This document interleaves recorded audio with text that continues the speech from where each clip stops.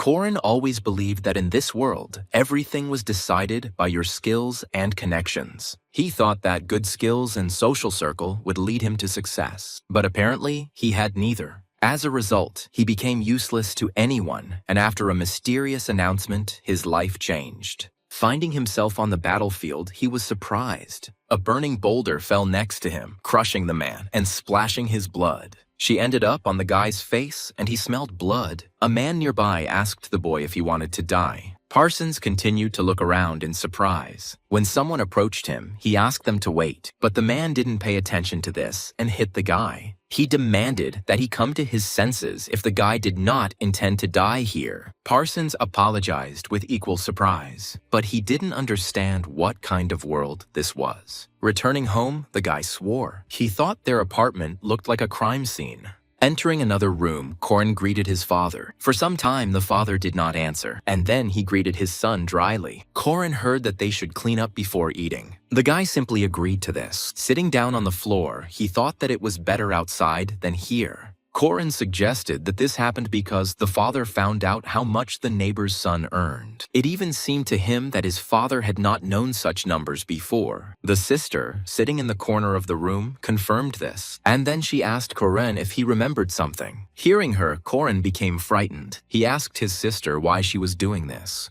The girl replied that those who lived next door had come to them. Corin asked what they wanted and if they had left their number, but the girl asked her brother to leave her alone and told him to clean up. Then Corin watched as she went to clean up as well, and after that, he just walked out of the room. Finally, the sister said that they did not have money to help Corin, but the guy asked not to worry about him and was going to go to his room. Sitting down at the table, the guy thought that his family could live differently. But after that, he decided to get into a good mood and look for vacancies. And yet, he continued to think that he could not earn anything, although he had graduated from college long ago. Corin could find nothing but job advertisements at factories. But he thought that today was better than yesterday. But then he received a strange notification on his phone. He immediately decided to find the website mentioned in that notification. However, upon opening it, Corin immediately thought that something was wrong with the site. He saw the question, did he want to find a job, even at the cost of his life? Without thinking twice, Corin decided to register on the site. The next question was about what was most important to Corin in life, and he grinned at the chance to analyze himself. The last question was whether he was a significant person to others. Having answered all the questions, Corin suddenly felt more confident. But immediately after that, teleportation to another world occurred. At first, Corin thought that he had fallen asleep, but he did not understand when he had managed to do so. Suddenly, he heard a name unknown to him and began to see someone's memories. Parsons had a family to care for. Therefore, he had to survive at any cost. The man nearby promised to kill the guy with his own hands if he didn't come to his senses. Corin quickly realized that he was no longer Corin, but Parsons. However, everything was too real to be just a dream. For Parsons, it didn't matter whether it was a dream or not. The most important thing was to survive. When arrows fell from the sky, people covered themselves with shields. Many have already been injured, but each of them continued to try to hide behind shields from arrows. In the heat of battle, someone approached Parsons. The man asked if this was the boy's first time fighting. The guy assumed that he was dealing with a military corps sergeant and replied that he was fine.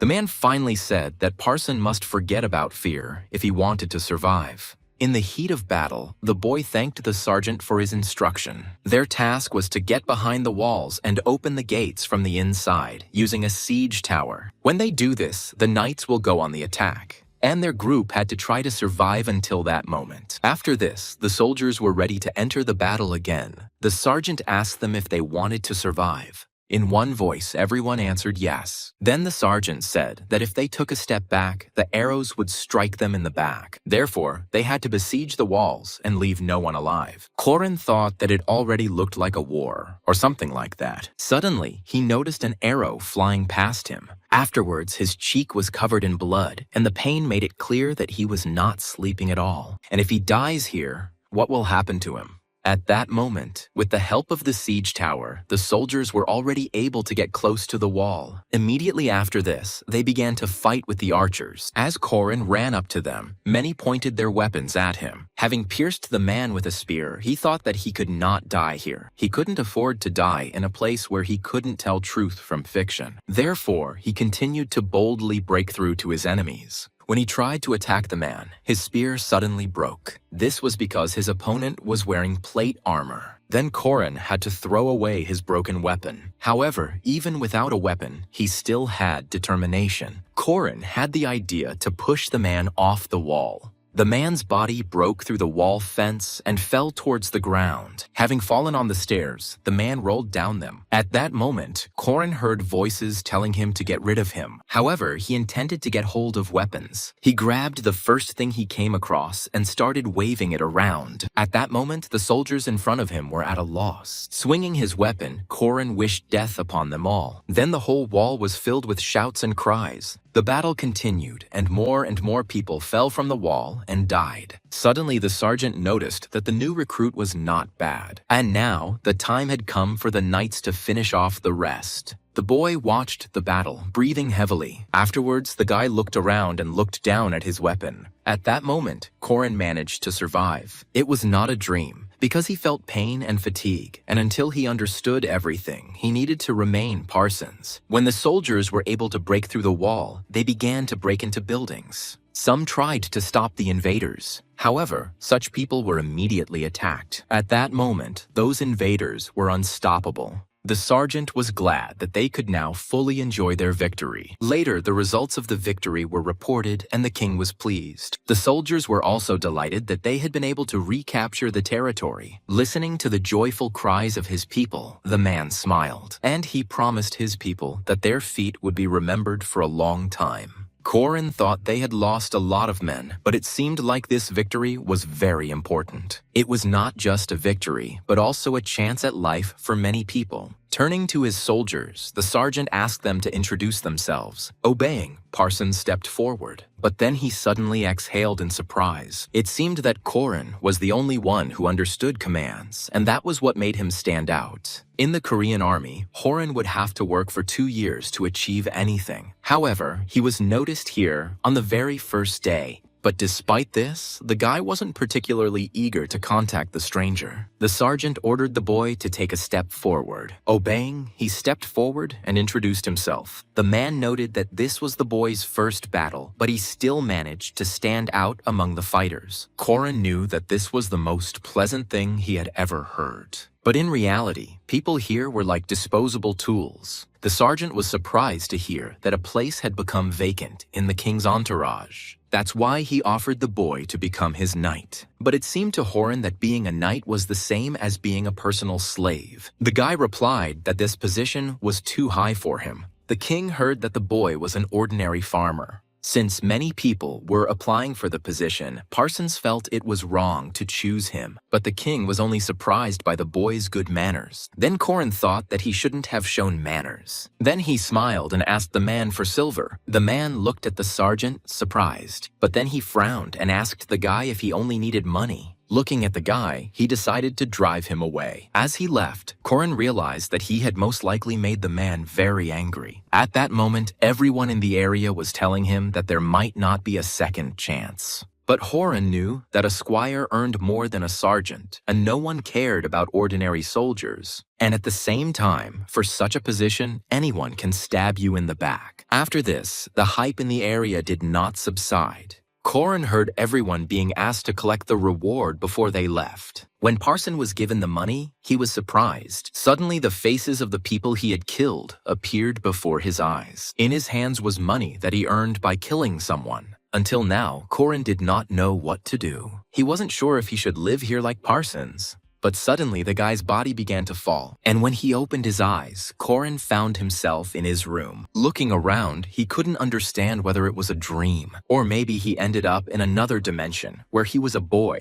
However, it was all too realistic for him. At that moment, he looked around, hearing some kind of knock. Some coin appeared in his room. Looking at it, Corin realized that it was a gold coin. The next day, the guy was looking through his wallet. However, he was not happy with this situation. Corin never thought he could make money this way. The coin fetched just over 1 million won. But he was in a world where he could not distinguish truth from lies. Even so, he was grateful that he was able to earn at least 1 coin from that world. But it also meant that it wasn't a dream, so Corin really did kill people. As he thought about this, he noticed that his hands were shaking, but then his phone rang. He noticed this with a little surprise. Corin didn't know who could be calling him at such a time. And taking the phone, he saw what kind of person it was. He remembered that it was that person who recommended that site to the guy. After that thought, Corin decided to calm down. And the next moment, he answered the call. Corin asked what the call was about and how they knew his name. Having replied that the guy had left all the information himself, they invited him into their office. Corin agreed to the meeting, but was unsure whether he should come. He felt like he was making a deal with the devil,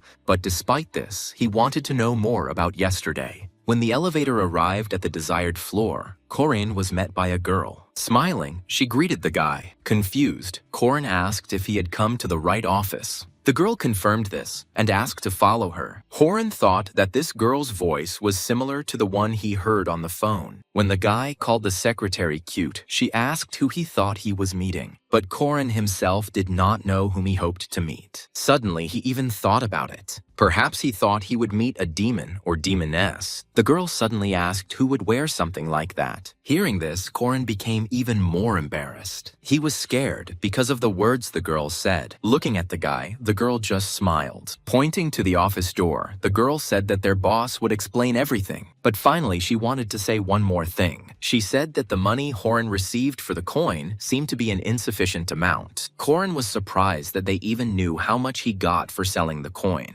But the girl replied that it was quite easy to find out something like that. At that moment, Corin realized that she had read his thoughts. The secretary tried to push the guy into the office, but Corin asked her to wait. Suddenly, he saw another girl in the office. She asked Corin to pass through because she was waiting for him. Corin thought the CEO looked more like a celebrity. Then the girl replied that it seemed she had been overestimated. Hearing this, Corin thought he had gone to hell. Afterwards, the girl introduced herself to him. Corin shook the girl's hand and said that he was glad to meet them. Frowning, he asked if he had just sold his soul to the devil. The girl replied that he was right. Corin then asked if all of this was real, but he was told that only in a certain sense. Corin learned that what happened yesterday was just training, and since Corin only had the first level, they refused to tell him more. However, at that time, the guy did not understand what she was talking about. He asked if he had been chosen for this purpose by chance. The girl asked if they were like those who choose randomly. The girl said that Corin's best friend had accumulated debts on his behalf, and at the same time, his mother was admitted to the hospital, and their company found Corin at that moment to help. She asked if the guy felt better after that. Getting up from his seat, Corin asked what they needed. The girl did not answer his question right away. Corin wondered if they would cut him off from communicating with his family. But the girl smiled and asked him to calm down. And then she said that they had never intended to do that. Then Corin asked again what they wanted. The girl replied that at the moment, they just wanted him to level up, and they wanted him to go to that world again. He was also told that those worlds were similar to what happens in the games. The girl said that they didn't want him to get his hands dirty with blood either. Hearing this, Corin frowned. However, for all his efforts, Corin was offered a reward. And also, the contract he signed obliged him to follow these rules. But Corin didn't understand how to follow their instructions because he didn't even know who he had signed the contract with. He asked if all this was stupid. The girl replied that maybe yes, maybe no. And then she said that Corin had tired her out. After all, they were trying to protect Corin, not deceive him. Hearing this, Corin fell silent. The girl was also silent and only smiled at the guy. And then she said that parallel worlds, creating an avatar and so on, are all tasks for their clients. She asked if these things meant anything to Corin. The guy didn't answer the question right away. Parsons was just a mercenary because this was just a test. But Corin must remember that he passed the test successfully, and his skills are excellent. The girl believed that Parsons was glad of such a simple chance. Although it was difficult for Corin to understand this, he did not think that he was being lied to. However, he couldn't get his head around the fact that he was actually killing people. The girl said that he was somehow serious, although he did such things in that world. But if he had been frivolous, they would hardly have signed the contract. The girl believed that the most pleasant thing for their client was receiving a reward. Corin knew that he had received only a small part of the reward. The girl said that people became billionaires by lying. Corin asked what would happen if he failed the mission and died. He felt relieved when he was told that he would be okay in this world. But Horan will be grateful if he does not throw away his life. After all, he also would not want his life to mix with the lives of other people. Corin also understood that there was meaning in this. The girl said that failing the mission would result in a penalty and a level reduction. Corin was a little surprised that this was all. The girl just grinned, and she asked if he had received an award for his teaching. She asked how much 1% equals to 100. Horan realized that it was more than 100 million won. The girl added that the reward was given strictly in proportion to the level, and their high-level clients did everything they could to maintain their level. Corin kept such a large amount in his head. He was surprised that he could get such a sum, just in the guise of Parsons. Corin's surprise could not pass, but suddenly he thought about something else. At that moment, silence continued to hang in the room. Corin lowered his head, thinking. He completely forgot how that money would be earned. He didn't think that he could decide the fate of other people for money. The girl said that hating yourself won't help. She suddenly said that Parsons had returned home safe and sound. Corin did not answer. Turning away, the girl asked him to think about it. After all, to kill another or to give oneself up to death is his decision. Corin was also told that he could refuse and go home, as no one would force him. However, the guy continued to think, and then he asked what he would have to do this time. Smiling, the girl replied that he should figure it out himself. At that moment, Kren started coughing, but then he looked at his hand. He noticed that his head was starting to spin. Suddenly, he was transported to another world again. He immediately noticed that someone was swinging at him. Corin didn't even have time to realize anything before the axe almost caught up with him. But it turned out that the man hit the wall. At that moment, there was horror on the guy's face. And the man in front of him was smiling brightly. Looking at him, Corin still didn't understand what was happening. He couldn't understand what he would have to do here. Suddenly, the man asked him to concentrate because the guy was trapped. After that, there was silence between them. And looking down, Corin understood what they were talking about. Then Corin was surprised to see the trap. The man said that those arrows were poisoned, so we had to be careful.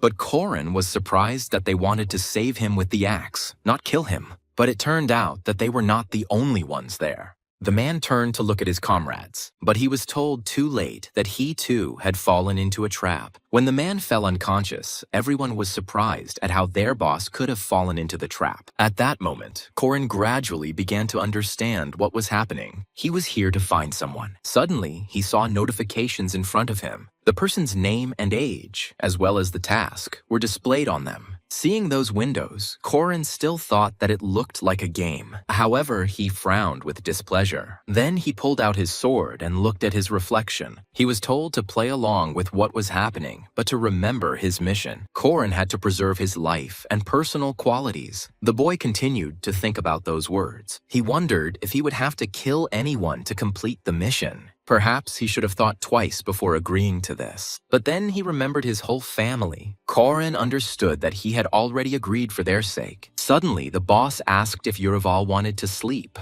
Corin was determined to do whatever he had to. He told the man that everything was fine and suggested that they move on. He was going to forget about what was happening in the other world. And also complete the mission at any cost. Yuraval was part of a family of knights and worked hard from birth to become a warrior like his father. But after his mother was shot by bandits, his life changed dramatically. At that moment, the guy was overwhelmed with emotions. His full name is Yuri Pilshan. After my mother's death, my father drank constantly. And his sister became completely weak, and the guy didn't understand how to help her. But he intended to save their family. In order to obtain at least some profit, Yuraval entered into wars. But things didn't go the way he wanted. All his achievements were stolen by others. The money he earned was not enough to save his family. At that moment, he thought it was all over. But at that moment, hope shone before him. Yurival was told that the king's son had still not returned, and Yurival was asked to return his son home. The guy thought that since he was assigned this task, he was obliged to complete it. At that moment, he thought this was his chance. He thought that now he could do something for his family, and now he was glad that he continued to believe. Corin remembered those events, and then he opened his eyes. It turned out that he was lying on the ground.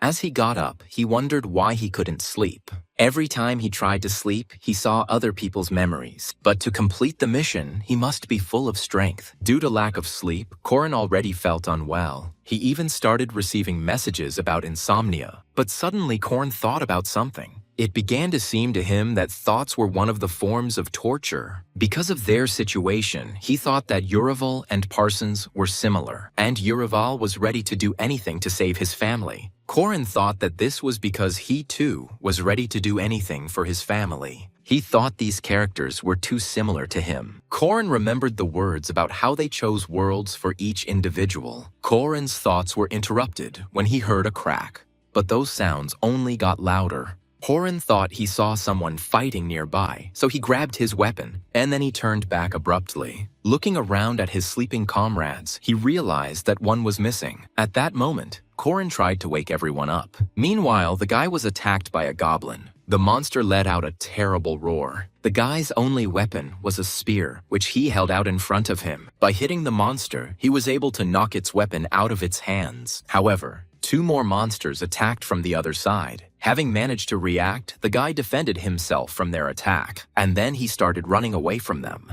At that moment, the guy's strength was almost exhausted. Suddenly, a huge carcass appeared behind him. Looking back, the guy exhaled heavily, and then he swore loudly. The huge monster standing in front of the guy growled loudly. At that moment, the guy could only call for help. He looked in horror at the monster in front of him, which was too strong. Suddenly, the monster was attacked by a Yurival. The guy thrust his sword with all his might into the back of the monster, who didn't notice him. Afterwards, he pulled out his sword, and the monster's carcass began to fall to the ground. The guy asked his friend if he was okay. The guy who fell to the ground replied that he was fine. At that moment, the rest of the team arrived. The boss asked what would have happened if they hadn't woken up, but it was obvious that they would already be dead. The guy tried to justify himself by saying that it happened by accident, and the boss wanted to hear the details from beginning to end. But Yurival interrupted them, asking them to leave it for later. The boss agreed to do as Yurival suggested, and then they rushed into battle, intending to do everything quickly. The monsters had almost caught up with them at that moment. Yurival swung his sword with all his might. Soon, a battle broke out, and the corpses of monsters littered the ground. If we are to believe Yurival's memories, they had already been in the labyrinth for 4 days. But this was the first time they had encountered so many monsters. Maybe that's why everyone was so determined. And the monsters continued to attack from every side. Most likely, they all fought in battles, but not with monsters. Corin understood that he was here to help them. He recalled his comrades' words that they would repay him for saving their lives. And thinking about this, the guy continued to fight. Suddenly, he turned to the side. Afterwards, I noticed their surroundings. And then he turned to their archer, and he said that he would throw the guy higher. But the archer did not immediately understand what Yurival was talking about. Then Yurival said that it would be easier to shoot at the orcs. The archer agreed that it was a good idea. Running up to Yurival, the blonde asked him to be ready. But Yurival had been waiting for his comrade for a long time. The next moment, he launched the archer up onto the ledge. Immediately after this, the archer was ready to attack the monsters. Corin understood that this guy was their trump card. After all, he had a pretty accurate attack. The archer made a confident shot. The arrow hit the head of the monster, who didn't even notice the enemy behind him. The man screamed in horror at the monsters to get out of here. It turned out that at that moment, the man was surrounded. Korin was the first to notice that the boss was in trouble. There were too many monsters, so the boss asked for help. Yurival asked the man to push through them. Then he turned around and called his other comrades. He asked the boys to help Sampat, but at that moment, they were also fighting monsters, and the man's screams only became louder. Suddenly breaking free, he rushed towards the monsters, and then I was able to ram them. At that moment, the man looked quite confident. His comrades also continued to fight the monsters. Yurival continued to launch new attacks on his enemies. Soon, they were able to deal with them, and the guy looked around. He told everyone that it wasn't that bad. The archer asked the boss why the soldier gave orders better. However, the man said that without Yurival, they would already be dead. But then another guy said that the blonde guy was just joking. Suddenly, Yurival turned to their boss. The worried leader looked at his soldier, and then he asked what was wrong with the guy because he looked too serious. But Yurival was worried about the man who looked like a ghost. The man replied that everything was fine, and then collapsed to the ground. Having reacted, the guy standing nearby managed to grab the man, and Yurival immediately said to put the man on the ground and look for open wounds. Everyone was surprised to hear that the man could be infected. Afterwards, Korin saw a message in front of him. After reading it, he was very surprised. After all, he suddenly received an additional quest. The guy was surprised that he not only had to protect himself from the monsters, but also keep an eye on the others. Afterwards, he sighed with displeasure. He asked to bring their supplies because they were supposed to have medicine. Meanwhile, the archer discovered the wound. The man was hit by an arrow, but there was nothing good about it. After this, the man rolled over onto his side, and the archer prepared to suck out the poison. But suddenly, Yurival stopped him, and he asked if the blonde was going to suck out the poison. He explained that this could be dangerous. At the same time, he understood that an open wound could lead to blood poisoning. The archer was surprised that they could only try to squeeze out the poison. Yurival asked to turn the man over, and then he put his hand to the wound, and with all his strength, he began to squeeze out the poison. Because of this, the man felt terrible pain.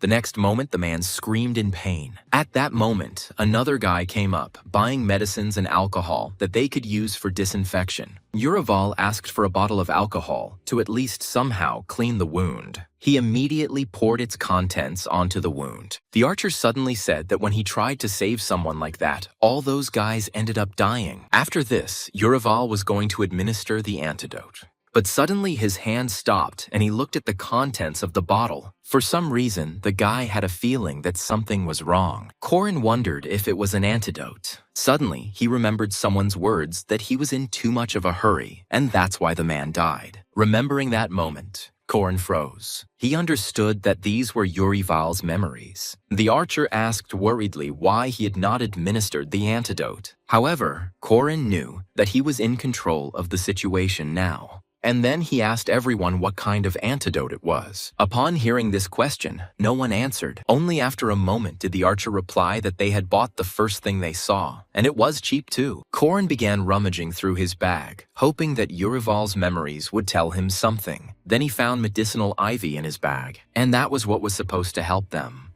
He explained to everyone that this plant had medicinal properties. Hearing this, everyone was surprised. Soon the herb was applied to the wound. After this, the archer helped the man up, and Yurival intended to bandage the wound. He promised the man to be as careful and quick as possible. Taking the bandages, the guy began to bandage the wound. Soon, the wound treatment was completed, and all that was left for everyone to do was wait for the boss to get better. But Yurival told everyone that Sampat should recover soon. Everyone breathed a sigh of relief because they knew the boss was strong. Suddenly, Yurival looked at Paizel. The surprised guy asked what was going on, and then he asked to tell how they got into such trouble. And everyone was wondering why he was leaving alone in the middle of the night. Having heard so many questions, the guy hesitated, and then he began to take something out of his clothes with displeasure. Seeing the dungeon map in front of him, Horan was surprised. Paisel told everyone that according to the map, there should have been a staircase not far from here. But Paisel said there was no ladder there when he checked the area.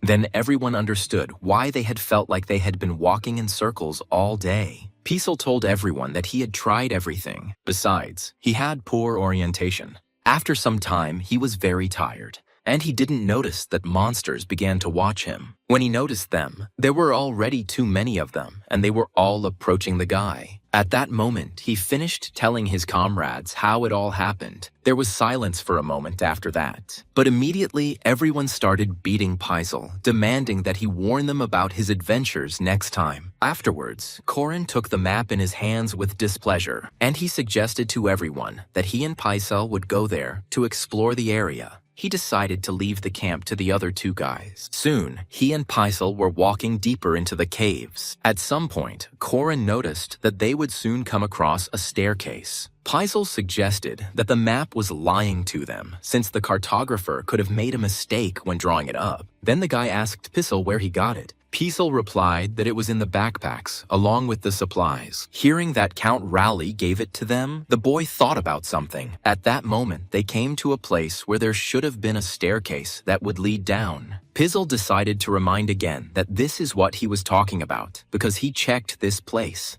However, they understood that the ladder could not run away somewhere. Suddenly, Corin turned to Paisel. The guy asked if he had found anything interesting, but Corin only asked if anything seemed strange to him. But Paisel didn't understand what the guy was talking about. Then Corin decided to point to the floor, which was usually flat and hewn. But he noticed that where the stairs should have been, everything was different. Paisel suddenly also noticed something strange. Until now, they had not encountered a single monster. But Corin interrupted the boy and asked him to look up. Looking up, Paisel saw that very staircase, but he couldn't believe that she was on the ceiling. Our heroes understood that it was impossible to build a staircase on the ceiling. Corin could only guess that it was related to magic. However, in Urival's memories, he saw how magic could be dispelled. The guy quickly drew his sword and swung, and then he swung his sword upward with all his might. With a precise throw, he was able to launch his sword into the stairs. At that moment, a gust of wind began to rise in the area. Watching this, Corin was stunned. Paisel experienced the same thing, and soon Corin's sword fell to the ground again, and a staircase appeared in front of them. Seeing her, Paisel exclaimed with joy and surprise, and now, as expected, the stairs led downwards. However, Paisel was more surprised that Urival was able to dispel the magic. But Corin kept thinking about who gave them this map. If they were given this map, it means the Count was absolutely sure that his son was somewhere in this labyrinth.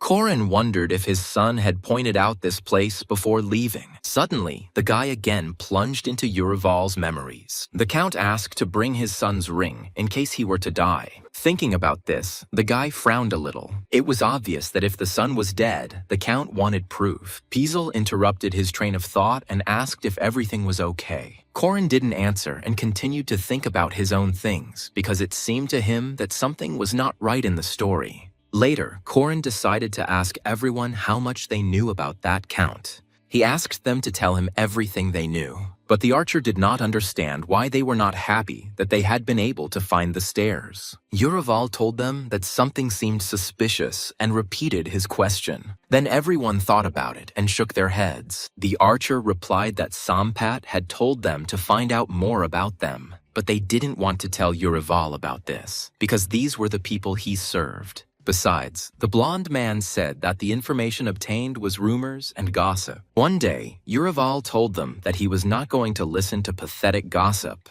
Paisel reminded him of this. Corin realized what a jerk Urival had been and told everyone he was now willing to listen to them. Hearing this, everyone was surprised. Afterwards, he was told that the Count had one son and one daughter. But it was strange that the Count took for himself a maid who was raising a small child. The archer said that people began to guess who the child's father was. After listening to them, Corin did not immediately react. He remembered the words about the Count asking him to bring his son's ring. For some reason, Corin couldn't get these words out of his head. He assumed that since the Count now had another son, he wanted to get rid of his firstborn. But the guy immediately came to the conclusion that it would be stupid. The archer asked if Urival had thought about how their mission connected with the second heir. Then the guy asked in surprise if they had thought about this too. Corin was surprised that they knew about everything from the very beginning. And then he got angry at them because he understood that it was too dangerous to involve himself in this. After the mission, they could have been tortured or even tormented. Everyone listened to Urival's monologue with surprise. And then the archer replied that they shouldn't worry about it for now because it was just a guess. Besides, they said that they were just doing whatever Sampat told them to do. Corin heard that Sampat was always ready to offer him help if he needed it, and no matter how dangerous it was, everyone was ready to help. After listening to the blonde, Corin did not dare answer them for a while. Paisel said that he would leave the gratitude for the boss, since he was the main benefactor. Afterwards, Corin turned to Sampat. He was still unconscious, and periodically, the man made a face in pain. At that moment, everyone decided to approach him because it seemed that Sampat would soon wake up. As he began to rise, everyone began to make even more noise. When Corin asked about the man's condition, Sampat replied that it was already much better compared to the recent fight. And then he asked everyone what happened to their faces. Hearing Sampat's jokes, Corin smiled a little. After that, the others also laughed a little. When Sampat was able to move, he was told about the stairs. However, he only laughed and said that such a thing was not possible. As he descended the stairs, Sampat asked if Leopold's companions were there. As they walked forward, everyone discussed that they had to catch those people. Paisel suddenly asked how they would recognize the Count's son if they found everyone dead. He said that they had never seen the boy's father. As they moved forward, they continued to discuss what similarities they might find in their clothing. After all, the Count's son had to stand out from the rest. The girl walked forward but suddenly stopped. As everyone continued to walk forward, she looked back. For a while, the girl silently looked in the direction from which they came. Then her comrades asked if anyone was following them. But the girl replied that this was not entirely true, and it just seemed like someone was trying to catch up with them. Some guy chuckled and said that they would deal with the goblins when they caught up with them. The girl replied that it didn't look like any kind of monsters and was much more dangerous. The guy thought she was paranoid, but the girl objected that it was a woman's intuition. The old man intervened and said that if Azil said something, she had to be believed. Another man said they shouldn't have worried. After all, they were going to take care of those who wanted to find Leopold. Seeing some light, everyone turned their attention to its source. The butterfly flew closest to the old man, and afterward, he told everyone that it looked like someone was following them and was able to break through the magical barrier. Suddenly, the fair-haired guy looked at Azil. The girl asked the old man if these were the same people, but the old man could not answer her. But after that, they decided to set a trap and wait for their pursuers. Horan's group was inspecting the goblins that had been destroyed by someone else. It seemed to them that someone had been here just recently. And at that very moment, Sampat decided to vent his anger on the dead. The archer asked Uriwal to leave the boss alone, as he seemed to be very upset about losing consciousness. Suddenly, the guy added that the boss's mother lived alone, and he often sent her money. Even though the boss was acting like that now, the guy considered him a good son. Suddenly, Corin remembered his mother. For a moment, his face reflected melancholy. Approaching Sampat, the guy said that when people worked as mercenaries, they were prepared for the fact that they could die at any moment. And Sampat replied that everyone here worked as mercenaries due to some family circumstances. Then the others also shared how things were going in their families. Paisel went to work as a mercenary because there are many people he needs to help. Corin wondered why they all had such unfortunate fates. Thinking about this, the guy began to tremble a little. He didn't understand how his comrades could still be so happy. After all, Corin was not at all like them. Suddenly, the archer said that Sir Knight also had a lot of problems. Sampat added that if something happens to Uriwal, he will help his father and sister. Hearing this, Corin was a little surprised. And then he said that he also promises. He promised to always take care of the family if anyone died here. The archer replied that it was easy to say that, but if there were too many problems, Urival would simply run away. With a smile, Corin suggested that everyone return healthy for the sake of his peaceful life. Everyone agreed with his proposal. At that very moment, Corin received a notification. The guy read that the absolute trust buff had been activated, and then he thought that with this, he could finish the mission quickly. Suddenly, everyone looked forward in surprise. Then Corin asked everyone if something had happened. It turned out that there were people ahead of them. Seeing them, Corin, like the others, was surprised. The people up there thought those 5 guys weren't being careful at all. One guy said that the previous group looked more like assassins, but these ones looked stupid. However, his comrades asked him not to be so careless. The man said that when someone who looked friendly showed their claws, it was the most dangerous. The guy replied that those guys might not have been connected to Leopold. At that moment, Samput asked them if they knew Leopold. However, there was no response. The guy just asked who they were and what business they had with Leopold. When Uriwal asked if they were Leopold's subordinates, they answered in the affirmative. The boy happily said that the Count was expecting his son to return. Afterwards, he asked again where Lord Leopold was, but the man replied sullenly that talking openly about the Count was not funny. Hearing his answer, Korin froze in surprise. Sampat asked if people were having a strange reaction. Urival told the men above that he would like to speak with Lord Leopold, but Ozil said that they had nothing to say to the Count's dogs. The guy added that if they didn't want to die, they'd better leave. But Sampat was outraged that at their first meeting, they were called dogs. Azil suddenly asked her comrades to leave. The guy asked if she wanted to use the trap. The girl replied that if they abandoned their mission, they might survive. After that, there was silence between them. Sampat was interested in what those people suddenly started talking about. At that moment, Azil's comrades began to leave. Seeing this, Korin's comrades became a little tense, and then the girl stretched out her hand and pointed forward. However, no one understood what she was going to do. Suddenly, the archer noticed something. His gaze fell on the stone on the floor, which began to move.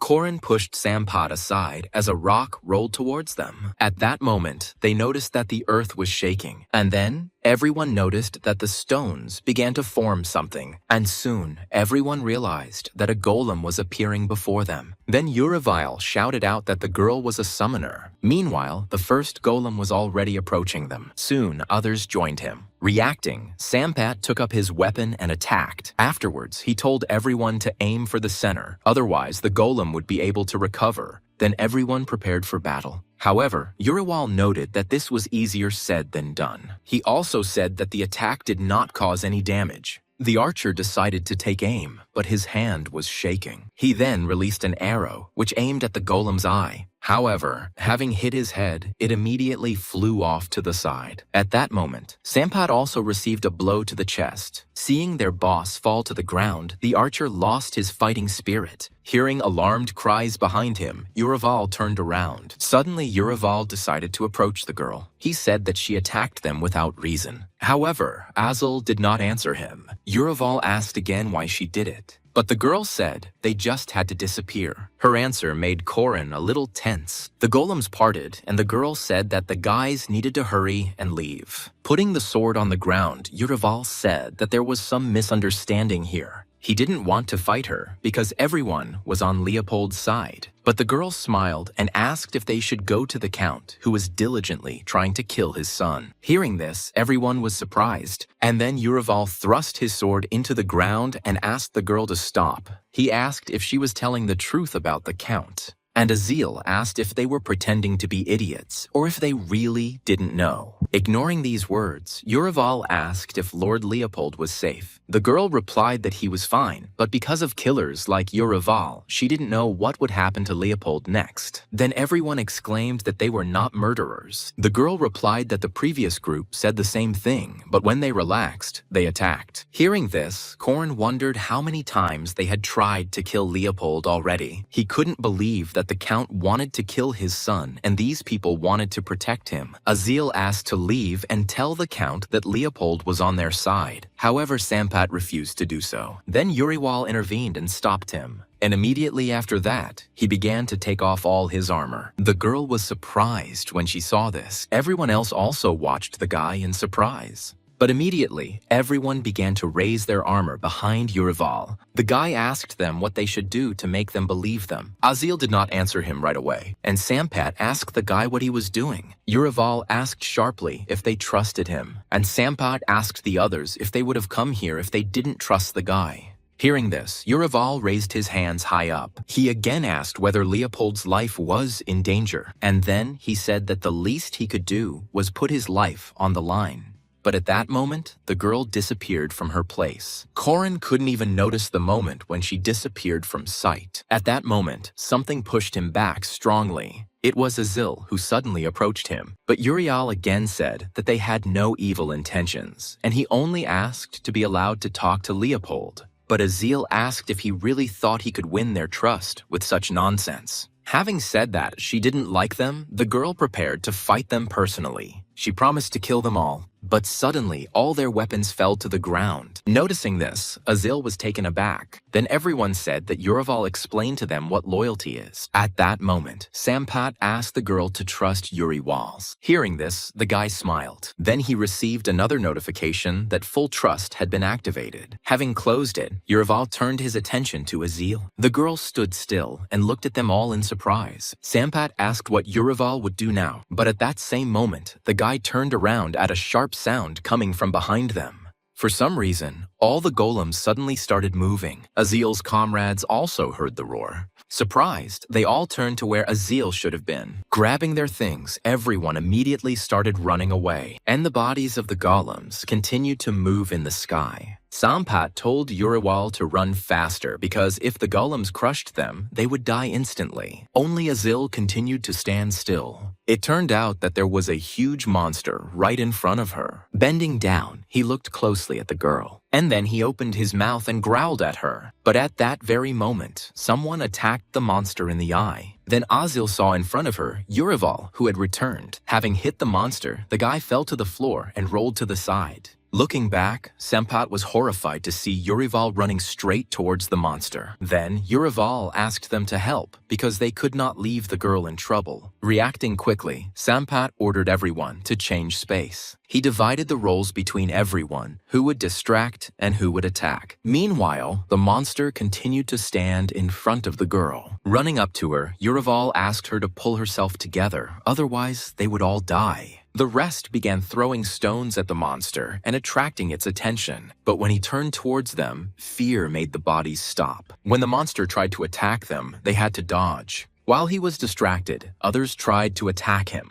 At the same moment, Urival was informed that the monster was beginning to come to its senses, and now it was necessary to take Azil somewhere where it was safe. At that moment, she told Uriwal that she was okay, but she wondered if she was scared. Immediately after that, she summoned the golem again. Sampat was surprised when he saw him grab the monster's leg, and then he swung and was about to attack. The next moment, the monster's blood was spilled. As soon as he got wounded, he immediately started screaming. At that moment, the archer decided to take aim at him, and his arrow hit the monster right in the eye. When this happened, the guy was glad that the monster was now deprived of both eyes. However, Sampat sensed something was wrong. At that moment, the archer became afraid for his boss. Sampat was told to run away, but it was too late. At that moment, the monster's paw almost covered the man. But suddenly the monster stopped and noticed the emerging light. It turned out that the fire attacked the monster. This was the work of Azil's comrades, who rushed to her aid. Then the magicians continued to attack from afar. More and more fire arrows hit the monster's body. Azil was glad to see her comrades. At that moment, Urival asked everyone to continue attacking. Everyone was determined and was going to kill the monster. One after another, Urival's comrades pounced on the monster, and soon the monster collapsed without strength. Urival turned to the others and asked them if everything was okay, and they answered him that everything was fine with them. However, at that very moment, a sword was pressed to his throat. The rest of Urival's comrades were also already taken hostage. At that moment, the guy thought that everyone was in trouble because of him. Then he objected that just a minute ago, they were all fighting together. However, the tip of the sword pierced his neck. Everyone started to worry about Urival. The guy said that Urival was funny. He asked if it was true that they could become comrades just because they fought together. But Urival asked to at least listen to them. He asked them to tell him the whole situation and swore that he would not attack them. But the guy grinned and asked what kind of nonsense Urival was talking about. However, he still felt that Urival deserved an explanation for his help. At that moment, another guy appeared from behind the man. Looking at him, Urival wondered who it was. At that moment, Leopold introduced himself to Urival. After some time, everyone was asleep, and next to them a blue fire burned. Leopold asked if the Count had sent them to rescue him. Now the boy knew that Yurival's detachment had come here without knowing anything and added that the Count had an heir. Yurival objected that the infant could not be considered a legitimate heir. Then Leopold told how one day his father got drunk and said that his wife's son was here. Yurival realized that they were not talking about the Count's son, but about the child of his wife and someone else. When Yurival asked if this was true, Leopold could not answer for sure, especially since his mother was no longer alive. And then he said that what was more important was that the Count did not consider him his son. Yurival understood that no one would make a person who was not a blood relative their successor. Then Yurival said that he would report to the Count that they had found Leopold dead. Leopold thanked the guy for this, but then Yurival added that this would require the guy's ring. And the ring meant that this man was the heir to the throne. At that moment, Leopold frowned. Leopold did not want to get the throne, but there was something personal in his behavior. Leopold said that this was the only thing he received from the Count. Therefore, this ring was very important to him. He still remembered how happy he was when he received it. He admitted that this was the only thing that connected him with his father. Then Corin understood what gave Leopold the strength to go on. And he understood that most likely the guy would not part with this ring. Suddenly, Yurival said that their team was very strong. Leopold said that they were good people who saved his life several times. And then he heard that he had to give the ring to Yurival. The guy asked if everyone would be in danger if he didn't give up the ring. But Yurival said that Leopold had misunderstood him. He said that Leopold had a big heart, so there must have been many supporters. And if he decides to go against tradition, the soldiers will split into two parts, and thus the soldiers will be killed. Then Leopold frowned. And then he hesitantly touched his ring. The guy said that he brought trouble to people regardless of whether he was alive or dead. But he asked what benefit he would gain from sacrificing the ring. And Yurival replied that this is what people from the royal family should do. Leopold was surprised when he heard this, and then he smiled. Suddenly, he turned to the old man, and he said that he wanted to give the ring to that man. The old man asked the boy if he was sure. The old man thanked Yurival for helping Leopold make a difficult decision. But Yurival replied that it was nonsense. Seeing that the old man had prepared a knife, the boy became scared, and the old man prepared to cut. This made Leopold feel afraid, and when it was all over, he winced in pain. In horror, Yurival asked why they did this. It turns out that because of magic, no one could remove the ring, and the Count did not want to kill his son without having a clear plan. Leopold asked that this sacrifice not be in vain, and he asked Yurival to accept the ring. Then Yurival found a ring stained with blood in his hands. The guy thought they had finally gotten him.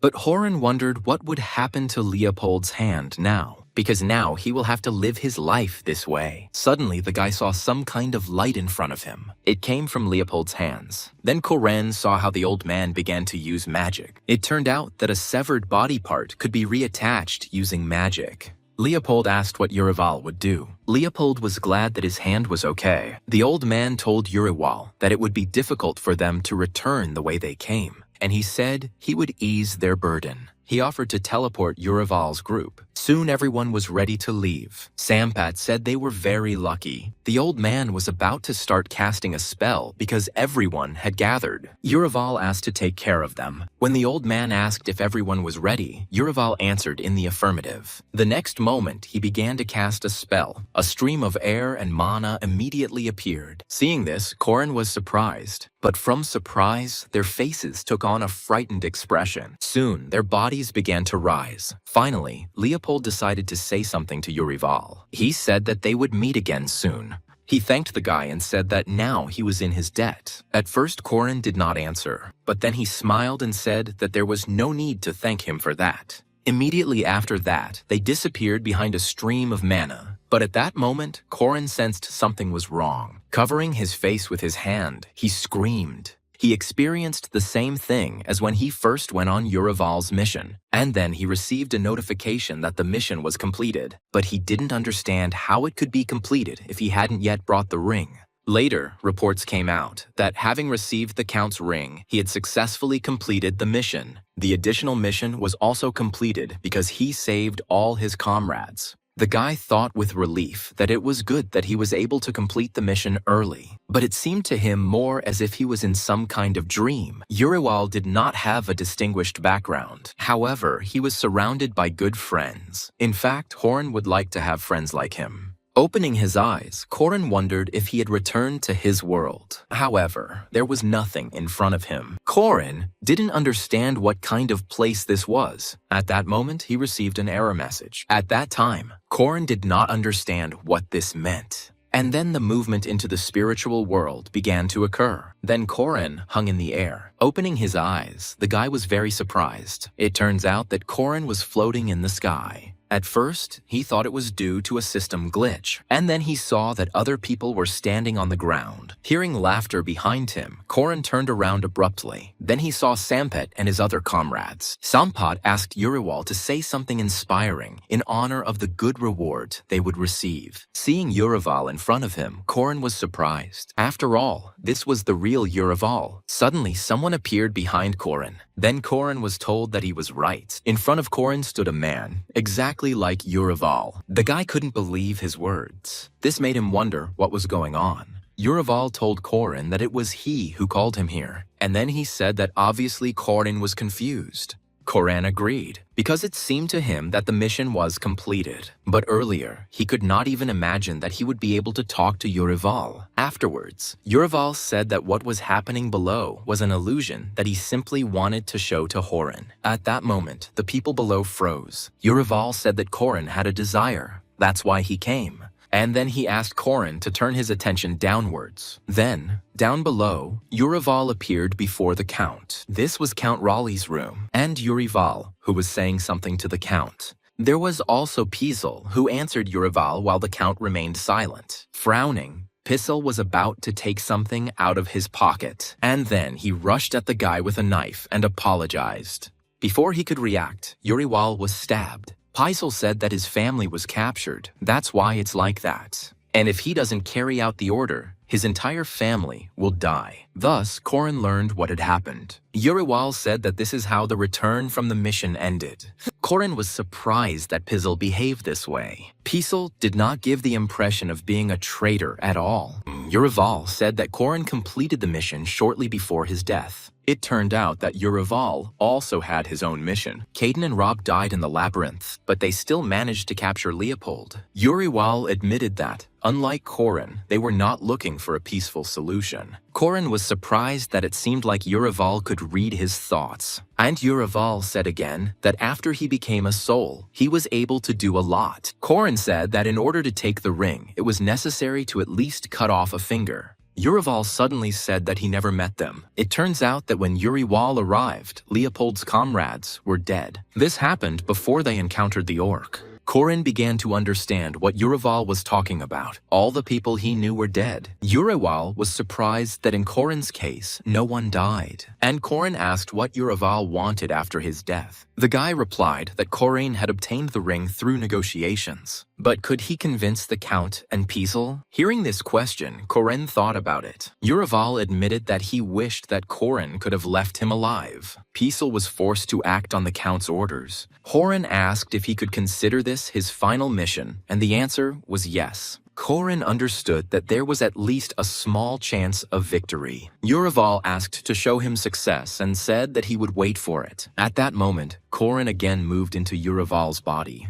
It was at that moment that Pizel tried to attack him. But the guy managed to react and dodged. He took a few steps forward, which greatly surprised Pizel. Seeing the guy approaching him, the Count tensed up. Korin understood that the Count must have planned what was happening, and he didn't think that a normal conversation would happen now. Hearing a sharp sound, Korin turned back, and he saw that Pizel was attacking him again. Then Horan had to intercept Pizel's hand. Afterwards, he made the guy drop the knife, and by tripping him, he knocked Pizel off balance. At that very moment, he was able to knock the guy to the floor. Uriwal asked Pizel to come to his senses, because if this continued, they would all die. Hearing this, Pizel was surprised. The Count watched what was happening in silence. Uriwal asked Pizel why the Count wanted him dead. Without waiting for an answer, Uriwal said that he knew the Count's secrets. But that applied to Pizel and everyone else who was on the mission. He asked Pizal where the guarantee was that he would be alive after killing Yurival. Then Pizal said that he was not thinking about himself, but about his family. The Count promised not to touch his family if he got rid of his friends. Afterwards, Corin turned his gaze to the Count. Again, he asked Pizal if he believed the Count. He promised Yurival a good reward and even a castle. So, will the Count keep his word given to a commoner if he does not keep his word even to a knight? Then Pizal had nothing to say. Yurival said that they would also get rid of the Pizal family, since no one should know about the Count's atrocities. Looking at the Count, Yurival asked if he was saying everything correctly. The Count did not answer immediately. Pizal looked at the Count and also waited for the man's reaction. And then the Count said that Yurival was wrong. He told Pizal that after the mission was completed, he would let his family go. He asked if Pizal would believe the ravings of a madman. Hearing this, Pizal was surprised, and then he used all his strength to break free from Yurival's grip. Corin was surprised and could not react to this. At that moment, Pizal grabbed his weapon again, but it turned out that the guy ran towards the Count. The Count was surprised, but tried to keep his emotions under control. Pizal attacked the Count, but Yurival tried to stop him. At that moment, blood spilled and Pizal dropped the knife. The Count asked how a commoner dared to go against him. He considered it a pathetic sight. While Pizal was bleeding, the Count headed towards Yurival. Corin was surprised that the Count seemed to be skilled with a sword. Meanwhile, the Count came very close to Yurival, and unlike the Count, the boy didn't have a sword with him. The Count was angry that he had to do all the dirty work himself. Yurival's weapons were taken away, as carrying them there was prohibited. Because of the reward, the Count wanted to force the mercenaries to kill each other. But now he changed his mind and wanted to kill Yurival himself. Horrified, Corin began to retreat. After all, right now he didn't see anything that he could use as a weapon. Besides, if he lost sight of the Count, he would kill the guy. But suddenly, the Count stopped, and he said that Yurival had carried out his task in a strange way. The Count knew that Yurival had not used his sword against that boy. Corin immediately realized that they were talking about Leopold. Yurival asked if the Count thought he would use the sword. The Count admitted that he did not expect that Yurival would bring the ring back without killing anyone. Suddenly, Corin remembered that this ring was very dear to Leopold. The Count asked if he had given away the ring so easily. Corin did not understand why the Count asked about this and did not want to kill him right away. Suddenly, Yurival replied that it was not so easy. He noticed the Count's expression. Knowing that the man was interested made Corin grin. Therefore, the Count did not attack immediately. Then Yurival decided to tell something about Leopold. Suddenly, he said that before Leopold gave the ring, something strange happened. Leopold loved his father and did not hold a grudge against him and gave the ring in exchange for a promise. But the Count was still surprised that Leopold gave away the ring for a couple of words. By chance, Yurival was able to learn a lot about Leopold and his comrades. Together they managed to experience a lot. During this time, Leopold studied Yurival and gave him the ring when he realized that he could be trusted. Taking a step forward, Yurival said that Leopold trusted him. And since Yurival had already made a promise, he hoped for approval from the Count. He knelt down and lowered his head to the floor. For some time, the Count continued to look at the guy in silence. And then he laughed loudly. Unlike him, Corin showed no emotion. At that moment, the Count loosened his grip on the sword. And afterward, the man said that he always knew how stubborn Yuri was. But he didn't understand how the guy could speak like that in such a situation. He said that talking about Yurival not leaving here alive was a waste of time. Hearing this, Yurival remained silent. The Count, swinging his arm, promised to fulfill Yurival's promise, but the boy would pay with his life. Having time to react, Corin was able to dodge the blow, but the Count immediately swung again, and the situation escalated. He quickly realized that the situation had become much worse, and putting his knee under the blow, he said that he had to fulfill his promise. After that blow, the guy lost his balance a little. The Count did not understand what Yurival was talking about. Yurival told the Count that he was not a fool. He admitted that he didn't understand anything about intrigues and setups, but he saw them. The Count asked to get down to business. The boy spoke of a knight who was taught to be trustworthy and honest, but he was not. A knight who should have been trusting, but wasn't. Urival was sure that he would be useful to the Count. Hearing this, the Count was surprised. Corin was glad that the Count's expression changed. A man whom everyone trusted could be a very useful acquisition. When the Count again plans an intrigue, Urival may be useful to him.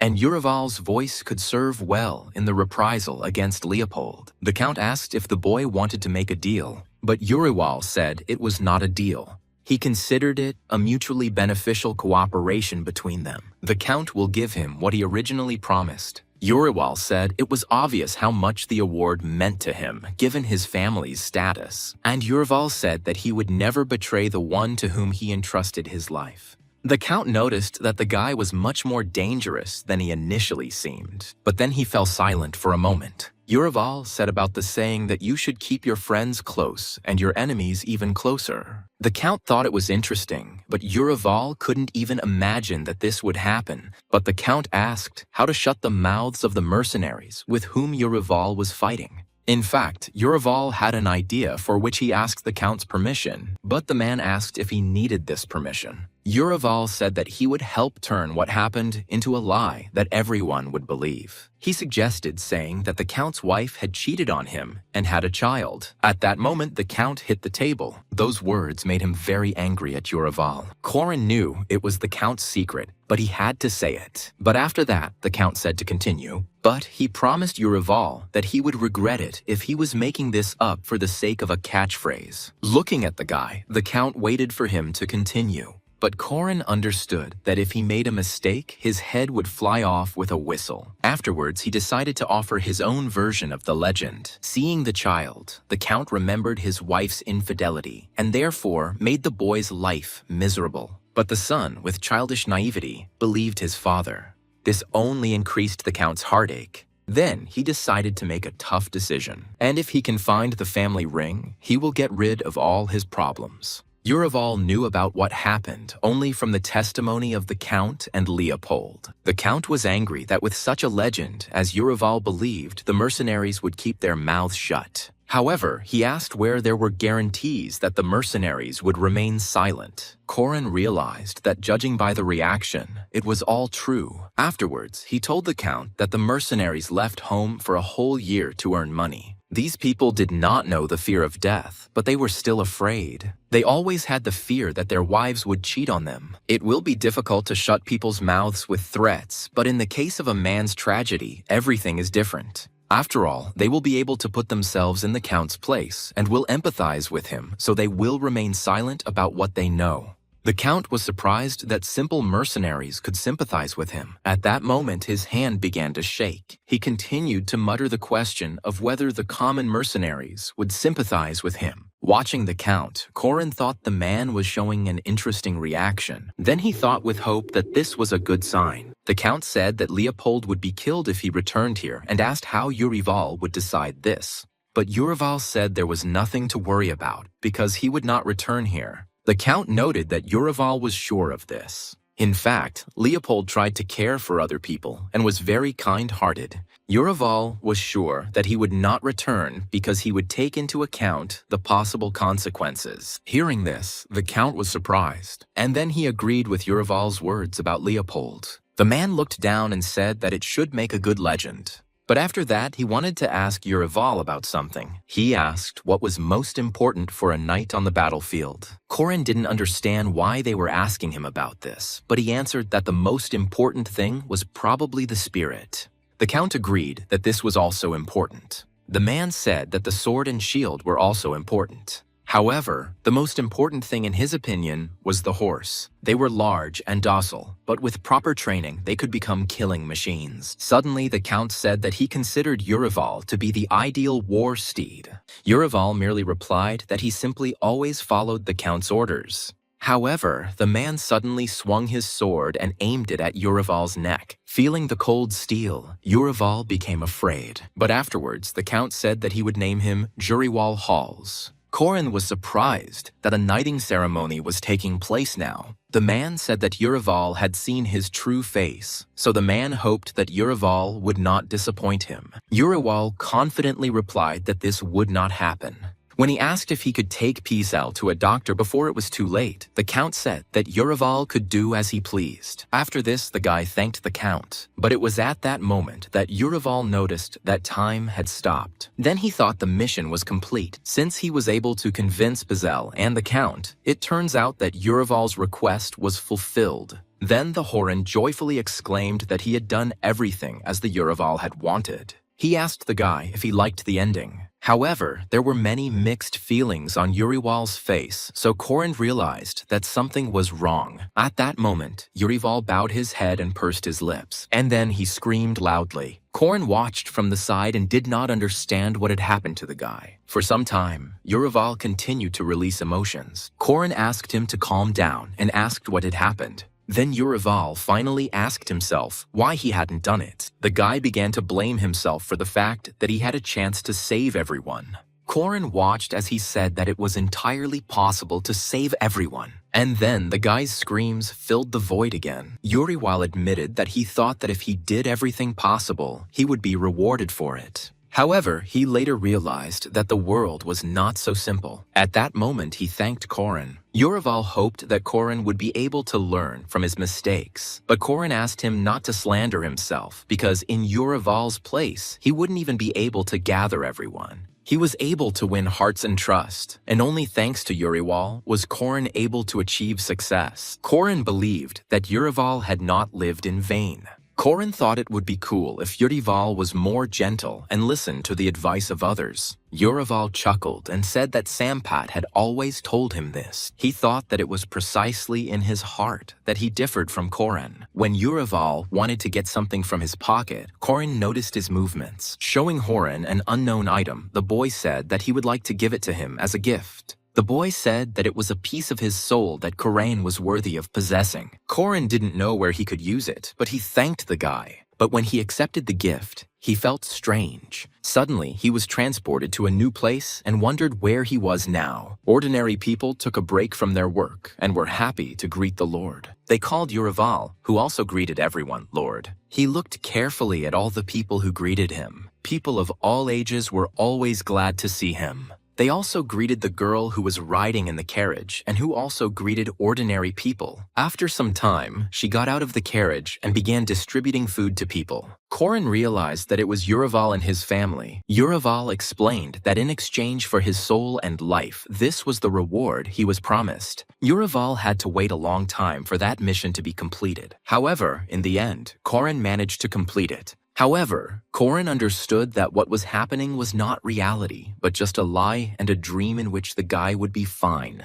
He asked for such a scene for his soul. Yurival did not crave wealth and power. He just dreamed of his family living in peace, but he lost everything. Korin thought it was cruel that all this had forced Yurival to suffer for many years, but he didn't understand why a man like Yurival would agree to sell his soul. At that moment, Yurival admitted that he wanted to ask Korin something. He asked why a man who could read people's hearts decided to take on such a job. Hearing this, Korin was a little confused. Korin replied with a little embarrassment that his world was not so simple. But suddenly, a white flash appeared in front of the guy. Seeing a strange light in front of him, the guy was confused. Covering his face with his hands, he wondered if he was being moved somewhere again, and he hoped that this time he would go home.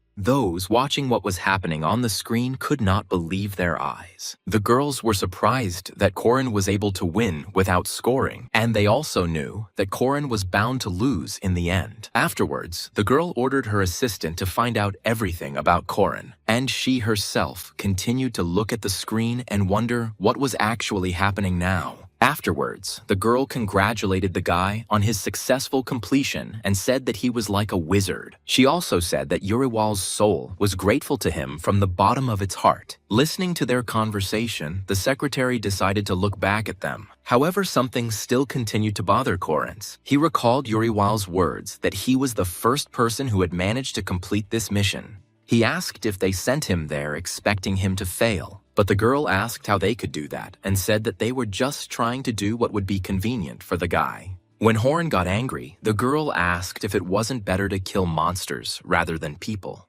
They tried to make the mission interesting for him, but did he really want to return to the battlefield? And what difference did it make if he won in the end? The girl said that now Corin could breathe a sigh of relief, but no gratitude was required from him since no one had informed him about the mission. Afterwards, the girl suggested calculating the income. In the end, 15% was counted. The girl also suggested recounting the coins at the current exchange rate. Horan heard that it was almost 5 million won. However, he considered it a small amount, considering that he had completed the mission perfectly. The girl replied that in Parsons' case, there was extra money due to robbery. But this time, territories and titles were not taken into account. It was Urival's personal question, and the true mission was simply to obtain the ring. Corin thought he should stop working for free. The girl explained that the guy himself chose a different award. Corin was surprised that they were talking about Urival's soul. Suddenly, a light appeared next to him. At that moment, the girl said that they would pay a good price for such a unique item. She offered 8 million. Corin understood that this was almost twice as much as during the entire mission, but Corin had the feeling that Urival had given him the most precious thing he had.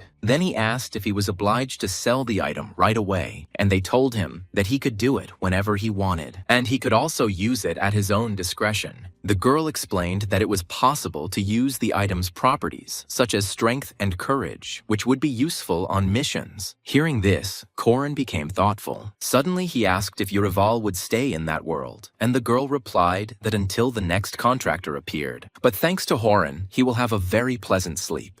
And when someone starts a new mission, the world will return to its starting point. Hearing this, Corin felt a little sad. This agreement forced Urival to relive his mistakes and death over and over again, and he was constantly forced to endure that pain. Corin thought that he would go crazy in such a situation. For example, if the situation from 3 years ago was constantly repeated. Suddenly, the girl asked to listen to what she was about to say. Corin noticed the sudden change in her mood. The girl said that they decided to launch the simulator based on the information about it. Corin was surprised to hear that they felt as if someone was playing with Corin. The girl said that he needed to do something about his karma, otherwise a great tragedy awaited him. Then Corin asked what would happen to him. However, they couldn't give him a definitive answer. However, it was assumed that a situation too tragic could have arisen, leading to death. Hearing this, Corin thought it was nonsense. He asked if it was possible to predict the future using the simulator, and could they really change his level of failure at will? The girl said that she could explain it again, but there was no guarantee that he would understand. However, he could be told how to change his karma. Frowning, the guy asked how to do this, and he was told that he needed to reach level 10. Income and reward will be on a different level, and it will become a different life. And with those resources, he could easily change his destiny. The guy was a little surprised when he heard this. He thought that this was quite possible to achieve, since in just 2 missions he had risen to level 3. Then he agreed and asked when the next mission would be. Hearing this, the girl also smiled and said that they would contact him in a couple of days. After their conversation, the Horan headed to his home.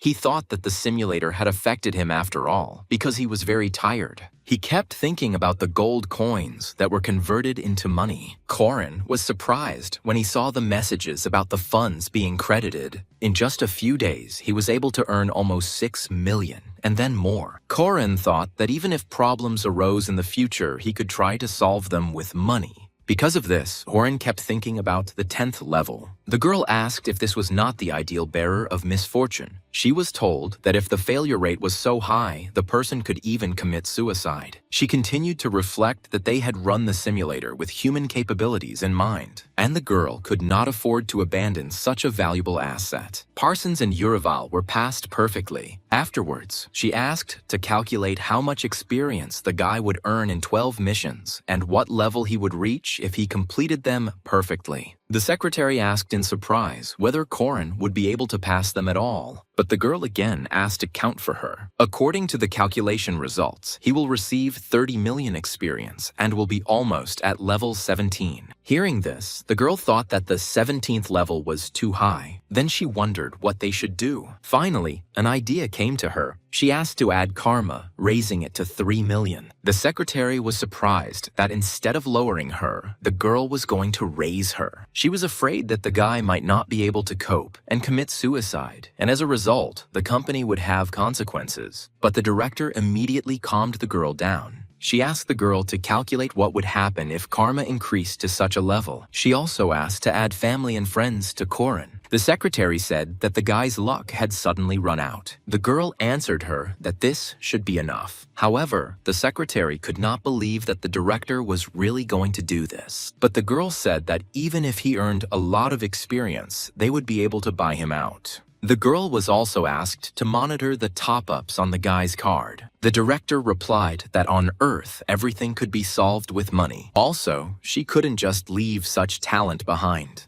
She wanted to organize enough support for Horan to rise quickly. Once inside the store, the guy couldn't wipe the smile off his face. After all, for the first time in a long time, he was buying good groceries for his home. He suddenly thought that money was power anyway. The anxiety is past, and now it is time for stability for Corin. Suddenly, he began to estimate how much he would be able to pay for now. It turned out that 3 million would fly away instantly. Besides, the guy didn't understand how to explain to him where such money came from. Continuing to think about this, Horan came to his house, but suddenly he heard someone calling him. Some man greeted Corin. Seeing him, the guy threw down the bag of groceries, and he immediately attacked Mika with his fists. Horan was about to get into a fight, but Mika asked him to wait. Despite those words, Corin still hit the man. From that strong blow, Mika fell to the ground. Corin was too angry at this guy. He asked if Mika was tired of living. The guy couldn't answer because he was trying to endure the pain. Horan told Mika that he destroyed his family. Then the man finally said that he was here because of Corin's sister.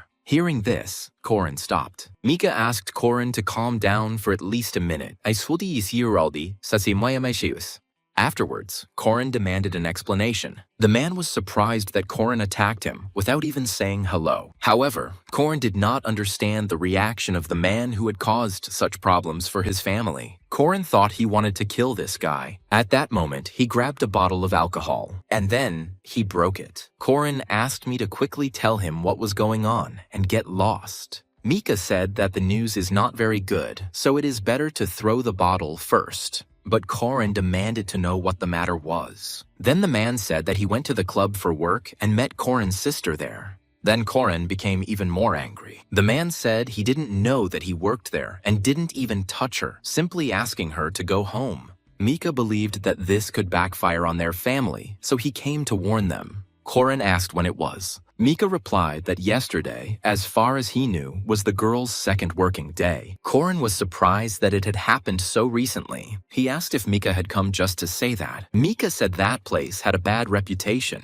but Horan didn't believe that Mika cared. Then he squeezed the bottle hard. He had heard that killing was only hard the first time, and then it was supposed to get easier. But immediately Corin realized that this was wrong.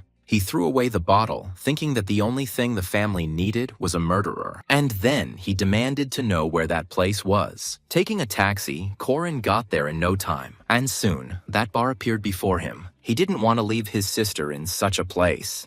When Horan entered, he was immediately greeted. Corin was asked if he came alone, but he only asked if Kana worked here. The workers were surprised when they heard this name.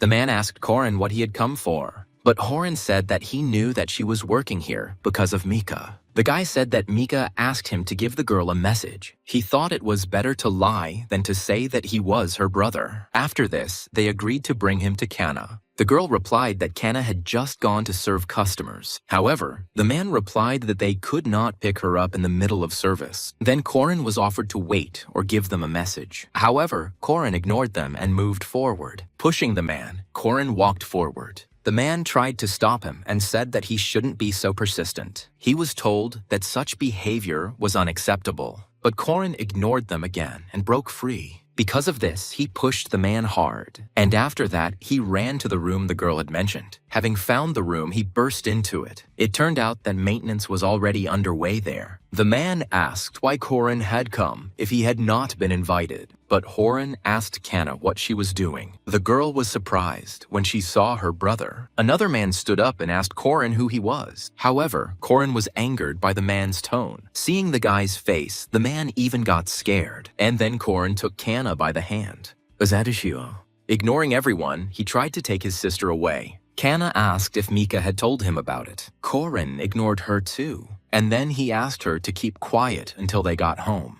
His tone worried Kana a little, and at that moment they saw that their path was blocked. The man said that this was not the way to do things and that Corin should compensate them for the damage. Then the big security guard grabbed the guy, and then he punched me in the face. Seeing this, Konya began to worry about her brother. Despite the strong blow, Corin seemed to be okay, and then he hit the man in the nose with his head. The brute staggered back from the powerful blow. The guy asked if it was reasonable to beat them just because they lost a client. He despised such standards. Watching this from the side, Kana was surprised. They no longer dared to block Corin's path. Finally, he asked if they needed any more compensation. Hearing that no, he again led his sister away from that place. They left there with hasty steps. They walked in silence for a while. But afterward, Kana asked to let her go because she was in pain. However, Corin ignored her. It was only when the girl raised her voice that he finally let her go. Then he turned around and asked if she had gone crazy. He said that she decided to work as if she couldn't do anything else. Corin asked if she felt sorry for her parents. At that moment, Kana laughed. The unexpected reaction confused the guy. Kana noticed that Corin didn't know anything at all. Corin asked what he didn't know. Kana said she wasn't ashamed of her earnings and didn't understand why she should be ashamed in front of her parents. Hearing this, Corin did not understand her. Afterwards, Kana asked if Corin knew how much debt they had. The guy thought and did not dare answer. Kana said that when her mother was hospitalized, he and she paid the debts. They paid for the medical bills and living expenses, but did it cover all the expenses? Kana said that even the director's salary was not enough for this. She asked if Horan thought she was doing it to drink and have fun. Their debt was 100 million won, and Kana felt that Horan, who didn't come out of his room, had no right to lecture her. Hearing this, the guy couldn't answer anything. But Kana couldn't bear it and burst into tears. Corin understood that he had nothing to say in response. He couldn't judge Kana, who was trying to pull her family together. Corin said he should have been told before taking on such a job. But Kana replied that if money were that easy to come by, they wouldn't have any problems. Corin asked how much money he needed, and Kana replied that she was paying when he broke in.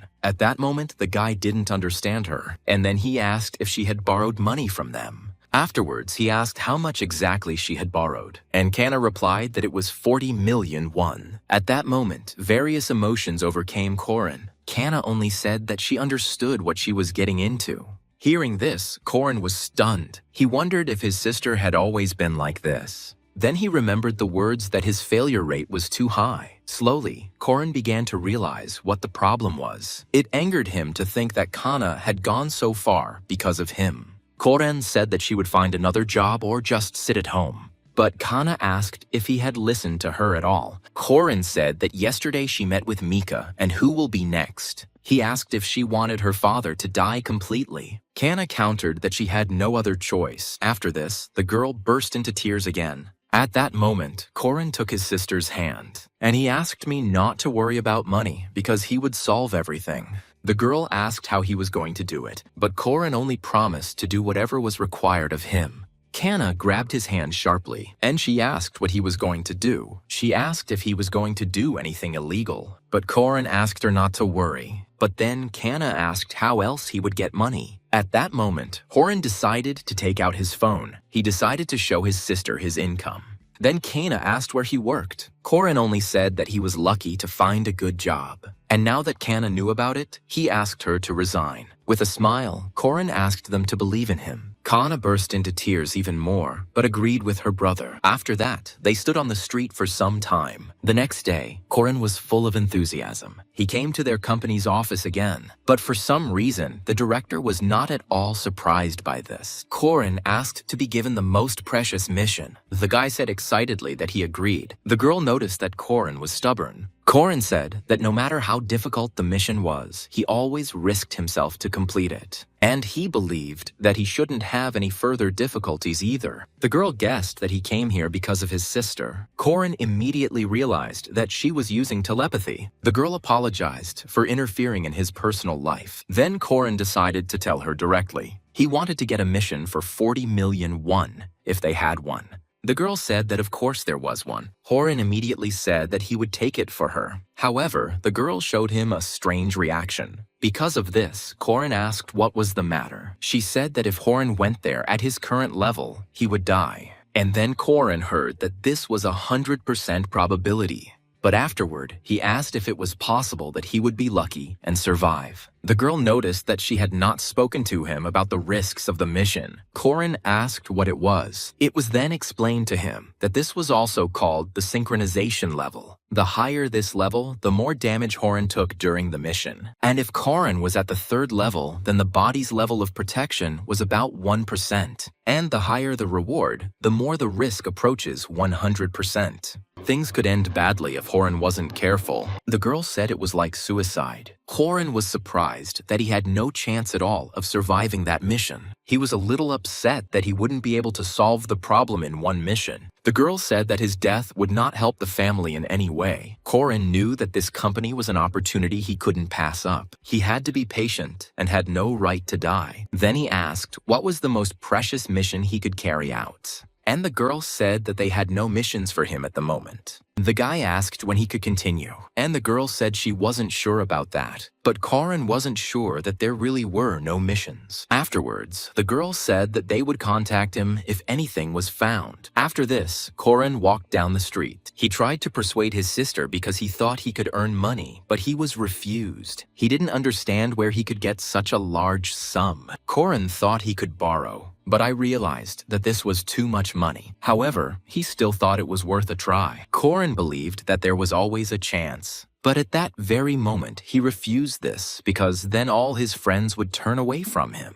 Corin knew that loans could be obtained in many places. It would be best to go to a bank, but they won't give him a loan due to his bad credit history. Corin wasn't sure he should borrow money from places like that. At that moment, he felt desperate. Because of this, he had to return. The girl immediately greeted the guy. Embarrassed, Corin asked her to lend him 40 million won. Hearing about this, the girl was interested. She chuckled at the fact that first he promised his sister to repay the debt, and now he was getting into debt himself. Corin replied that this was the only place where he could get money, and he didn't care whether they refused him or forced him to do something. The girl agreed with a grin. Corin was delighted, but she wanted to make one condition. She admitted that she had thought about entrusting Corin with one mission. Hearing this, the guy became interested. Then he asked what this mission was. He was told that it was a mission of increased complexity, and such missions were only available to a few. Corin asked if they would give him money if he did this. Then the girl admitted that at the moment, only missions of increased difficulty remain. Corin immediately felt that this was some kind of setup. The girl said the standard price for the mission was 1 million won, but if he did well, she would raise the price. Hearing this, Corin's eyes lit up, and if Corin passed the bonus level, he was promised to double the amount. The guy immediately realized that this was more than all his previous missions. Although it's not 40 million, it's still a huge amount. But then the girl reminded him that he was currently being charged and that he would only receive 10% of the amount. At that moment, Corin returned to reality, and then he cursed under his breath. Corin was angry that the task was already difficult, and they were stingy. Then the girl proposed a deal. Corin asked under what conditions this would be. They told him that the risk would be increased and that Corin would have to endure more. Corin decided to check if there would be more pain and injuries. Although this was true, the guy became interested in the fact that the amount would rise by 50%. He agreed to it almost immediately. The girl admitted that she liked the guy's assertiveness. But when they immediately decided to send Corin on a mission, he was outraged by this. but finally, they wanted to tell him something else. Corin didn't understand when he was told to try not to lose himself. The girl added that she hopes he will return in one piece. Corin wanted to ask what it meant, but didn't have time. There was silence in the room when he disappeared from it. But at that very moment, the secretary burst into the office. She asked why the president raised the synchronization from 30 to 50%, but the girl replied that Corin himself had agreed to this. But the secretary was angry that the guy had not been told about the high risks. But the president responded indifferently that if Corin remained crippled after this, then that was his limit. But the question followed, what if he really does become crippled? The girl couldn't even find a word to describe the president. But suddenly, someone said that the president had no heart. The guy who came in asked if that was what she wanted to say. The secretary was surprised when she saw him, and the president replied that this guy recommended raising the synchronization level of Corin. The girl objected that Corin was a newbie and could even die. The man replied that he wanted to understand whether Corin could withstand the mental pressure and whether it was worth working with him in the future. The president agreed that this mission was to completely change Corin. While Horan was moving, he received messages telling him to avoid injuries as they would appear on the original body. Corin still couldn't get used to the transfers, and each time he again experienced the excitement of a new beginning. The president liked Corin's assertiveness, so she decided to send him on the mission right away. But at that moment, Corin was surprised. He asked with displeasure if this was really their policy. At that moment, his hand began to dissolve. This made Corin feel uneasy, and the president decided to give some final advice. She asked the guy not to lose himself on this mission. Corin was surprised and did not understand what she was talking about, but the president also hoped that the guy would return in one piece. When Horan transferred, he received warnings that his original body would be damaged, but he didn't seem to pay any attention to them. He just thought that he still couldn't get used to the transfers. At that moment, Corin fell to the ground and clutched his chest. For some reason, he only got worse, and he felt as if all his insides were on fire. At that very moment, the memories of the man into whose body he had moved came rushing back to him.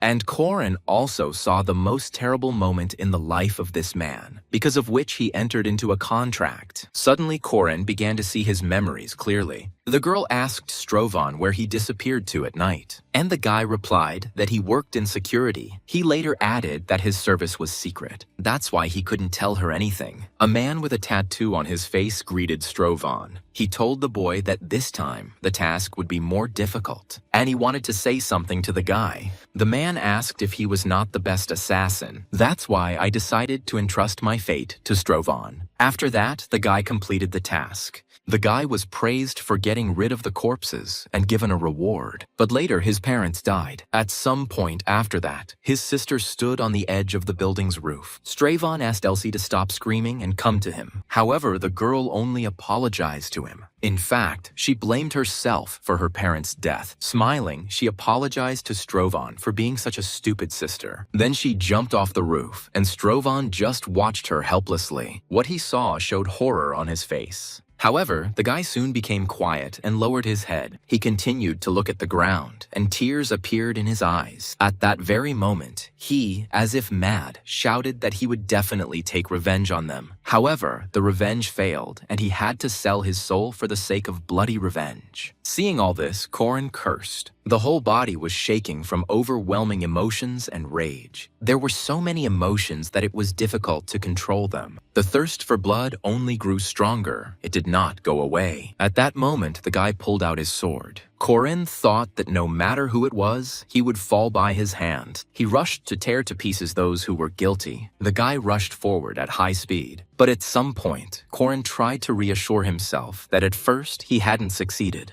The only thing that helped was that Corin realized that these were not his feelings. As he laid the knives on the ground, Corin thought that he had never felt the customer's emotions so deeply before. Suddenly, he remembered the words that he should not lose himself. At that moment, Corin understood what was meant. For a while, Corin remained in place and breathed deeply to come to his senses. But suddenly, it seemed to him that he heard Yurival's voice. Korin asked if he had spoken to him. The guy immediately assumed that it was because of the soul fragment, and the fragment of the soul was in his hand. Suddenly, a slight smile appeared on the guy's face. Korin thought that he was able to come to his senses thanks to Urival, so he thanked him. Afterwards, he thought about what he should do first. When Korin opened his eyes, a blue light flashed in them. It was because of the window that appeared in front of him with information about Strovon. He noticed that his health and stamina were above the limit. Korin assumed it was because of the boy's condition. Seeing that the boy's skills included the ability to endure torture and enjoy the suffering of others, Korin tensed up.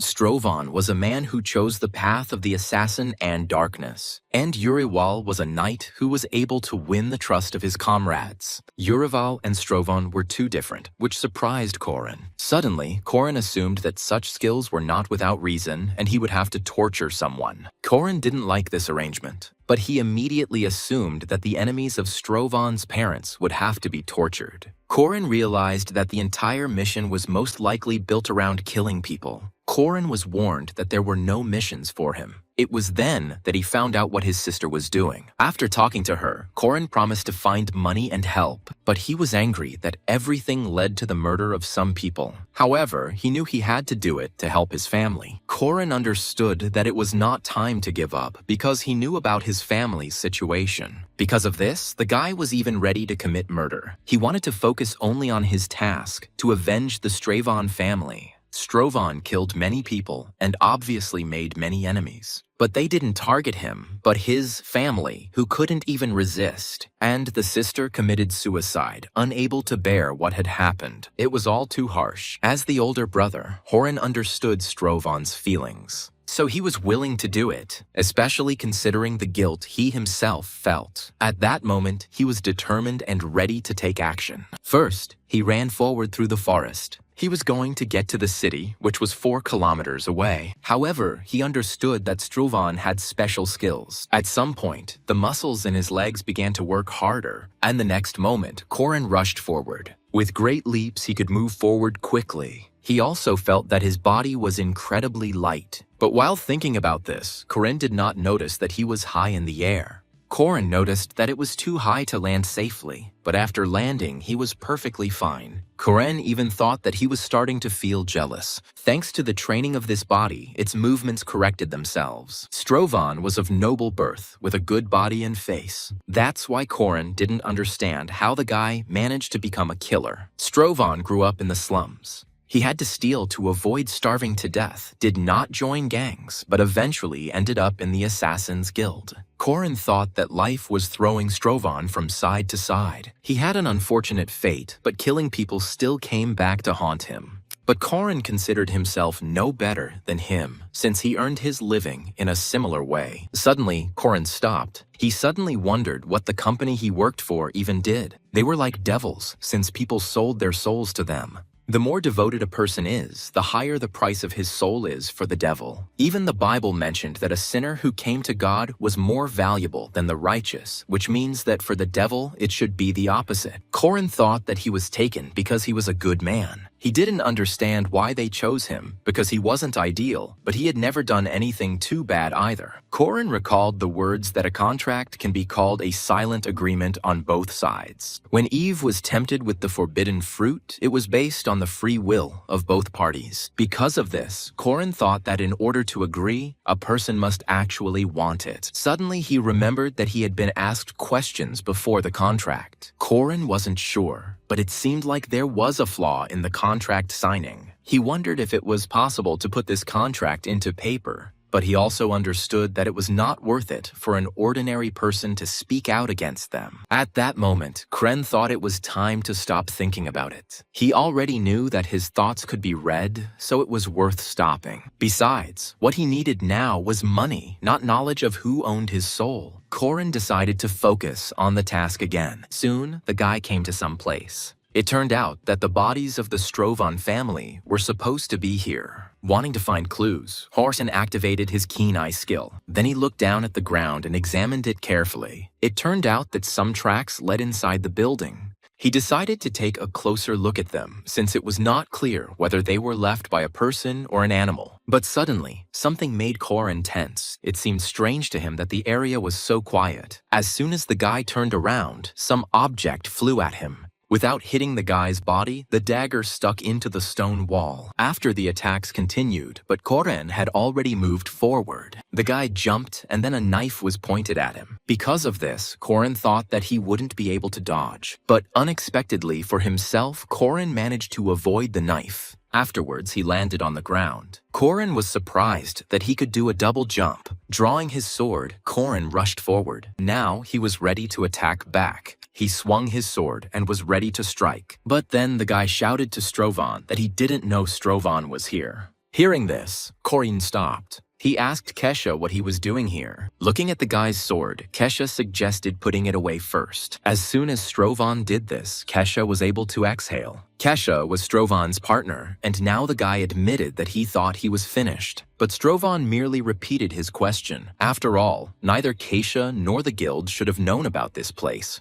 Hearing this, the guy fell silent, and then he asked if Strovan really didn't trust him, even though Kesha had been cleaning up after him for 5 years. To this, Strovan merely said that he didn't trust anyone at the moment. Having said this, Korin gripped his weapon tighter, and then he began to wait for Kesha's answer. Seeing that Strovan was clutching the hilt of his sword, Kesha became frightened. But then he threw away his own weapon. Kesha said that he came to help, and if Strovan doesn't believe him, he can just kill him. He was ready to give his life for Strovan, so he would have died at his hand without regret. Korin wasn't sure if he was being told the truth. At first glance, it seemed that Kesha was sincere, but Korin did not want to let his guard down. After all, Kesha was Strovan's comrade, and therefore also an assassin. Seeing Strovan swing, Kesha was ready to accept death. However, the guy only put the sword behind his back. Because Kesha could help Sampat Uriwal, Korin decided to let him live. However, he still treated the guy with suspicion. Despite this, Kesha understood Strovan because he knew what had happened. He knew what happened to Strovan's family. That's why he was here. Even on the previous mission, Kesha remembered how the wounded Strovan came from here, so he remembered this place.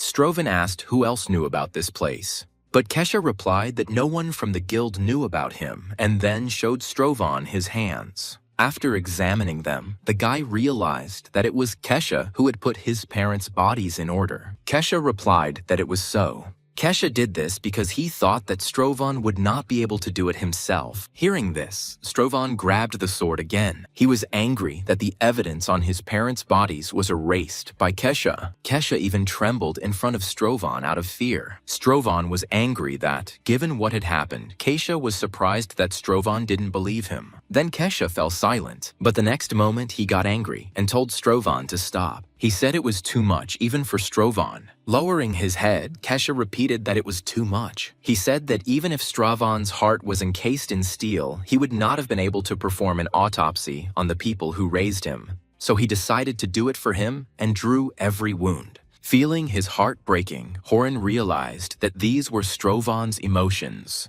Putting away his sword, the guy said that it looked like he had caused trouble. Kesha admitted that for a second he thought that he would actually be killed. From Strovan's memories, Korin knew that Kesha never lied to him, and apparently the guy could be trusted. Or rather, Korin was forced to trust him because without outside help, nothing would work. Then Strovan asked Kesha for help. The boy looked at Strovan's hand for a moment, and then he shook the outstretched hand and said that he had been waiting for this for a long time. Soon, Kesha showed Strovan what he himself had been able to discover during the autopsy. Korin read about massive weapons and piercing wounds. Kesha said that judging by the wounds, a mace was most likely used. Strovan knew that the mercenaries preferred axes, so it was either the knights or the soldiers that were to be suspected. Kesha thought that it was more worth suspecting the soldiers because he questioned an old woman and she said that she saw a group of soldiers that night.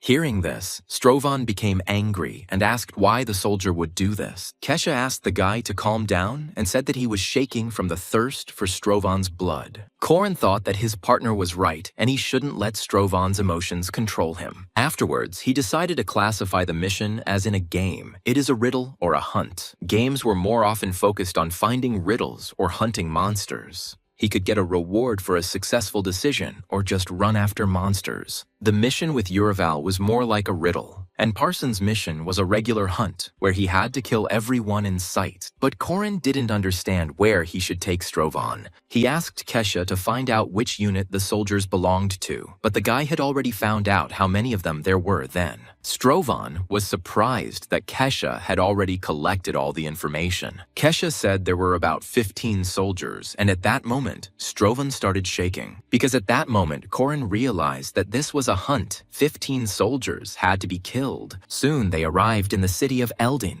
From the rooftops of buildings, they watched a group of soldiers. Kesha suddenly said that Strovan's parents were not the only victims of these people. From Strovan's memories, Corin knew what had happened. Not long ago, there was a war for territory in the city, and a new lord was appointed. Then, disarray and unrest began throughout the city, and it was all suppressed by the new Lord Harrison. Soon people became accustomed to forgiving the crimes of his men and began to turn a blind eye to everything, and the guardians of the law became the most brutal criminals of Eldane. There was a noise below, but Strovan also began to watch carefully. Having burst into someone's house, the soldiers dragged an old man out of there. Bending down to pick up the pebble, the girl demanded that he let go. Afterwards, she threw a pebble at the head of one of the soldiers. The man turned to the girl with displeasure. The girl said that they did not steal anything, and the soldiers just wanted to make fun of someone. The man heard the girl asking to take her instead of her father. At that moment, the guard released her father. Having said that she was a good daughter, the guard swung his spear. At that moment, Strovan understood what would happen next.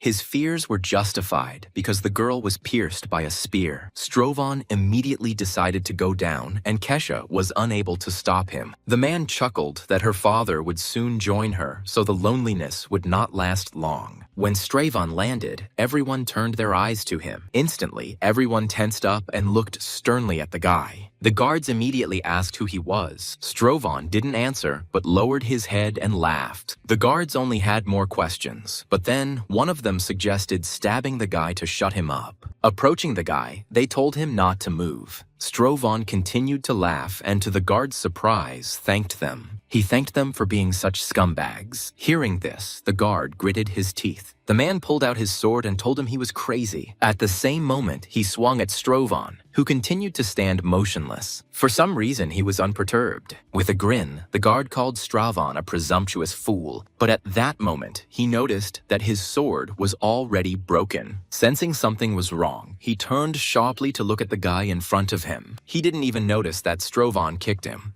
At that moment, the guy pulled out his sword. After that, he was going to get to the other guards. But before that, he inflicted many wounds on the one who was in front of him. The man was killed instantly, and then he was thrown back to his comrades who were standing behind. The first to tense up was the one to whom the dead man was closest. But immediately, his reaction was adopted by everyone else. The silence was broken only by Strovan's laughter. The guy thought he might be crazy, but he wasn't the only one here. Finally, the guards came to their senses and got angry at Strovan. One man called everyone over and said that the guy in front of them was crazy. At the same moment, Kesha came down to Strovan. He told Strovan that they needed to retreat as the guards were calling for reinforcements. However, Strovan didn't care. On the contrary, he was even glad that he wouldn't have to look for each guard separately. Afterwards, he rushed into battle and again ignored Kesha. As the boy approached, the guard held out a spear in front of him, and then he lunged, trying to pierce the guy. However, Strovan easily dodged the blow, and then he turned around and cut off the man's hand. Seeing that the limb was missing, the man screamed in horror. While he was confused, Strovan struck him in the neck. At that moment, there was a creepy grin on his face. Watching this, the other guards thought the guy was a demon, so they decided to attack at once. Using his mace, the man rushed at Strovan, but at that moment, the guy stood motionless. Even when they were about to attack him, he did nothing. However, at the same moment, the attacker received multiple wounds. Bleeding, the man screamed in pain. Strovan told Kesha that this soldier had a mace and asked him to make sure he didn't die. Kesha heard him and was about to take out his weapon. At that moment, other guards approached Strovan. One of them asked apprehensively when reinforcements would arrive. Another agreed that they had little chance of surviving, so they decided to flee. But at that very moment, Strovan, who was behind them, disappeared, and he crushed the fleeing guard with his body. But immediately, Strovan turned his attention to the second guard. He ran away, not paying attention to his comrade. At that moment, Strovan threw his sword, which pierced the guard's back. After this, all the guards were killed. The only survivor begged the guy for mercy. However, Strovan did not even think of leaving him alive. The guy said not to ask for mercy until he was finished. But the man, in fear, began to ask for forgiveness and mercy. He tried to shift all the blame onto his comrades and clear himself. Ignoring his words, Strovan grabbed his head, and then he began to squeeze the man's head with force. In a harsh voice, he demanded that the man remember something. But the man asked what the boy was talking about. Strovan told him to remember the people he had killed, even though they had begged for mercy. In a cold voice, the guy said that he hoped the man would be able to do it. Then the man said that he truly remembered each of them. Strovan said that if the man could name the 3 people he killed 3 days ago, Strovan would do nothing to him. The man replied that it was Emily, Park, and Lamy. But Strovan said he would kill the man if he got even 1 letter wrong in his name. The man got angry and said that he couldn't remember everyone because there was a war going on and they were under martial law. However, Strovan was not surprised to hear his answer. At that moment, the rest of the guards heard someone's screams. Then they all started moving in that direction. And when they arrived at the right place, they saw that their comrades had been killed. They were surprised that only 2 people killed everyone. While everyone was preparing for the attack, Strovan chuckled again. When it was all over, Strovan used water to wash the blood and dirt off himself. He wanted to erase the traces of what had happened from himself. Strovan suddenly said that this reminded him of Parsons' mission, but in reality, for Corin, it felt even worse. There was a war on Parsons' mission, and Strovan was acting like a butcher. He was not content with simply killing, and he even hunted his victims like a predator, and then he listened to their dying cries. And I felt genuine pleasure in doing so. Continuing to think about this, Strovan poured water on himself. And then he told himself that he had lost. The guy even thought that perhaps he shouldn't have taken this mission at all, but immediately he told himself to think about his sister and father. Corin tried to convince himself that it was just a game he was being paid to play. It was as if Corin had a choice, kill in the game or die in reality. Corin risked getting seriously injured here, but at the same time, with the money he received, he could help his sister. The reward had increased 5-fold, and now he simply set himself the goal of completing the mission perfectly. Kanna said she borrowed money from the club. And now, if they didn't pay, their family could be killed, and their sister could be taken as a slave. Corin didn't understand how Kanna could sell herself for them. And he was going to kill anyone who touched her with even a finger. At the same moment, Corin's level increased, and he received messages about it. He was given the ability to empathize more, so he began to hear someone's voice. Corin immediately felt as if his blood was boiling inside him. Afterwards, the skill was forcibly disabled, and the emotions immediately subsided. Corin was surprised by what happened, and falling to the ground, he sighed heavily. But almost immediately, the guy burst out laughing. Then Corin began to understand what kind of empathy this was. The massacre that was carried out was the will of Strovan, because then he managed to enter his body. This means that this madness was more related to Strovan than to him. Corin thought that perhaps he should be glad about this, but then the guy shouted that he would not run away. Corin thought that since it wasn't entirely him who killed them, then it wasn't entirely his fault. But he thought that he should not run away and take part. He was going to guard the killer's last truth, just as Urival guarded his pride until his last breath. Suddenly, he saw notifications about the Bloody Avenger. Not understanding what this skill was, Horin began to read its description. He then discovered that he had already killed several people, but Strovan was only half satisfied. He wondered what would have to be done to make Strovan satisfied. Now he didn't understand whether he left one guard alive for the sake of information or for some other reasons. At the time, he couldn't think clearly, but now he realized that Strovan had another skill. It reminded him of a scene from Law-Abiding Citizen. The hero did not want to give the murderer an easy death and dismembered the culprit alive. And while the torture lasted, he received genuine pleasure. Then Corin thought that only this method would help in satisfaction. After Kesha brought Strovan to some place, he asked why the guy decided to keep them alive. Kesha thought he wasn't going to kill them, and the guy confirmed it. Corin also noticed that after the last fight, his health was almost at zero. When Strovan asked about their condition, Kesha replied that they were breathing, but not for long. Strovan replied that then we must hurry. And then he said that they needed to use drugs. Hearing this, Kesha tensed up a little. Afterwards, he did as he was asked. But in that case, even if the guard wakes up, he will be of little use. At some point, the man finally opened his eyes, and then he saw two assassins in front of him. Then he turned his head to one of them. Before him stood Strovan, whom he recognized. Strovan assumed the guard was aware of what was happening. He asked if his wife and 2 daughters lived in their hometown. To this, the man simply asked what Strovan needed, but Strovan said the answer was wrong. At that moment, he plunged the knife into the man's leg, but he was surprised that there was no pain. Strovan replied that the pain would come later. Immediately after this phrase, the man began to feel pain. Unable to bear it, the man screamed in pain. The dagger was dipped in the antidote, and this dagger reversed the anesthesia. Strovan spoke about the first rule, which was that his questions would be answered. And the second thing is that if the man answers, he will remain okay, and he agreed to this. After this, Strovan took out his dagger. Afterwards, the man was given an anesthetic again. Strovan asked if the man's name was Aldin.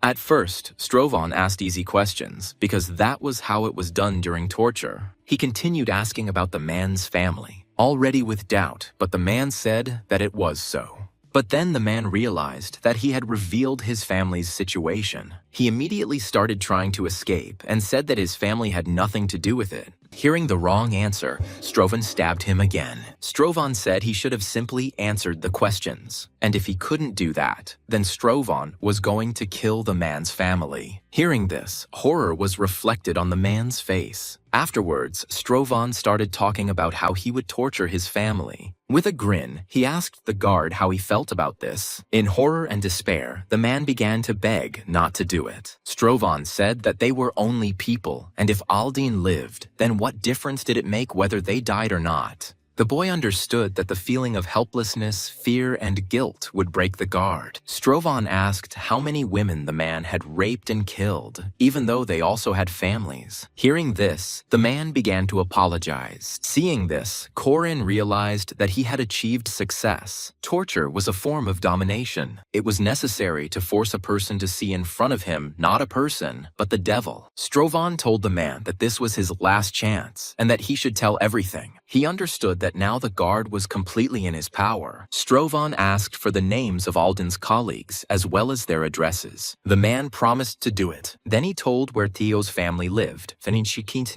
and also about Suk's family. Afterwards, Strovan wanted to ask a second question. He said that 3 days ago, they destroyed the food streets. Aldin said that they received a tip about a traitor living in that place. Strovan asked who gave the tip. Then the man had to admit that he did not know who the tipster was. He just found a note on the table. Hearing this, Kesha and Strovan were surprised. Kesha suggested something, but didn't finish the sentence. Despite this, Strovan seemed to understand what he meant. He said they would discuss it later and told Kesha to release the guards. Kesha immediately fulfilled the request. At that very moment, the 3 surviving guards were freed. One of them immediately became angry with Aldin. Another of them was also angry that Aldin had turned them in to save his own family. Although Strovan was the culprit, the guards' anger was directed at Aldin. The choice between the assassin and the helpless Aldin was obvious to them. But before that, Strovan wanted to ask a third question. The man tensed as he waited for him. Strovan chuckled at Aldin's naivety. And did he really believe that his family would be spared? At that moment, the guards reached Aldin. At one point, they surrounded the guy. Since they had no weapons, they started biting the guy.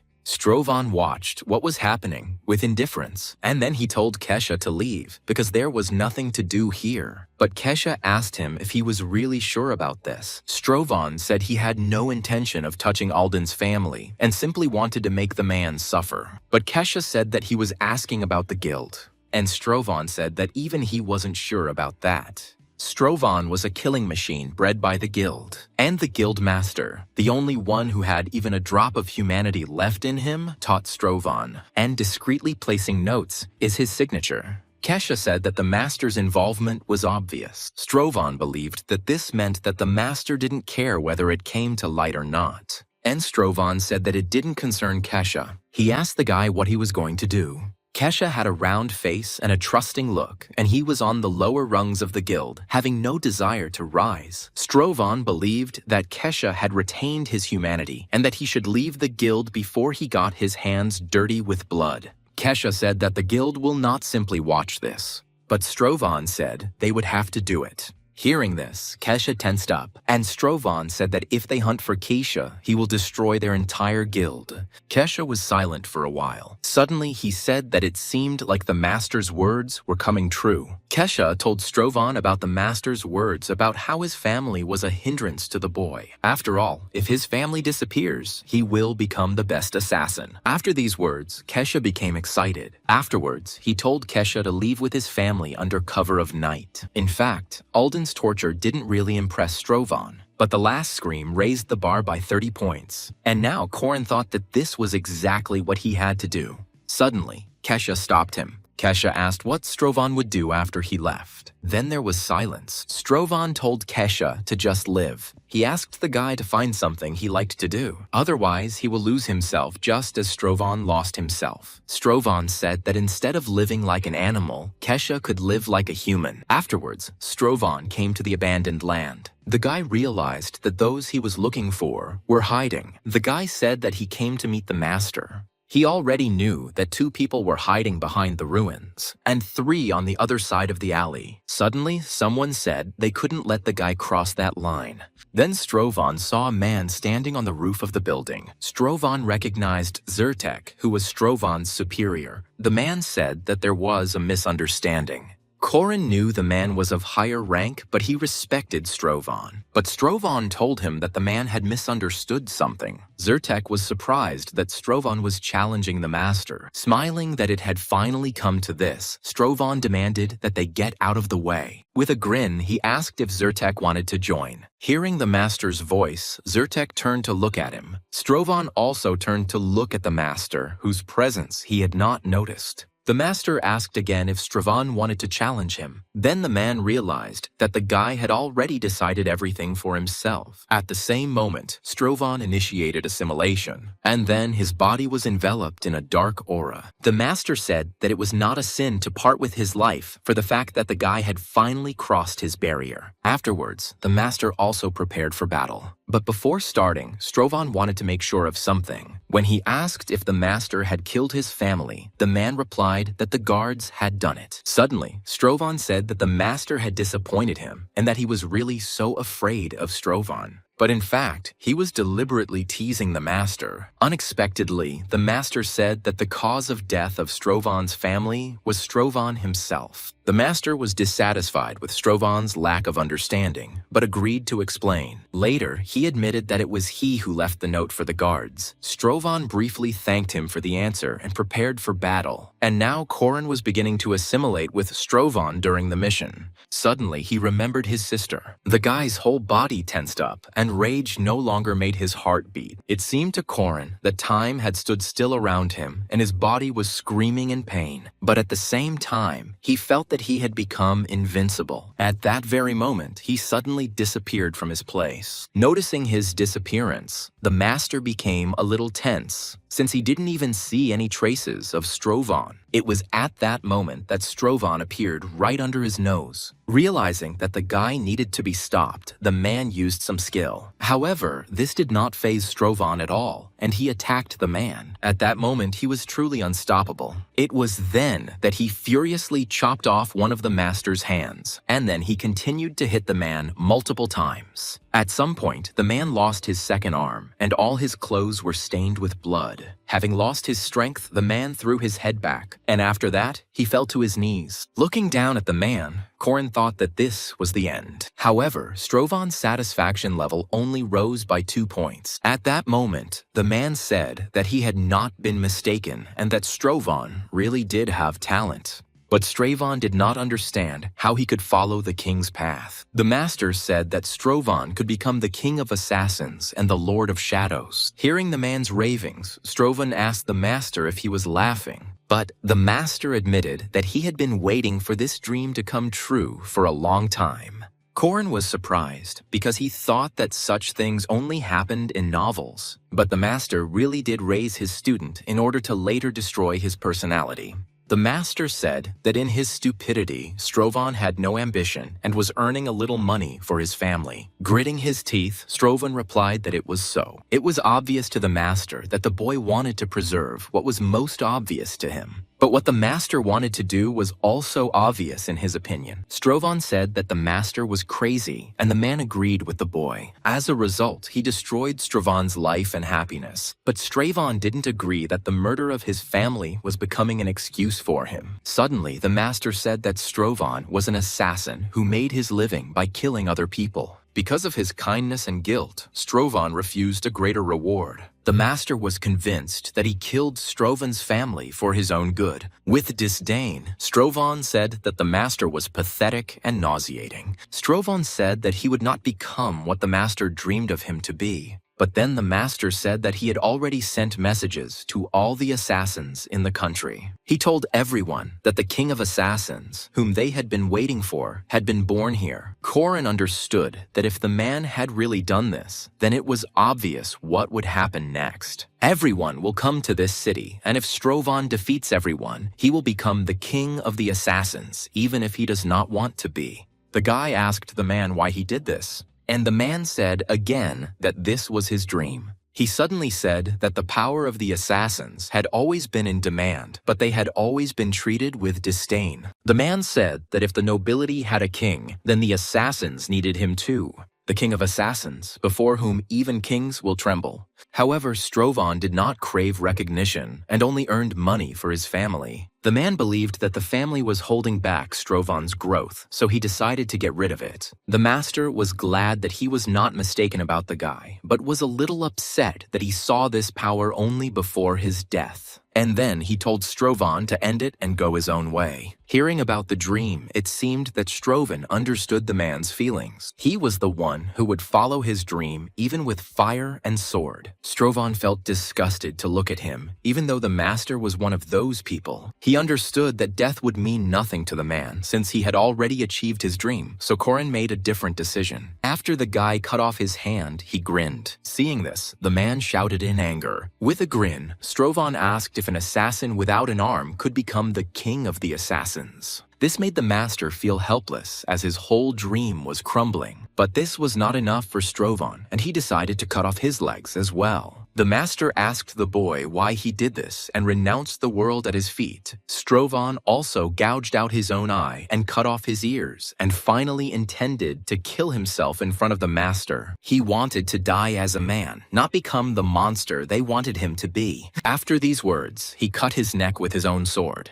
The man's eyes rolled back in horror, and then he fell at Strovan's feet. The master died first, although Strovan was closer to death, and the man simply could not bear to watch his masterpiece being desecrated. At that moment, Strovan's revenge succeeded and Corin moved into empty space. He asked the guy if he was happy now. Strovan was in front of the guy and didn't answer him right away. This Strovan seemed paler and older than the one Corin already knew. Strovan replied that without a doubt he was satisfied. Mutilating yourself is the most dangerous journey, but it was worth it.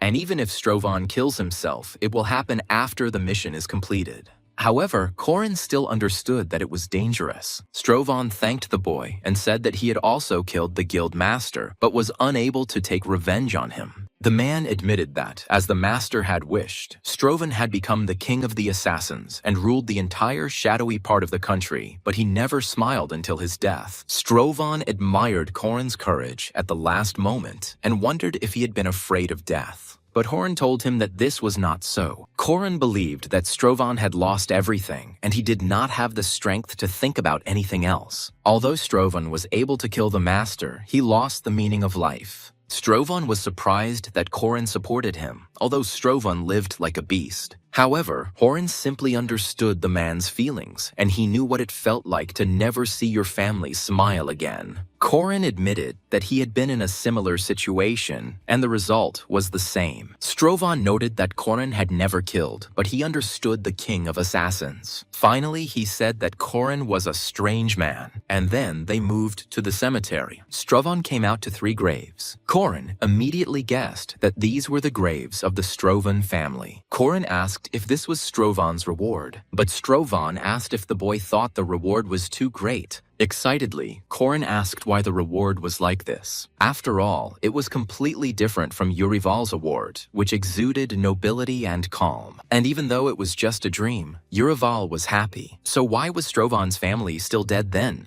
But Strovan turned to Horan and said that he already knew. Corin guessed that it was a matter of awareness. How the king of assassins, Strovan, killed hundreds and thousands of people while their families suffered from helplessness. Therefore, Strovan considered himself unworthy of family happiness and left for himself only the bitterness of loss. However, Corin became angry and said that he did not want to receive something like that. After all, Strovan could have wished for a happy and well-fed life in a golden palace with his family. And if he was so disgusted by killing people, then why did he do it? After listening to all of Corin's anger, Strovan unexpectedly thanked the guy. And afterward, Corin said that he would never live like Strovan. Strovan agreed with this and said that Horan did not need such a thing. And then he decided to grant Corin his power and asked him to accept it. Seeing the object in Strovan's hand, Horan thought that it was familiar to him. Horan thought about how Strovan had experienced many losses, and although he felt sorry for Strovan,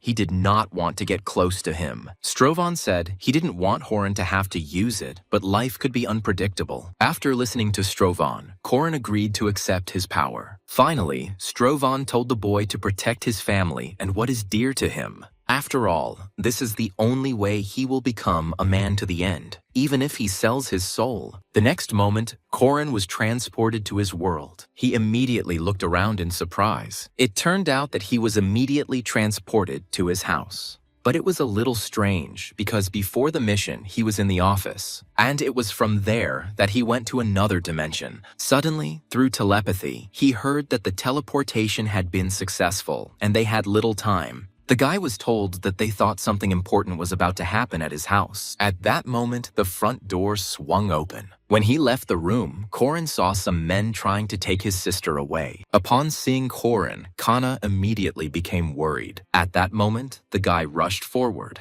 He tried to get to his sister as quickly as possible, and as soon as he was able to do this, he grabbed her hand. Having defended Kana, he asked the men who they were. The men were surprised that there was someone at home, and it was their brother at that. One of them asked if the boy's name was Corin, who was the wayward brother. Frowning, Corin asked them again who they were. The man apologized and noted that this was only their first meeting and threw Corin a business card. Afterwards, Corin asked what such people were doing in their house and where they wanted to take his sister. The man replied that Kana had financial problems, and she said that she would work off the loan and even add on top. But after that, she didn't come to work, which became a serious problem. Corin noticed that the man spoke slowly and in a businesslike manner, which only frightened him more. The man asked if Corin knew what kind of trouble his sister was in, and Corin admitted that he found out about it yesterday. The man chuckled and said that Kana borrowed money from them and received 30 million and then did not show up for work, which is a big problem for them, so they were going to bring Kana back to work. Corin said that since Kana took out a loan, she just needed to pay it back.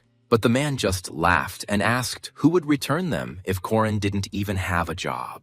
And then he threw some document at Corin's feet. Corin was surprised to see the contract to give up his body. Kana only said that she couldn't do anything and was too scared. Corin guessed that Kana was first calmed down and then threatened into signing the paper. But then Corin said that this contract was incomplete. The man remarked that Corin must have known the law well. Corin replied that even if so, he was far from those people. And then he said that he would return their money. But the man refused to wait. He didn't understand how he could trust someone with a bad credit history. Then Corin promised that he would return it tomorrow. Then another man intervened and said that the guy could have been hit by a car. Pointing to the Kana, he said that she owed them 30 million. But Koren was angry that his sister was being threatened again. The man began to provoke Koren and told the guy that he could hit him. Koren only said that they needed to contact the company for labor discipline. This angered the man, and then he was the first to decide to hit Koren.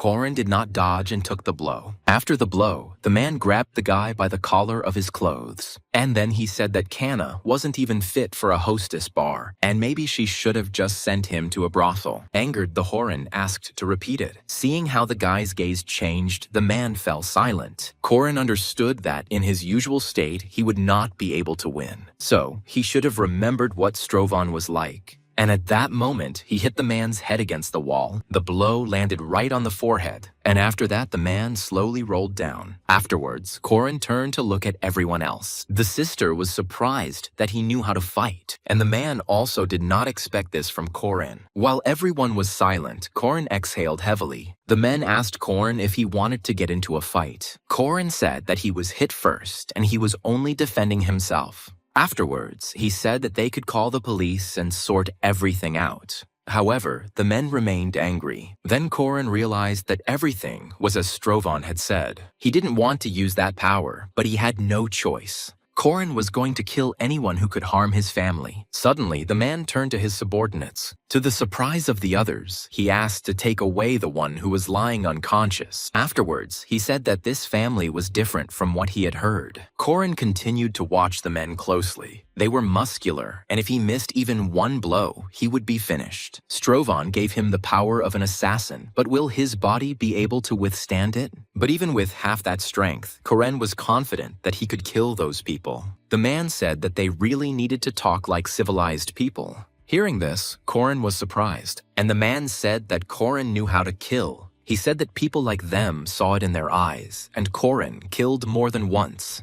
The man said that he always has openings for employees, and if they fail somewhere, he will not be able to run the business. The man said that the compensation for their arrival would be 10 million won. Horan was told not to even try to break the agreement if he couldn't pay. Afterwards, Koren replied that he would deal with this issue right away. The guy immediately dialed someone's number, and then he asked the person on the other end if they remembered his situation. The guy asked to send money to his account, and they immediately agreed to do so. However, Koren was surprised that they were ready to do this right away. The man asked if anything had gone wrong, but Koren said that the money should arrive now. When the men checked their account, they discovered that the money had indeed arrived. The man praised Koren for being able to get 40 million so quickly. After that, he took his people and began to leave. As soon as the door slammed, Koren immediately fell to the floor. Exhaling heavily, the guy thought that this was wrong, and then he turned his gaze to his sister. Then Koren asked Kana never to get involved with those people again because it was too dangerous. Feeling a little guilty, Kana said she would never do that again. Koren said not to even approach the club, and if she noticed them, she should run away immediately. He also asked her to buy her pepper spray and install location tracking apps so he could always know where she was. But Kana asked him to calm down because everything was already behind him. Horan agreed when Hannah said she simply wouldn't go out. And then Kana demanded that he tell her everything. She asked to tell where Koren got such a large sum of money so quickly, but the guy only replied with a smile that he had promised it. He did this regardless of how the money was obtained. Koren was even ready to sell his soul to protect his family. But his sister still demanded to know, and this began to spoil Koren's mood. The girl said that if it was a small loan, then next time they would come for him, not for her. However, Koren did not understand how to explain how he earned this money. At that moment, he asked anyone to help him, even if it was the devil. Suddenly, he heard someone's voice offering his help. After a brief telepathy, Koren learned that an office worker would soon arrive to help him sort out the situation. When there was a knock on the door, Kana thought the bandits had returned, but Koren was surprised that the worker had already arrived. When the guy opened the door, he saw a man in front of him. The man immediately told Koren that he had not been here for a long time. Koren hesitated a little, but then agreed with him. The man apologized for coming unannounced. Then Koren asked Kana to make them coffee. When his sister left, Koren immediately asked what they were doing. But the man asked them to pretend that they were friends and that he would take care of everything. When everyone sat down at the table, Hans introduced himself to everyone. He told Hannah that he and Horan had met at university and now he had his own business. Hearing this, Kana responded approvingly. She then asked what the businessman had in common with her brother, who had no similar business. But Hans said he was more of a co-founder than an owner. Then Kana asked who the second person was. Hearing that it was Horan, Kana was surprised. The girl immediately assumed that this was a lie because her brother was not like that. But Hans replied that Kana's brother was a genius and made a lot of money. But Horan could tell from Kana's look that she didn't think he was capable of such a thing. Hans asked if Horan hadn't told them anything yet. Sighing, the guy said that the conversation hadn't gotten to that point. The man replied that it was worth telling because it was honestly earned money. However, Horan still continued to hesitate. Horan was stunned by the situation, having to answer as if he understood what was being said, even though he didn't. Kana asked what they were actually doing. Hans replied that it was difficult to talk about it openly, and the story was long. The man said that back in university, they joked about starting such a business. But according to Hans, once they started, things took off. He then added that their net income was 400 million won per year. Kana was surprised when she heard such a sum. It was such a big amount for her that she couldn't believe it. Hans said that they were the ones they were looking for in Korea, and there were also a lot of competitors. But Kana couldn't believe it, so she thought that she was being played, and even then, her brother would have behaved differently. But Hans replied that things were going well, so Horan relaxed. Hans also believed that Horan was always depressed, but the boy understood that his sister would not believe that. But surprisingly, she agreed. But their company only started to turn a profit this year, so they are paying off their investors. The girl asked why they came so suddenly then. Hans admitted that he heard Hannah was having problems. Kana could only admit it. Hans said that she had been through a lot, so Horan decided to talk about it. And then the man said again that it was difficult to talk about what their company does. Kana asked what kind of company they had. Hans said it was hard to explain and could understand why Horan hadn't told him. Afterwards, Hans decided to take out his business card. Then Kana read that their company makes toys for adults. She asked if it was something like the expensive Transformers. Hans was embarrassed and said that not quite. Suddenly, the girl jumped up from her seat, and then she asked if that was what she was thinking. And Hans replied that judging by her face, she was right. At that moment, Horan grabbed Kana's hand, but the sister said with disgust that she now understood why he remained silent. And now she understood why he had sat at home for a whole year and not found a job. But she didn't want him to come close to her anymore because she didn't want to become a pervert. Afterwards, she left, slamming the door and leaving her brother in despair. The next day, Horan came to the company office. The girl asked him if something good had happened because he looked happy. After yesterday's disaster, everything at home got better, but Horan didn't say anything about it.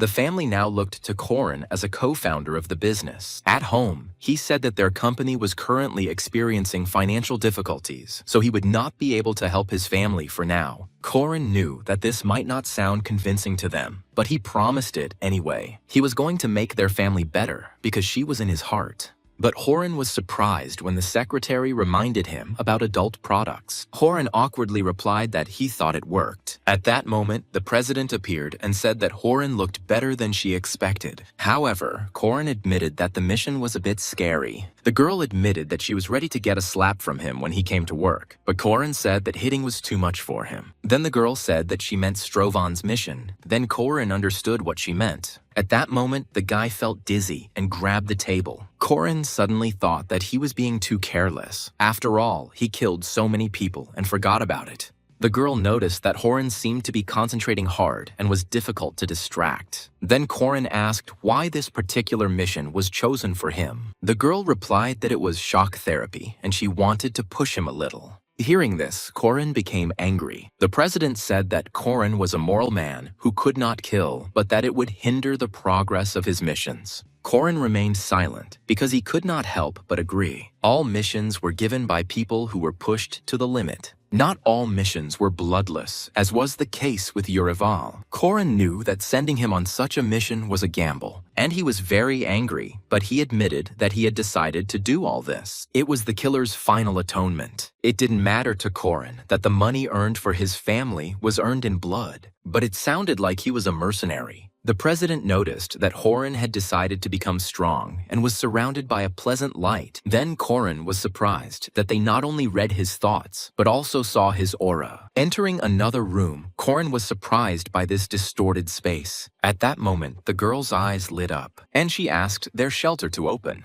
The president explained that from the outside, it might look like magic, but it was something completely different. Corin knew that they wouldn't tell him anything because he had a low level. Afterwards, he asked for information about the task. The girl said that the circle would protect his body because he would be absent for a long time. She also said the guy could have raised the risk to 50%. Horan understood that he would then receive 175 million won. The girl said that the customers specially chose Corin for this mission. Corin immediately thought that that mission might be the same as Pasran's, but then he received only 1% of the total reward. But since the mission was supposed to be long-term, Corin decided not to raise the risk above 30%. But he also didn't want to experience the fusion of two minds anymore. Corin was promised a bonus for the long-term mission. He could exchange the points he received for experience points. Horan liked the opportunity to advance quickly, but he was more inclined towards money. The girl said that it was a good opportunity to prove herself to interested clients. If Corin successfully completes the mission, he will be able to pay off all the family's debts. Afterwards, he was thanked for listening to the long instructions.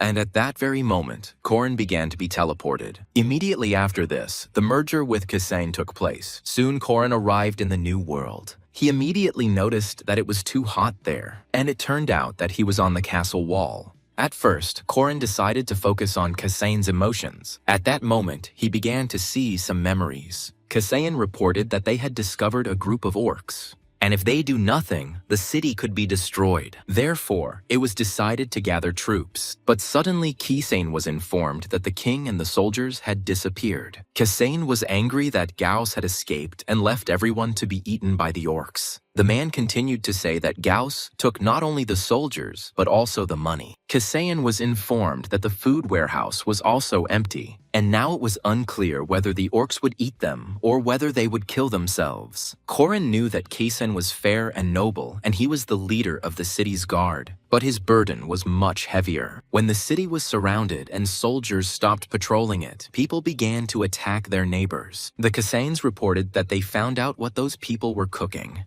Human bones floated in the cauldrons. They had to do something because people were becoming cannibals. The guards were forced to kill the townspeople they could not control. But Kasain saw something cruel. One woman was cooking soup for her child, but she prepared it from the neighbor's child. Kasain had to kill her, who was unable to lift the sword. Kasain said that if he could survive all this, the devil could take his soul. Corin felt uneasy at these memories. He suddenly realized that he was on the castle wall again. But unlike the first mission, now he did not attack the city, but defended it. But Corin immediately noticed that the situation was hopeless. They had no money, no food, no soldiers, and the city was surrounded by monsters. Corin knew nothing at all, so he needed help. At the same time, additional tasks to the main mission appeared. And now Corin had to think about everything calmly. If the guards are stronger, they will be able to restore trade routes. But they still didn't have any money.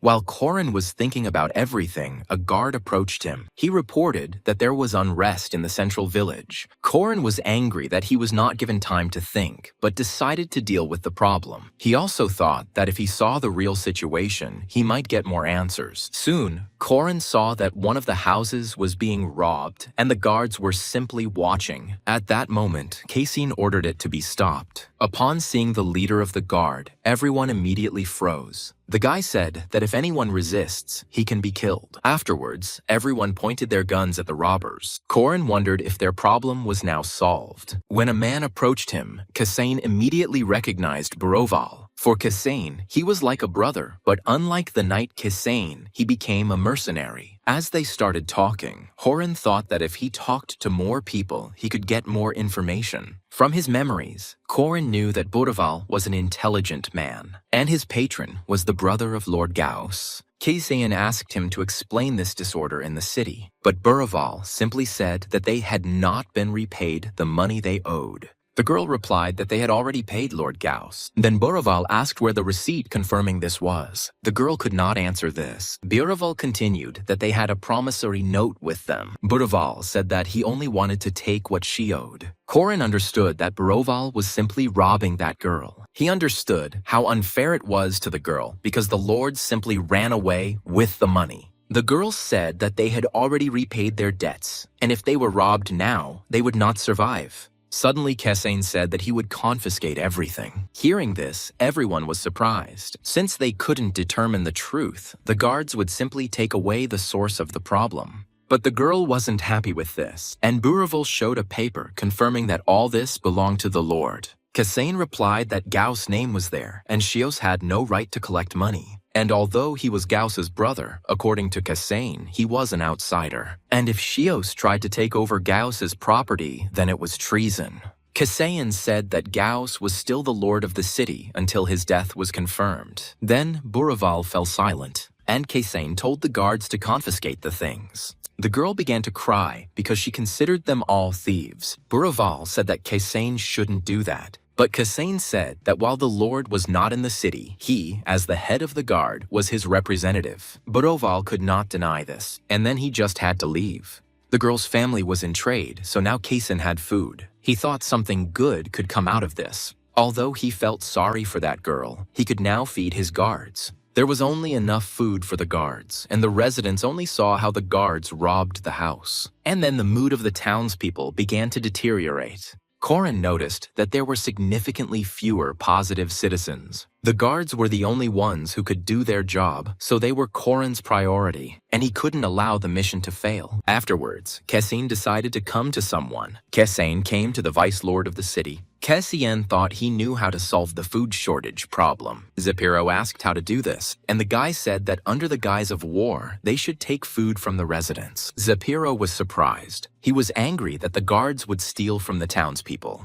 Kaysayan said that he had just met Buraval, and he tried to rob the store using the name Chios. And if this continues, the remaining food will disappear. And Kaysayan wanted to take this food from Chios. But Zepiro thought this was complete madness. He said that Kaysayan would be executed and his body would be torn apart in the middle of the street. Kaysayan said that when he was executed, Gauss would return and the city would be safe. And if they do nothing, they will die of hunger or be eaten by the orcs. And Kaysayan wanted to use any opportunity to save the city. Hearing this, Zepiro was surprised again. But he didn't get angry like before. Kaysayan was determined, so he agreed to help. All legal acts had to be approved by Zepiro, so his support was indispensable. Then Corin saw a message that Zepiro had succumbed to Kaysayan's suppression, and then the skill of understanding the situation was activated. Zepiro immediately listed the places where there would be the most food. Corin chuckled as Zepiro sorted through the documents as if he were only 20 years old. Afterwards, he gave Kaysayan a complete list of shops in the city. He said that this would make it easier for Kaysayan to find everything he needed. But Kaysayan said Zepiro could get into trouble too. But the man said that times of war require sacrifice. But Kaysayan said that if they survived, they would be taken to the scaffold. Suddenly, Hepero wanted to tell him something. Zepiro said his parents and his son lived here. And when he saw that a foreigner was risking his life, he could not stand aside. Kaysayan said that if Zepiro wanted to help, he'd better stay close. But the man said that he was not close, but much ahead of him. Seeing the seal of Gauss, Kaysayan raised a cry. When the sun rose, he gathered all the soldiers. Gaius took all the good soldiers with him, so these were in bad shape. Kaysayan immediately showed everyone the permission signed by the vice lord. But in the Middle Ages, few people were educated, so people didn't even understand what it was. And even if Kaysayan says that he is the new Minister of Defense, he will not be understood. Suddenly he asked if they wanted to die. Everyone will answer this question the same way. Kaysayan wanted to live, but asked everyone to look at what had become of their city. He said that they would die of hunger or become food for the orcs. In their situation, they had to think about death, and Kasain was going to let the soldiers' hidden fear come out. The speech before the battle raised morale. The soldiers were indignant and asked if Kasain wanted to send them to fight the orcs. Kasain said they had a way out. Then there was silence. Kasain said that he had declared a general mobilization and had the right to do so. He wanted all the men to lift spears and the women to cook. Hearing this, everyone thought that Kasain had gone crazy. Kasain noticed that everyone thought so, but he said he was prepared to die so that their families and children could continue to live. He was confident that he could reach these people. Suddenly, someone agreed. After that, everyone else also picked up the mood. Then Kasain asked everyone to repeat after him. He said that they would live if the people of the city united. All the soldiers repeated this with one voice. The phrase that they wanted to live continued to spread throughout the area. When fear gave way to the desire to live, the guards became true warriors. Afterwards, all the guards headed into the city. Kasain walked at the head and set the rhythm for everyone. They finally came to the right place. Buraval stopped them because they had come to Shiros's estate. But suddenly he was surprised. He asked what the head of security was doing here. Instead of answering the question, Kasain repeated the phrase that he wanted to live. Instantly, the entire security picked up this phrase. Surprised, Buraval asked what they were doing. Kasain said that if the people of the city unite, they will live. Everyone also picked up this phrase. Watching this, Buraval continued to be amazed. Afterwards, he got angry and was ready to draw his sword. Kasain replied that they would take the food. Hearing this, Buraval became a little angry, and then he put his sword to the guy's neck. He asked Kasain if he wanted to die, but he didn't answer right away. Only a moment later, he took a step forward and said that Buraval could kill him, but he asked if Buraval would be able to resist all those soldiers. Taking a step back, Buraval asked why he needed all this, but Kasain only took the man by the shoulder. He said that Gauss had run away and left them, and they could all have died. Kasain needed food and weapons, as well as leather and wood. He said that it remained in the city, but Shios owned it, and he wanted Buraval to know this. But Buraval was confused by this. But immediately he began to think about it. At that moment, someone was watching from above. The man asked the mercenaries why they were stuck there. Buraval said Kasain acted as if his life was on the line. And although the situation was serious, he could not kill Kasain. But the man was outraged that Buraval was simply going to watch while the house was robbed. But Buraval objected that without Kasain, the guards would be useless. And with the 50 men that Shiros had, they wouldn't last a day against the orcs. Afterwards, Buraval asked if Kasain would feed them if they helped. Buraval said they were given just enough to keep them from dying, even though his warehouse was full of food. Kasain agreed and promised to give Buraval twice as much, since he was an experienced mercenary. Afterwards, Buraval ordered his men to disperse. Seeing this, Shios became furious, and Kasain ordered the man's arrest. When the order was carried out, the man said that God's punishment would descend upon Kasain. But he didn't understand what kind of punishment they were talking about, because they had obtained a lot of food. Even though it was a robbery, Corin felt better. And then he started giving everyone food. A bowl of food was placed on the man. Suddenly, a message appeared in front of the guy saying that the number of people starving was decreasing.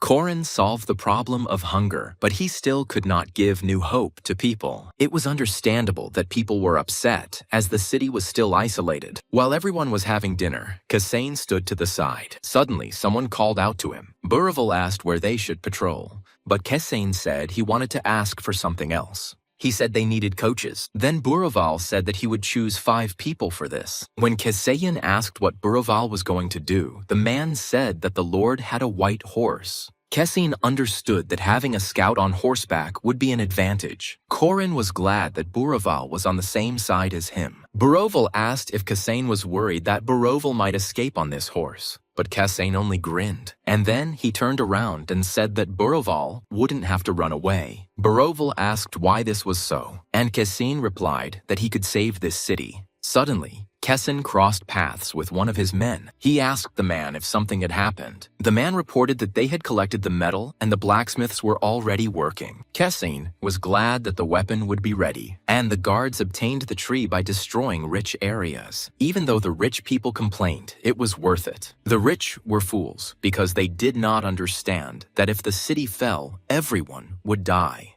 When Kessin asked what they did with the dissenters, he was told that they slept in the basement. The man said they were arrested and had to surrender. Kessin said they have strong walls, so they should be able to protect everyone. But later, he was also told that they were distributing food to everyone. However, Corin could not reduce the portions, as this would destroy the people's optimism. The man added that now they had coaches, so if they had time, they should be able to handle everything. But Kessin replied that they had as much time as they had food. But Corin knew that the situation was better now than yesterday. He always felt like he was moving in the right direction. It seemed that the city could not be saved, but he managed to partially solve the problem. But where to find the key to solving the main problem? Corin knew that depending on the tasks, the course of the game changed. All the tasks had a certain meaning. Corin could even see how many well-fed and positive townspeople there were. Kessin asked if they could somehow trade with other cities. He said that trade needed to be restored somehow. However, they could not answer him. But suddenly, the man said that his father had a magical artifact. He said it was a teleportation scroll, but it was only for one person. Hearing this, Corin became cheerful. Then Kessin suggested sending Zepiro and asking for reinforcements. But the man said that this was impossible. The man said there were 1,000 orcs outside their walls, and while they are there, no army will dare to come here. In this world, the more orcs there were, the stronger they were. It will take 300 soldiers to defeat 200 orcs. And to defeat 1,000, you will need at least twice as many soldiers. Until now, their city had been saved by strong walls, but they could no longer rely on them. The man also said that these orcs were 3 times stronger than normal ones. The red orc was born once every 1,000 years and had enormous strategic value. Around him, orcs begin to go crazy and do not worry about their lives. The man understood why the Lord decided to flee, because the city had no hope. But he was angry with him only from the point of view of self-preservation. Suddenly, Kessin asked not to say that. The man agreed that if he had been heard, it would have affected morale. If people fall into despair, they will no longer be able to do anything. But Kessin didn't mean to lie. He simply asked for faith that the city would overcome these difficulties. The man envied Kessin because he did not understand where he got so much strength from. Kessin replied that God only gives them those trials that they can overcome. That's why the guy believed that they could handle it. The next day, everyone was given food again. They continued to distribute food for 2 days already, so the number of hungry people was decreasing, and those who were previously skeptical about this began to arrive on time. But the security guards also began training. One of the commanders was Buraval. Their men no longer looked weak and were focused on training. The hope indicator also increased, and this made Corin happy. Buraval asked Kessin if he thought this was really possible. There was little food, and the orcs could attack at any moment. But Kessin replied that he had learned something interesting. Buraval was surprised when he heard about the teleportation scroll. In this regard, Kessin wanted to entrust his position to Buraval. The man asked why the scroll had not been used until now. Kessin replied that it was probably because everyone believed in the city's victory. Buraval agreed with this. But Kessin knew that Zepiro did not run away because he did not want to leave his son here. Afterwards, Buraval returned to the soldiers and continued training. He continued to give commands to the soldiers on how best to lunge. And meanwhile, the people's positivity only grew. Because of this, Corin thought that everything was going as it should. Because of Kessin's actions, more and more people believed in him. But suddenly they decided to report something to Kessin. With an impassive expression on his face, the guy asked what happened. The man hastily replied that they were already here. Hearing that they were talking about orcs, Kasane tensed up. At the same moment, he shouted the command to summon all troops. The emergency call immediately caused a stir. One by one, people began to learn about the state of emergency. Buraval immediately sent all the soldiers to the castle walls. One by one, the soldiers began to climb the wall. The archers were the first to take the stage. Kasane immediately checked that all the soldiers were in their positions, and they all began to repeat what Kasane had told them earlier. Suddenly, Buraval said that he had not experienced such a feeling for a long time, and Kasane said that thanks to him they became real soldiers. Buraval replied that he was glad to help Kasane. Zapiro said the soldiers were determined, and it was like a miracle. At that very moment, the enemy appeared on the horizon, and his appearance raised a cloud of dust into the sky. The orcs rushing towards the city looked quite terrifying, but Corin understood that if they remembered that they were together, they would definitely survive. He knew they outnumbered the enemy and were on the walls. Suddenly, Zapiro said that it looked like they were weaklings. Zapiro added that he read in a book about the life cycle of orcs. The orcs multiplied and grew quickly, and in just 5 years, they became warriors. But Zapiro said they had a weakness. Kessian agreed that they were short of food. Since the orcs were starving, they had to hunt and rob. That's why hungry orcs hunted people. Suddenly, Kessian thought about it. Now he looked at the orcs a little differently. They probably screamed so loudly because they were tormented by hunger. At that moment, he turned to his soldiers. Suddenly, he told everyone that the attack would stop in half an hour. The soldiers were surprised when they heard this. He asked the soldiers to remember this time. In their minds, the soldiers kept repeating to themselves that they would live. But suddenly, Zapiro screamed. He said that if Kessin made a mistake, people would die. But the guy replied that if Zapiro was right, then the orcs were weak and wouldn't last long. But Zapiro countered that the orcs were resilient. Then he decided to tell Zapiro something else. The man agreed that the orcs were stupid, but he wasn't sure the plan would work. Kisian said they must use their power wisely. After Zapiro started to leave and said that he would prepare everything. At that moment, the battle began, and the people raised their crossbows and were ready for battle. The orc's weapon was a huge axe. Approaching the wall, the orc raised his axe. And then everyone, just like him, started hitting the wall. Buraval asked the archers to wait for the command, since everyone had to shoot at the same time. Everyone stood quietly and waited for Buraval's command. Finally, the man lowered the flag and gave the command to attack. At that very moment, many arrows flew down. Without reacting to them, the orcs took the attack with their bodies. But this angered the surviving orcs. Because of the arrows, the orcs were unable to fully attack the wall. But even if so, they were already starting to break through it. Then Kasane ordered the archers to take a step back. This was done because they wanted to attack the orcs with stones. Noticing the stones, the orcs were caught off guard again, and they had to take the attack again. One of the orcs roared in anger, and then he threw his weapon up. The axe hit one of the archers right in the neck. But Kasane told everyone to keep attacking.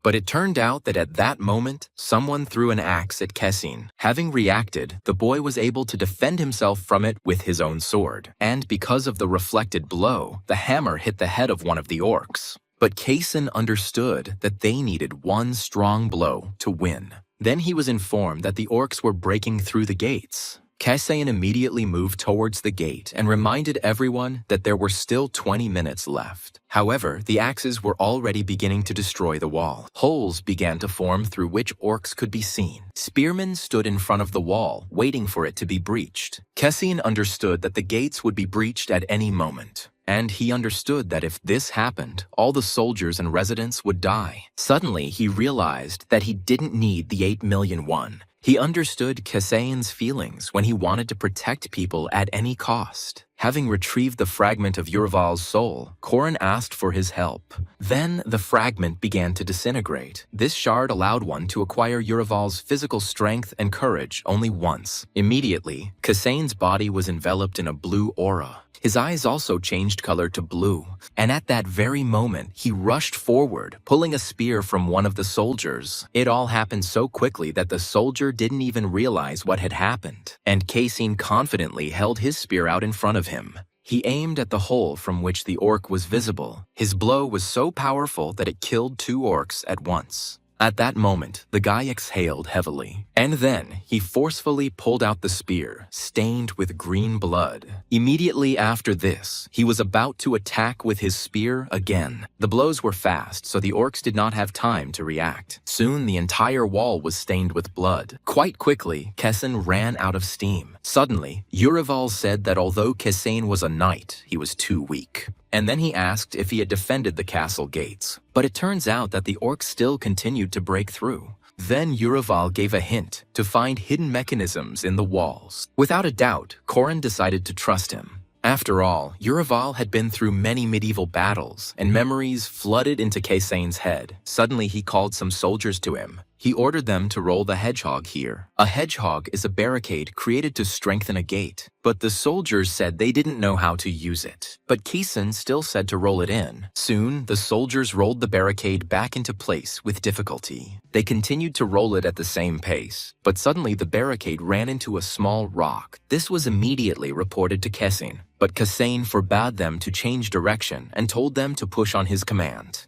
He immediately started the countdown, and as soon as he gave the command to push, he himself also tensed every muscle. All the other soldiers pushed along with him. Afterwards, Kessen gave the command to load it. After this, spears appeared from the wall. The orcs looked at them in surprise, but at that very moment, the same spears began to pierce their bodies. When the attack was over, Kessen told everyone to repeat it. As soon as the reload was complete, Inigoiwayak Brakenspurs Aspanjuru Stewanarti Gari Digatin Jolwaskurtha Orator Trado at Sintrafsak at Gurnmadasihuand. Once again, the spears pierced the orcs, spilling their green blood. Corin understood that the barricade was powerful, but it alone was not enough. Urival agreed that the orcs were now attacking from the corners where the spears couldn't reach. And just a little more, and they will finally be able to break through the gate. Kesayon didn't understand why Zapiro wasn't ready yet. But at that very moment, he heard a man's voice and turned to him. He gave the order to attack, but Zapiro objected that the oil was not yet hot enough, and it turned out that the fire needed to be intensified. But Kessen still insisted on using it now. Zapiro fell silent when he heard that when the orcs broke through, it would be too late.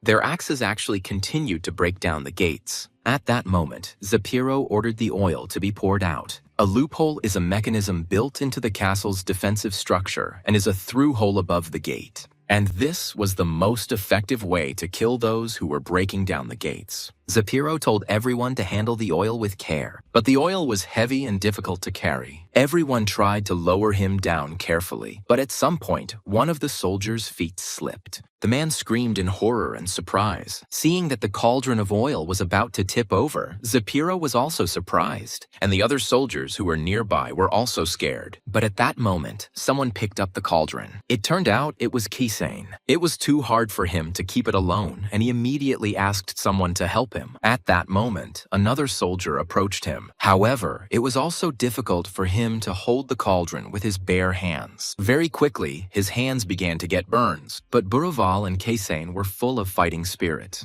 With all their efforts, together they were able to return the boiler to its place. Kessen's hands were also damaged, but he didn't notice it right away. Afterwards, he and Buraval exchanged glances, and they exchanged slight smiles. But at that very moment, Kessen was informed that there was a gap in the gate and it was growing. Turning to Zapiro, Kessen said that it was time for them to use the food. At that moment, Zapiro, alarmed, told everyone to pour the food into the loopholes. Responding to the order, the girls ran forward. The soldiers were surprised that there was a battle going on right now, but for some reason, they were bringing food here. Approaching the loopholes, the girls did as required. Their enemy was the orcs, who came here in search of food. And now, they poured out a tasty thick porridge from where stones had recently been thrown at them. The orcs froze in great surprise, but mechanically they licked their lips, tasting the porridge. Having tasted it, their eyes lit up with a greedy sparkle. And at that very moment, their despair turned into madness. Instantly, they all rushed to where the porridge was pouring out from. And when all the orcs were gathered in one place, Kessen gave the command to attack and told the orcs to die. Apparently, the food was just bait, and the oil came after it, and such an attack was called the demon's tongue. Anyone who falls under the oil is fried to death. and the orcs who stood outside the affected area were deprived of visibility due to the thick steam. That attack was capable of protecting the most vulnerable points on the gate and brought death to all living things in its path. Frightened, the orcs began to turn around and leave. One by one, they lost their fighting spirit and no longer wanted to attack. Seeing that the enemy was retreating, Kasain could not help but rejoice at this. However, not every orc lost their fighting spirit. Some, on the contrary, became angry. Using his axe, one of these orcs cut the deserter in two.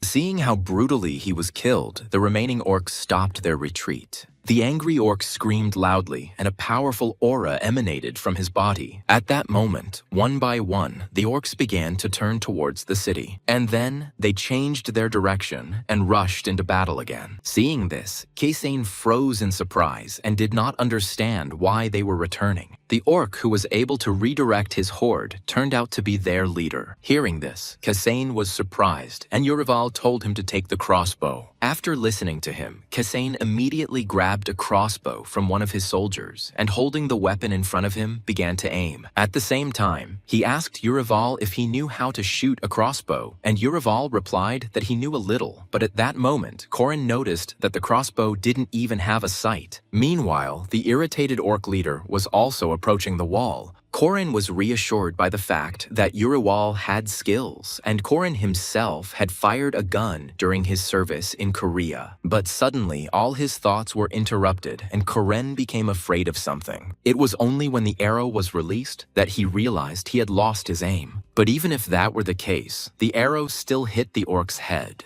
At that moment, the orc was instantly killed and his body weakened. After that, he fell to the ground, and his fall sent dust into the sky. Seeing this, Corin was stunned with surprise. But immediately after that, a joyful cry was heard along the wall. The guy happily said that he was still in uniform and said hooray to the Korean reserve soldiers. At that moment, everyone started chanting Kasain's name. Yurival asked if he had missed, but Corin asked who cared now. Unlike the soldiers on the wall, the orcs had lost their fighting spirit. One after another, they began to run away with frightened screams. At that moment, Kasain asked if 30 minutes had passed. As he said, during this time the attack ended, and now the orcs retreated. At that moment, the soldiers were able to defend their city from almost 200 orcs for the first time. On the fourth day of the siege, the battle ended in victory, and the people, surrounded by orcs for 2 months, were finally free. People couldn't get enough of the victory, but at the same time, Corin continued to work.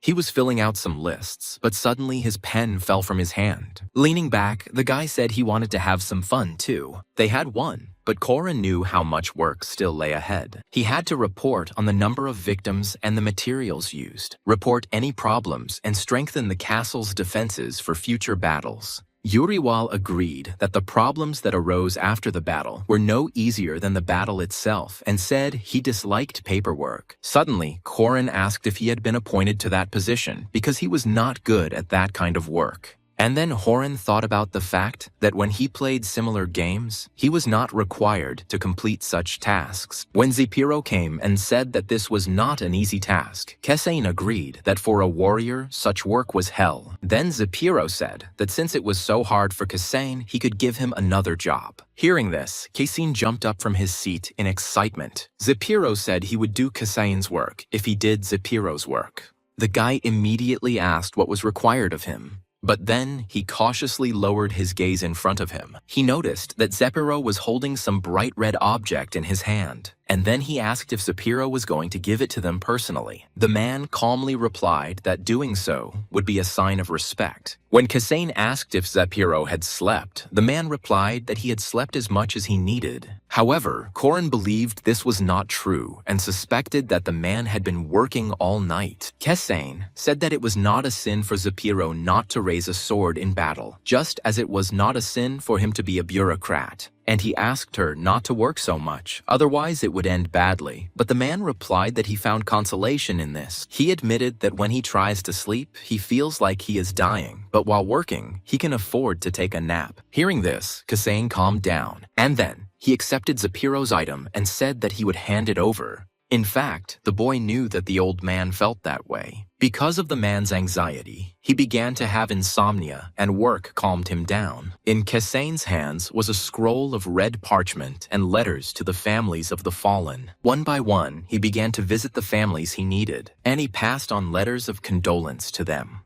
The Kasayan family said he was very sorry and that he tried to do everything he could. It was a harsh notice that the family would now live without one important person. Kasayan told the woman that her husband had fought bravely until the very end. The woman fell to the ground in tears, and the old man attacked Kasayan. In tears, he told the commander that he had taken a relative from them and had to return him alive. At that moment, all Kasayan could say was that he was sorry it had happened. The soldiers managed to defend the gates and repel the attack. But the battle remained a battle. People were wounded and died. Of the 300 soldiers, 50 were wounded and 20 were killed. But all this did not matter for those families who lost a loved one. Having calmed down, the old man asked how he should live on. Kasayan said he didn't know what words would calm them down now, but he said they would receive the same amount of food as they had when his son was alive. But immediately after these words, Kasayan was hit in the face. The old man became angry and said that he had not exchanged his son for food, and then began to drive the boy away. Obeying him, Korin immediately turned around and began to slowly walk away. For a long time, Korin continued to walk in silence. But afterward, he couldn't contain his emotions and gritted his teeth. He said angrily that perhaps they should just ignore such a family and leave them hungry. But then Yurival told him to watch his language. At first, food was given to soldiers and their families, and the families of military personnel received twice as much food. In this way, they demonstrated a special attitude towards them and hoped to raise their fighting spirit. Korin knew that all the soldiers were worried that after they died, no one would take care of their family. But Korin justified his behavior by saying that he needed to vent his anger and that he should not be blamed for the death of a loved one, but the orcs. Korin thought that he should be the one doing this job, not Zapiro. The leader had a huge responsibility on his shoulders, so his work was more tiring than that of others. Therefore, the leaders were hardworking and took care of their army so that the soldiers could go into battle without a drop of doubt. Korin even knew a leader who shared both shelter and food with his people,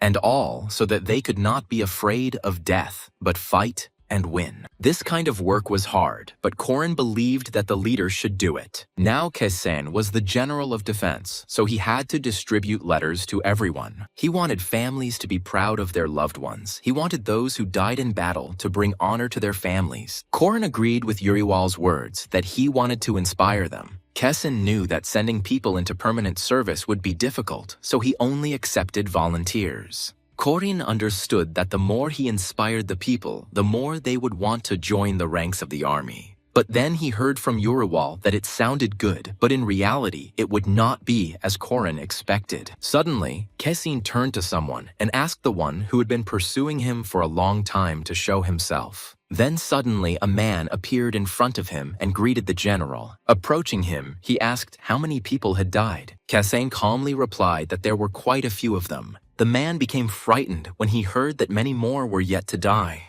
Kasayan understood that as long as the orcs existed, they would not be able to avoid battle with them. Hearing this, the man asked if there was any way to escape from the orcs. Kasayan replied that they could not escape, but they could stop the orcs if they took action. Then the man asked in surprise what this meant, and Kasayan said that he needed strength and people who would be ready to fight. After hearing that the general needed more soldiers, the man was initially silent in surprise, and then he turned away and seemed to be thinking. Kasayan followed his gaze and saw a boy calling the man next to Kasayan father. The man lowered his head and said that he was weak in body. Kasayan replied that there were people fighting who were younger or older than the man. And of course, he could have stayed by his son's side. But didn't he want to become a father his son would be proud of? The man didn't respond to this, but only looked resolutely at the general. Kasayan said he saw fire in the man's eyes, and he had to decide for himself whether he would fight them or not.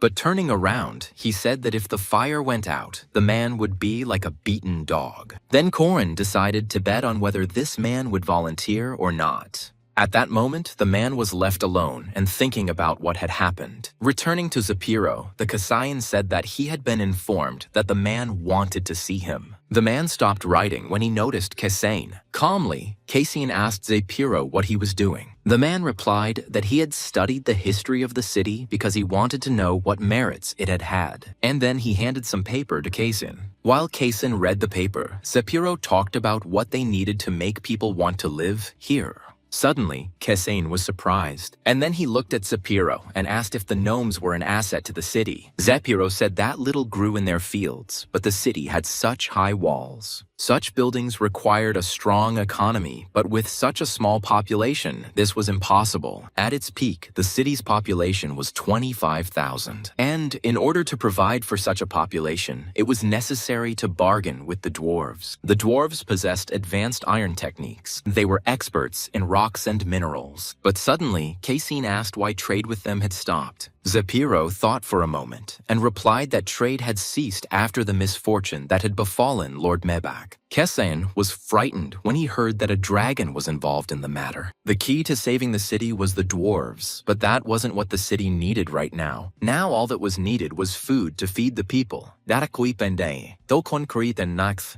what is anidin?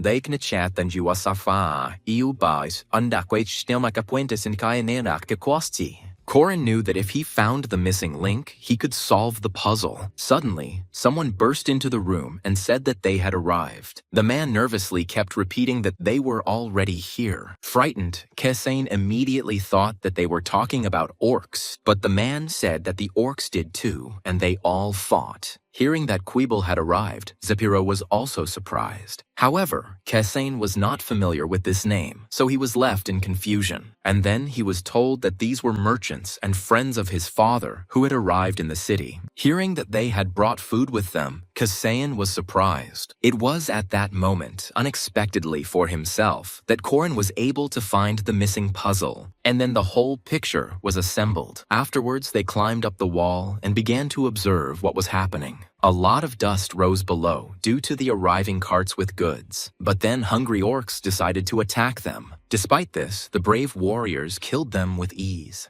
One by one, they cut the orcs in two. It seemed that people would not suffer serious losses in the battle. Kasayan was glad that 100 orcs could be killed with such ease. Kasayan said they were impressive and asked if Zapiro was friends with such people. Then the old man said that he wanted to thank Quibble, and he felt very sorry because he would have to kill his friend after 20 years of friendship. Hearing this, Kasayan was stunned with surprise. He asked what Zapiro meant by that. He didn't understand why they had to kill the merchants who brought them food. Then Zapiro said that Kasayan had overlooked something. Zapiro said that since Gaius had taken all their money, all they had to do was take it all by force. Filled with anger, Kasayan punched the wall. He was angry that Gaius had taken with him everything that had been achieved. Having calmed down a little, Corin thought that they would somehow be able to come to an agreement with the merchants. But he himself wondered if he would give food to a city surrounded by monsters. Although the city needs help, if he were the merchants, Corin would not help. Traders who had come a long way would not want to incur losses. But even if so, their goods were needed by the city. Corin already understood that life depended only on yourself and it was worth killing or being killed.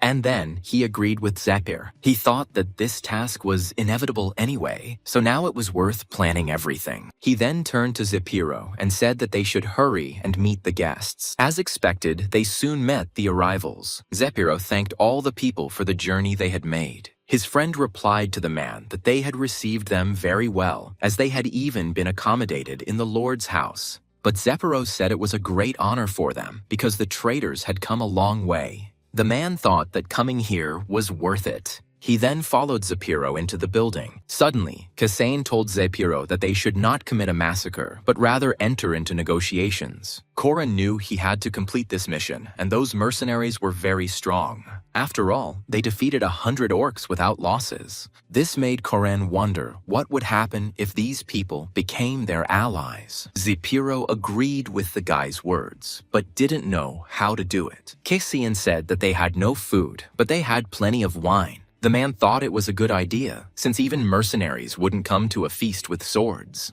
Mercenaries are uncouth, so they don't carry weapons when they drink together. Also, the merchants, mercenaries, and their leader slept in separate parts of the house. The man reported that everything went according to plan. The mercenaries went into the bathroom and removed all their weapons. Cassim chuckled and said that they were tired after all. After all, they had been on the road for a whole week and had been breathing in sand and dust the whole time, and swords were not needed for taking a bath. There was also alcohol in the room, which the mercenaries would not refuse. After a hot bath, they will definitely want some wine. And in the Lord's house, they will feel safe, so they will not suspect anything. But even so, Cassim believed they should remain on guard. Cassim's mission was to survive the food shortage and also protect the city from the orcs. When Urawal asked if there was another way, Cassim replied that he didn't have to help if he didn't want to. When night fell, Cassim and the rest of the guards set up an ambush. Cassim was asked to be careful because one of the mercenaries was supposed to be very strong.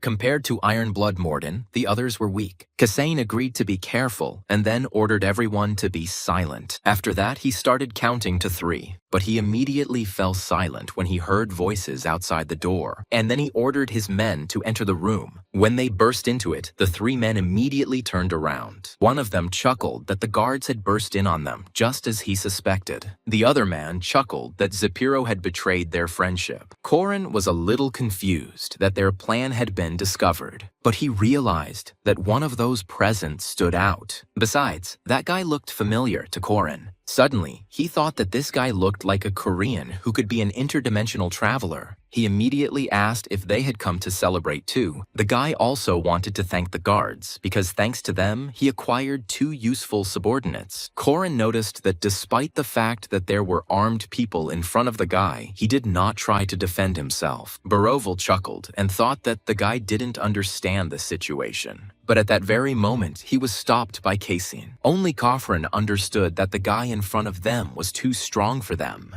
Putting away his sword, Cassim asked if they understood why the guards had come here. The guy replied that he would try to understand. But before that, Cassim asked the boy if he was a dragon. Everyone was surprised when they heard this question, but the guy was indignant and said that he was an ordinary person. Then Cassim asked if he traveled between spaces and if he had made a contract. At that moment, the guy was also surprised. But surprise was instantly replaced by anger. He grabbed Cassim abruptly and asked him what he knew. An evil aura immediately began to emanate from his body. The boy asked if the dragon had sent Cassim to him. Squeezing his throat, he demanded the truth from Cassim. But because his throat was squeezed too tightly, Cassim could not speak. At that moment, he was surprised that the guy in front of him was able to kill the dragon. Meanwhile, the brunette promised to make Cassim beg for death. Because of his anger and strength, there was tension in the room. Everyone present began to fall, experiencing pain. Cassim barely managed to say that it was difficult for him to speak now. While the guy chuckled at the fact that Cassim still dared to talk to him, Corin continued to be bothered by the fact that the brunette looked like a Korean. Because of this, he assumed that the guy had transported himself here with his body. But Horin won't be able to defeat the Dragon Slayer because the difference between them is too great. The guy was angry that Cassim continued to stare at him. Then Cassim asked if the guy would really kill those very useful subordinates. And the guy looked away warily. He noticed that he had accidentally wounded his own people. At that moment, he threw Cassim aside. Scratching his head, the boy agreed that he was indeed too hot-tempered. Then he opened the bottle of medicine. And approaching one of his men, he was about to give it to him. Afterwards, he began treating the second person. He understood that the situation would not turn out very well if they died from this. And then he told his people to get up because they should have been fine by now. Corin considered the guy a psychopath who behaved like a child, who in anger attacked both enemies and comrades. But he became interested in the medicine that the guy gave his people. After all, just 1 drop was enough to cure them. Cassian said they looked better and the guy agreed. But suddenly the brunette became interested in something. Only now did he notice that everyone had lost consciousness, but not Kisan. Although Kessen withstood the pressure, he was tired. The boy angrily asked Kisan again who he was. Corin was surprised that this question was asked of him only now, although he felt dizzy and nauseous. Only Uraval and the unyielding spirit of the Corin kept him on his feet. Kessin replied that he was there on contract, so he was able to withstand the attack. The guy asked if Kessin had also sold his soul and gone to hell, and then he said mockingly that the guard was pathetic. But Corin didn't quite understand what kind of hell the guy was talking about, and whether he meant that very company. However, he understood that the guy in front of him was somehow different. Suddenly, he suggested greeting each other again. Genix introduced himself and said that he led a group of traders. Horan was surprised to see the notification that Genix was the main character of the mission. Since Genix was so important, Horan would like to become his ally. But the situation was awkward because just recently he had tried to attack Genix. Kessin also introduced himself and said that he did not have a last name because he was a commoner. Corin noticed that he had almost let slip his real name and origin. Afterwards, he added that it was an honor for him to meet Genix. He also said that he was the head of the city, although he was not worthy of such a title. Kessin said that if things in the city were better, he would repay them for their help. He had to choose his words carefully because Genix was wary of him. Kessin wanted to explain the state of their city, but Genix interrupted him. He said that Kessin talked too much, although he did not seem talkative. When he told him to be quiet, Corin was glad because now he had time to think. Genix seemed frivolous, but he possessed great strength. But suddenly, he was surprised that the main character was neither Kessin nor himself, but Genix. This meant that only Genix could handle the mission. Trying to understand the guy's character, Kessin asked if the victims were okay. Genix replied that it was so, because the elixir healed everyone who died. Now Corin knew for sure that the potion was an elixir. Unexpectedly, Kessin asked to take care of his people too. Now they were all dying, but Genix didn't understand why he should help those who were trying to attack them. Then Kessin said that the city's residents were victims. Genix thought that by not knowing about Genix's identity, Kessin was trying to shirk responsibility. But Kessin only asked if Genix was to blame for what was happening around the city. The main character was not Horan, but Genix. Outside the city, there was a city where a dragon lived. But despite this, the city was surrounded by orcs. Suddenly, the monsters that always remained near the mountain fled. He asked Genix why this happened. Kessin heard that Genix was able to kill the dragon, and he assumed that because of the guy's intervention, the city was surrounded by orcs. Hearing this, the guy became quiet, and then he silently handed the elixir to Kessin. Seeing the elixir in his hands, Corin could not help but rejoice. Genix immediately warned that if more than one drop was given, people would die. Kessin thanked him briefly, and then he approached his people. Almost immediately, he was able to notice how effective the elixir was. Turning around, he said that he was finished, but at that moment, he did not find Genix in the room. Thinking that Genix had not denied his responsibility, Horan realized that his guess was correct. The fall of the city began with the achievement of Genix. But for the city, this achievement turned into a disaster. At the same time, Genix acknowledged his responsibility. Smiling, Corin thought that he would be able to complete his mission. Sitting on the floor, Corin called the gold to himself. When Uriwal asked what he was doing, Kessin replied that he was digging for gold. He said sadly that while he was locked up, there was nothing to do, so he would think about gold. Due to his own failure, Kessin ended up in prison.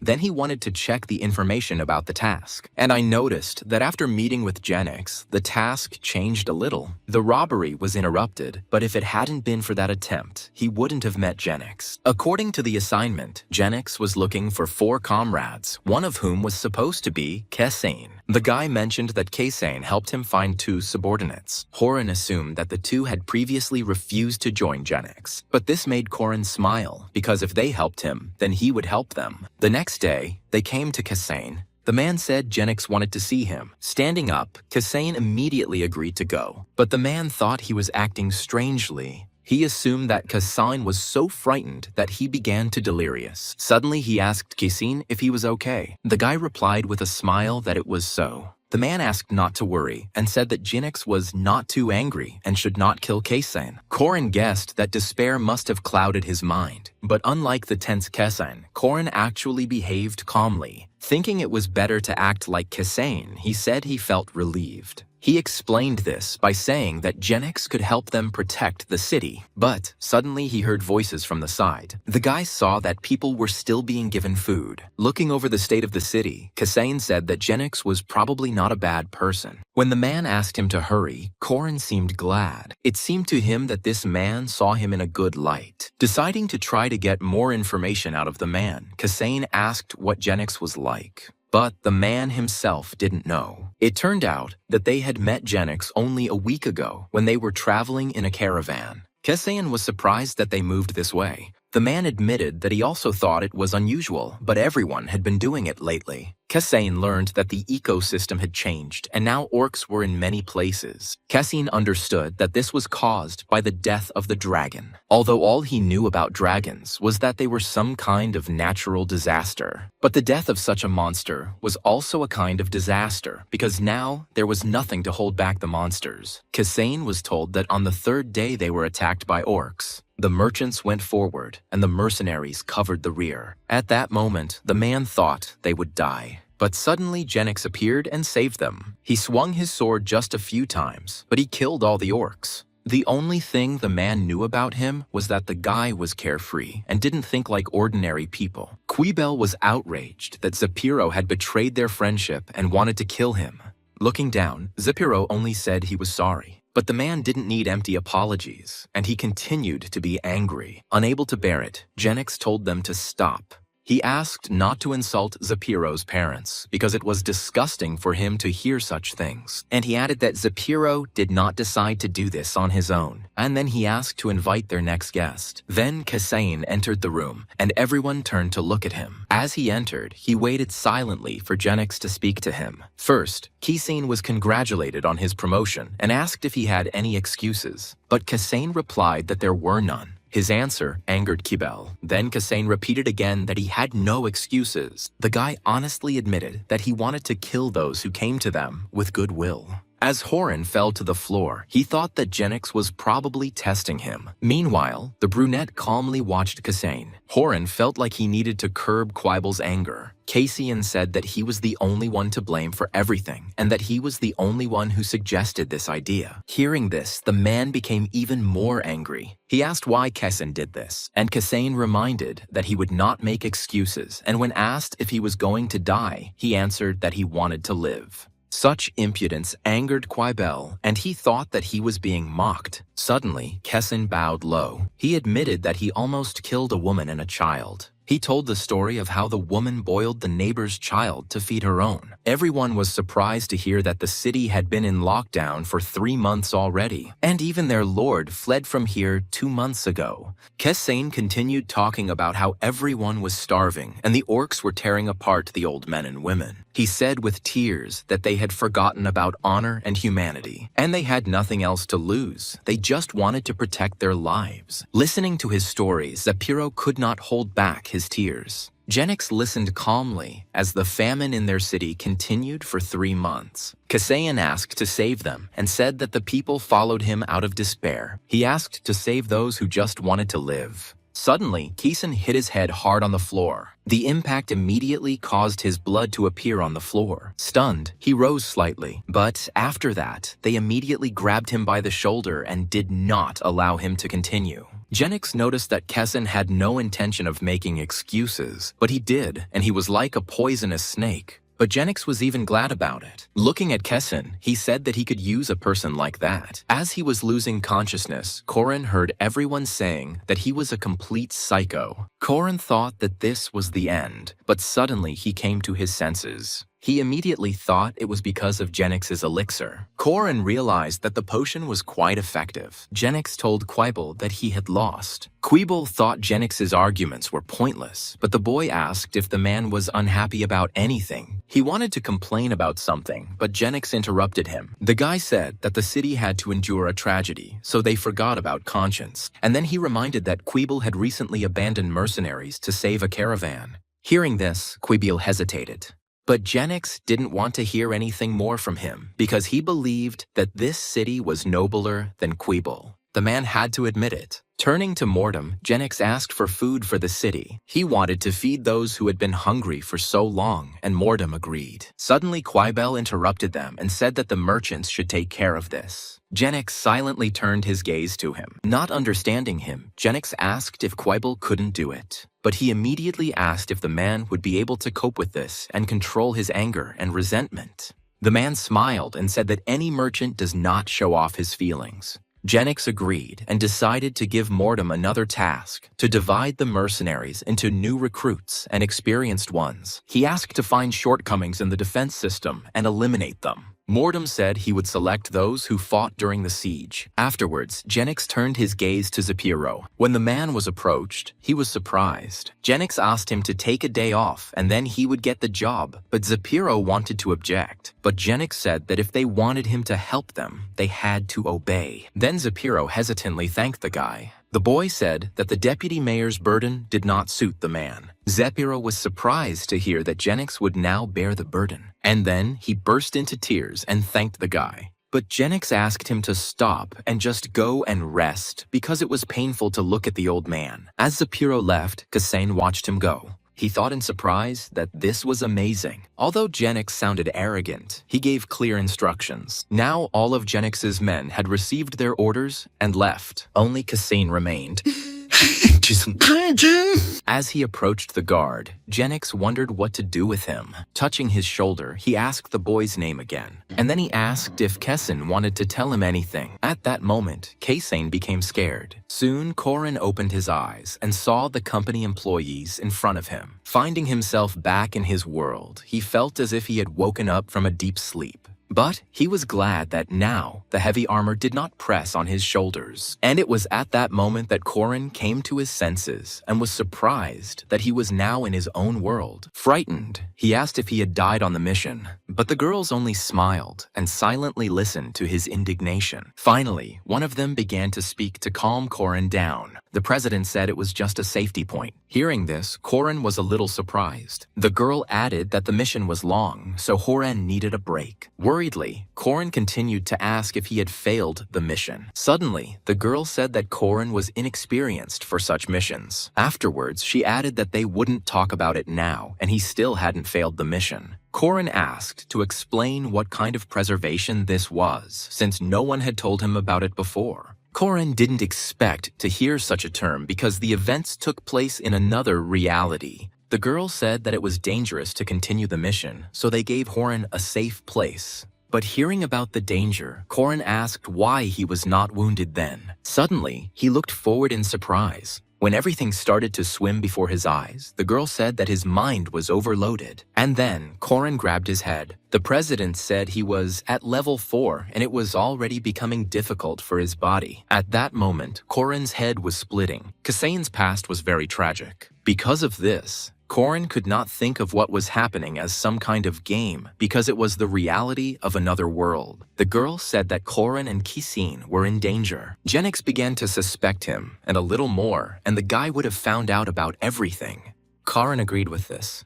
The question Genix wanted to ask could affect not only Horan, but also the company. He suspected that was why they had suspended the mission. Afterwards, he asked who Genix was. Horan suspected that Genix was a fellow traveler, but traveling with his real body. The president merely reminded that there is information to which Korin does not yet have access. The president heard the boys' dissatisfied thoughts that if they had secrets, they could at least explain why he couldn't know about them. Angered, she told Horan that he had played carelessly and was trying to find out what he shouldn't have. The girl's sudden anger confused Korin, and he realized that he shouldn't have talked about the contract and the measurements. The girl confirmed that this is exactly what was being discussed. Having let out her emotions, she took a deep breath. Then Korin asked her to explain what exactly his mistake was. The girl said that it was annoying that Horan immediately noticed such things. Korin understood that he was the type of person who would ask questions to satisfy his curiosity. But the president had to agree that Korin had achieved such success thanks to his curiosity. She then added that when he reached level 10, he would open access to such information. Korin replied that he would try. However, his game depended on thoughts and methods. Even if he needs to level up, he will continue to play the way he is used to. And the girl agreed that Corin is exactly who he is. Afterwards, Corin asked if he would continue working on this mission. While checking something on the computer, the girl said that they had no other options. Afterwards, she said that they were given permission. They could share some information so that Genix wouldn't catch Horin red-handed. Corin was surprised when they were going to give him myths from other worlds, but the girl explained that this would help prepare for the interrogation. Then the guy opened the folder given to him with interest. He was surprised to see references to hell and an evil god. However, thanks to this, he understood what Genix had meant then. If it would help clear suspicion from himself, Horin thought it was a good idea. The president said that everything Horin needed to know was written on the next page. After reading its contents, Horin thought that it looked like the plot of some kind of game.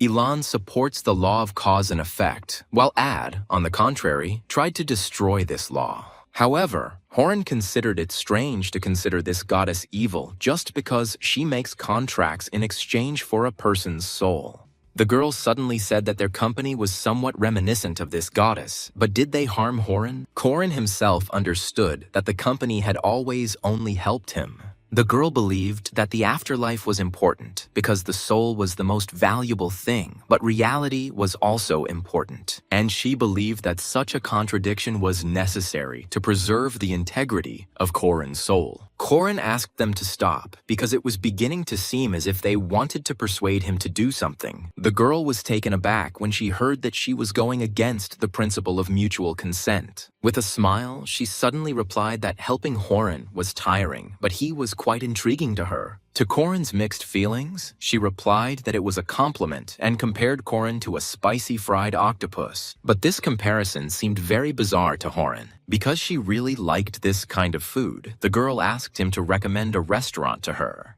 But Corin suddenly became embarrassed because it seemed like they were trying to ask him out on a date. And noticing his reaction, the girl said that all men without experience in relationships are hopeless. Afterwards, she said that Corin's thoughts were confused due to fatigue, so he should go home and rest. Corin came here early in the morning, but it was already getting dark. While he was in another dimension, time continued to pass in his home world. When asked what he would do with the money, the guy reminded him that he had not yet completed the mission. It was then explained to him that in the case of a long-term mission, he could receive payment in advance. But Corino was warned that if he took the payment at the end, the amount would be higher. Corin guessed this, but wanted to get the money now, so that in case of failure, he would have insurance, especially considering that this mission was so risky. But suddenly he remembered something. Jumping up abruptly from his seat, Corin asked to wait. He asked if he could take something other than money if he successfully completed the mission. The girl asked what exactly he meant by that,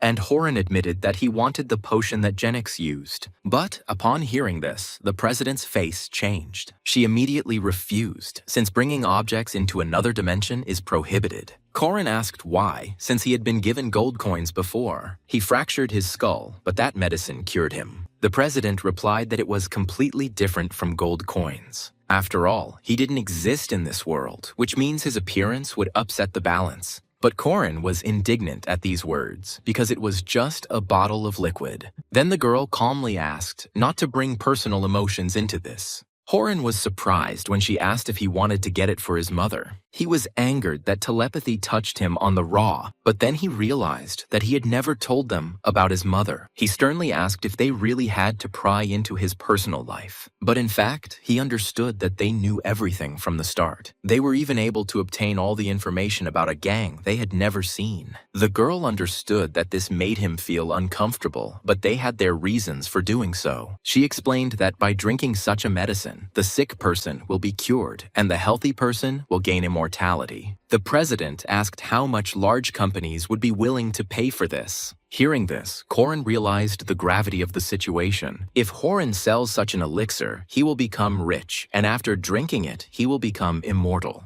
This will no longer even be a man, but God. He agreed that this would make the world an unfair place in which no one would want to live. The president said that this is why such things cannot be transferred to their world. Corin asked if they had another way, and the girl said that there was one method. Hearing this, Corin immediately became wary. He asked impatiently what this method was. The girl said that there were other potions that worked. With such an elixir, he could cure his mother. But Horan guessed that with his current level, he wouldn't be able to use such items. The girl replied that access to them opened at the 25th level, but he could not abuse such an item. Corin realized that since the potion was available, it could be used to help loved ones and family. Once again surprised by his intelligence, the girl said that Corin had talent. She then added that she truly wanted to help him, but Horan needed to continue working hard. And she swore on her name, which she couldn't yet say. Corin tensed up at the fact that she was hiding her name. However, she still hid a lot of things from him, although it was temporary. Corin noticed that the president spoke sincerely, which meant it was true. The guy thought he could trust them, so he thanked her. But she said it wasn't worth it, because it was business. Overcome with emotion, Corin admitted that they were so desperate that they hoped it would all end quickly. Then he sincerely thanked the girl. For Corin, his mother was just a memory, because it was better that way. His reality was too cruel for him, so he did not want to accept it. He was afraid to hope again, because he thought he would fall into despair. Corin couldn't forgive himself for not wanting to drown in debt because of this terrible situation, but he himself turned out to be even more terrible. With a trembling hand, Corin decided to touch his mother's hand. When Horan came to her that day, he said that she could be cured, and then he thanked her for not giving up. Corin promised to cure her no matter what. He asked to wait just a little longer because soon he would do what he had to. When Corin finally read all the information, he was happy. That information was supposed to help him convince Genix that he was not connected to Hell. He found it amazing how the history of that world differed from Corin's own. Hell was not just a goddess, but even personified chaos before the existence of the creator god. Corin considered this a free religion because a person has the right to choose the god he will follow. The guy looked with a grin at the folder called Adult Products because no one would dare to get into a folder with that name, which meant that such information could be hidden there. When Horan left the room, his sister asked him where he was going. Hearing about the work, Kana was surprised because it was night. Realizing that it was now 9 o'clock in the evening, Corin thought that this was indeed strange. When leaving, the guy said that he was going on a business trip because there was a problem at the plant. Usually Hans was in charge, but Horan needed to step up. Looking at Corin, Kana suddenly fell silent, and then she asked him with displeasure if he had a minute. Turning around, Corin asked with displeasure what was the matter, and Kana said that with such an outfit, no girl would look at him. Scratching his head, he thought that Kana was going a bit overboard. Kana was outraged that Corin, the president, would meet clients like this, and even his shirt was wrinkled. A little taken aback, Corin replied that he heard her, and Kana said more calmly that Horan should get himself in order. After Horan promised to fix it, she smiled. Returning to her sofa, she wished her brother good luck at work. Before leaving, Corin wanted to say something to Kana. Because of something more important, he won't be able to bring home money for a while. But in the end, he changed his mind and did not tell Kana anything. When Horan arrived at the company, he was immediately greeted. The boy said with a smile that he was not tired, so they should continue Kessen's mission. If Corin had such a desire, the girl agreed. When she asked what the rush was about, the guy's thoughts flashed through her head. Realizing that she had seen too much, the girl apologized. With a smile, Corin replied that he could not sit idle. After all, now he had a chance to cure his mother. But to achieve his goal, Horan needed to level up. The first 2 levels were easy to overcome, but the further he went, the more difficult it became. Corin knew that access to the potion would open, but he didn't yet know how much he would have to pay for it. It was a business, and obviously the company would not be involved in charity. But suddenly the girl asked not to worry about anything. Corin was surprised to hear that leveling up was hard, but getting Dharma was easy. When he asked her what she meant, the girl realized that she had said too much. Corin had heard of a similar term, karma, what you are born with. Karma was a hole you couldn't get out of. Then what is Dharma? Listening to Corin's thoughts, the girl suddenly asked not to tell the president about this. She said that there is no point in talking about karma and dharma. Her answer interested Corin. It seemed to him that the girl was panicking about this situation. Corin asked what difference it made what he was thinking, since he was unlikely to guess. And the girl cried out that the problem was precisely that Corin had guessed correctly. Panicking, the girl asked what she should do now. And Corin grinned because it was too easy with this girl. Corin said it was bad, but even if he remained silent, the president would read his thoughts. Then the girl said that if he drew a line between the conscious and the subconscious, it would be more difficult for them to read minds. Corin thought that the point was whether he would express his thoughts in words or leave them as an abstract idea. Having read his thoughts, the girl said that everything was correct. She then added that if you think with your subconscious, the speed of your thoughts will be too great. Corin was surprised to hear this. Then he suddenly remembered the meeting with the president after Strovan's mission. That day, the president misread his mind. During that conversation, Corin's head was filled with a fictitious job. But the president thought he was thinking about his final mission. This meant that they did not read thoughts directly and only received them in the form of messages. Even though their company traded souls, they weren't perfect. Reading minds is an amazing skill, but if Horan can learn to bypass it, he will have an advantage. Suddenly, he asked if this information was not prohibited. The girl said that when Horan reached level 10, they would stop reading his thoughts because they didn't do that with their official employees. Corin thanked her and was surprised that the girl was always very talkative. Afterwards, he asked where the president was and was told that she was absent. But at that very moment, the girl screamed that it turned out that the president had just returned and Corin needed to be sent on a mission immediately. It was the right decision for both of them because until Horan learned to control his thoughts, it would be better for him to have less contact with the president. Sending the guy on a mission, the girl wished him good luck.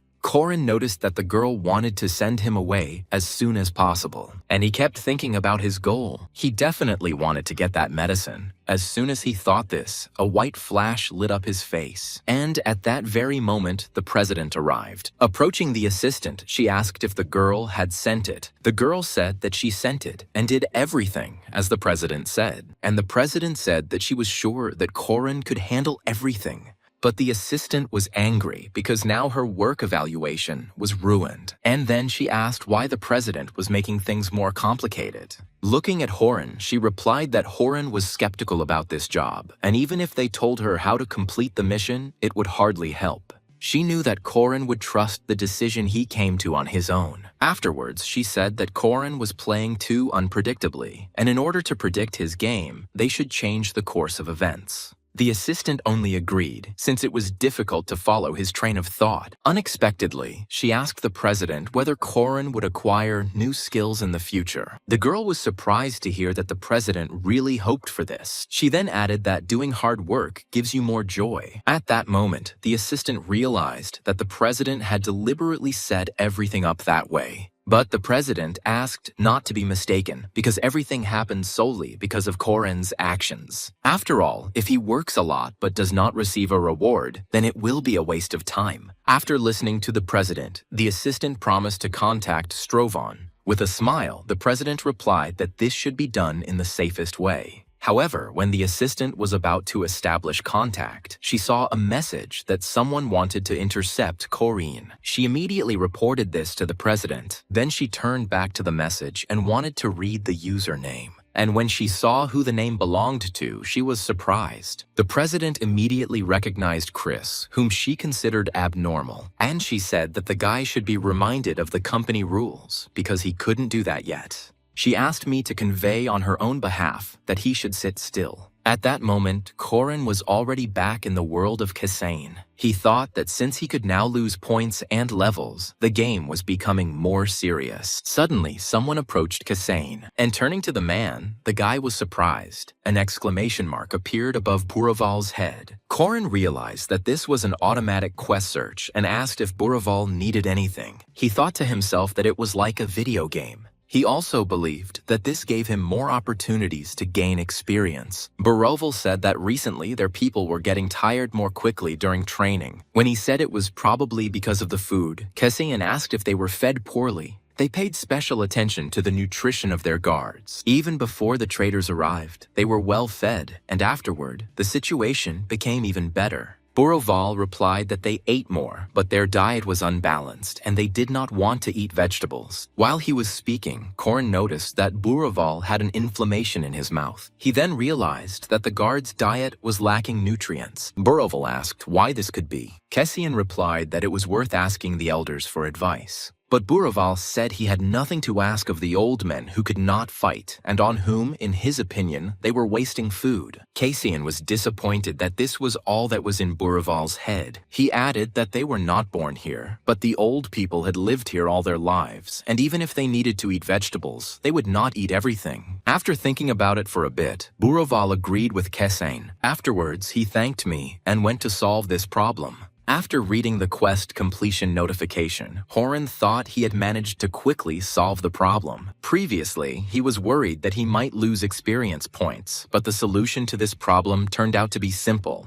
Approaching one of his men who looked unwell, Kessian asked how he felt. Upon hearing that he had diarrhea, Kessian recommended keeping his stomach warm. Having met an old man on the street, Kessian learned that he was worried about his son, who was weak but served in the guard. And Kessian promised to personally look after his son. Because of what was happening, Kessian's mission was starting to feel too much like a game. People with exclamation marks gave tasks of varying levels of difficulty. For each quest, Korin received very little experience, but this did not upset him. After all, some quests, like the one with Buraval, offered a big reward. When Yurival was outraged that the knight was doing such a thing, Korin replied that their city should be united. Seeing Kessian passing by them, the guards greeted the commander. Kessian did the same, and at the same time praised the guards. Korin had solved the problem of hunger, but now he was wondering how he could raise the spirits of the city. There was also the question of trade routes.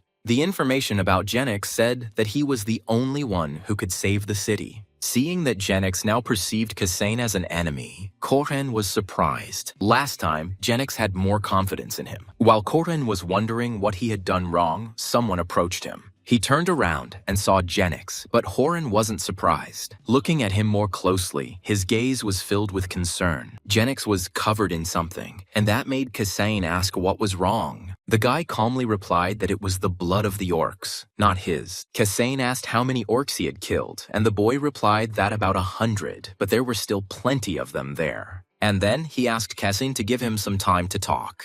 Horan noticed that Genix was looking at him with distrust. However, he calmed down and was ready to start a conversation, and he said that he wanted to talk to Genix too. After that, they silently headed towards the palace. Yurival had a bad feeling and assumed that Genix considered Kessian dangerous. When Genix said he had questions, Kessian replied that he would answer honestly. First, he asked how Kessian knew that Genix was traveling between worlds. Kessian replied that it was the first time he had met such a person, but there were many records in their temple. Genix asked what temple they were talking about. Continuing, Kessian said that he served his goddess of freedom and encouragement. He also showed the sign that was shown by the servants of the goddess Hel. Genix asked how long Kessian had served her, and the boy replied that it had only been 2 years. And Kessian's rank in the temple was low, since he had not been serving for very long. But when asked what kind of power Kessian had, he did not answer, since servants of low rank are forbidden to talk about such things. Suddenly, Genix showed Kessian 2 fingers, as if counting. Afterwards, he wanted to ask one more question, because Kessian was not surprised to learn that Genix had killed 100 orcs. But Kessian should definitely have been surprised, because in this world, it is difficult to defeat so many orcs. And from the message, Horan learned that Genix could fight 500 orcs. Kessian replied that Mordem had told him how Genix had killed all the orcs on the way here. However, after this answer, he noticed that Genix's trust in him became even less. At that moment, Genix's face darkened. Only then did Horan realize that Genix had been counting how many times Kessian had lied to him. Genix asked why Kazan had come to Canadium. Horan began to panic, thinking that Genix could read his mind. He replied anxiously that he had lived here for 10 years and could not come here because he knew what would happen in 10 years. Kessian was from another place, but he had lived in this city for 12 years. After listening to him, Genix remained silent for a while, but later he said that at least now he told the truth. At that moment, Horan wasn't sure if Genix had actually read his mind, but he definitely knew when Kaysen was lying.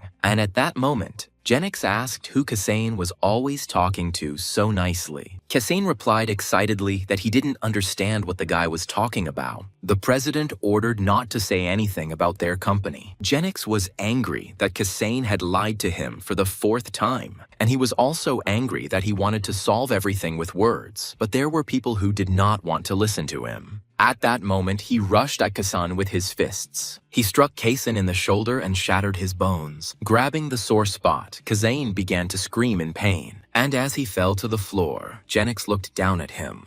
Kassane asked Genix why he did it, and the guy replied that Kassane had lied to him 4 times, so he would spend the next 4 hours beating the truth out of him. The next blow broke Kassane's bones again. Because of the pain, he could not dodge the blows, and only took them. And the blows were so strong that his body flew back. Very quickly, his body became overloaded, and he began coughing up blood. However, Horan noticed that Genix only broke bones, but did not hit vital organs. At that moment, he realized that this psycho would beat him for 4 hours. With a grin, Genix said that the elixir would be just right, but it was expensive, and there was little left. Reaching out to him, he told Kassane that thanks to the medicine, he would not die. Seeing the healing potion, Kassane was surprised. However, Genix did not respond and only said that Kassane did not realize the seriousness of the situation. He later added that he didn't know how to torture people and it didn't suit him. Genix won't kill Kassane, but if he endures all this, the guy will recognize him. Realizing what awaited him, Kassane trembled. After 4 hours, Kassane went outside. However, he was so weak that he tripped over a small stone. Moreover, after what happened, he was more sensitive to pain.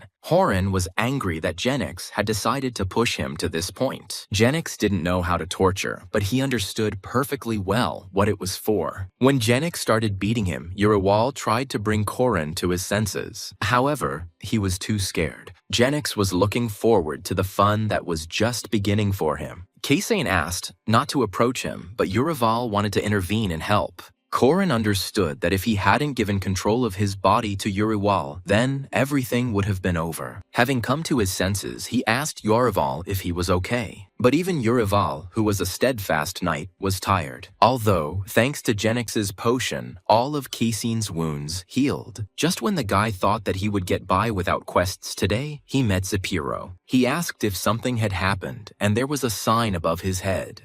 Kassane couldn't tell what had happened, so he simply replied that everything was fine. Zapiro continued that there had been unrest in the city lately, so he decided to take a look around. Seeing the reward for his quest, Korin knew he couldn't refuse. Zapiro said that fights started because of stupid misunderstandings between people. Suddenly, Korin thought that there was a similar person next to him, and it was his father. Zapiro asked what made people think that way. Sayhas.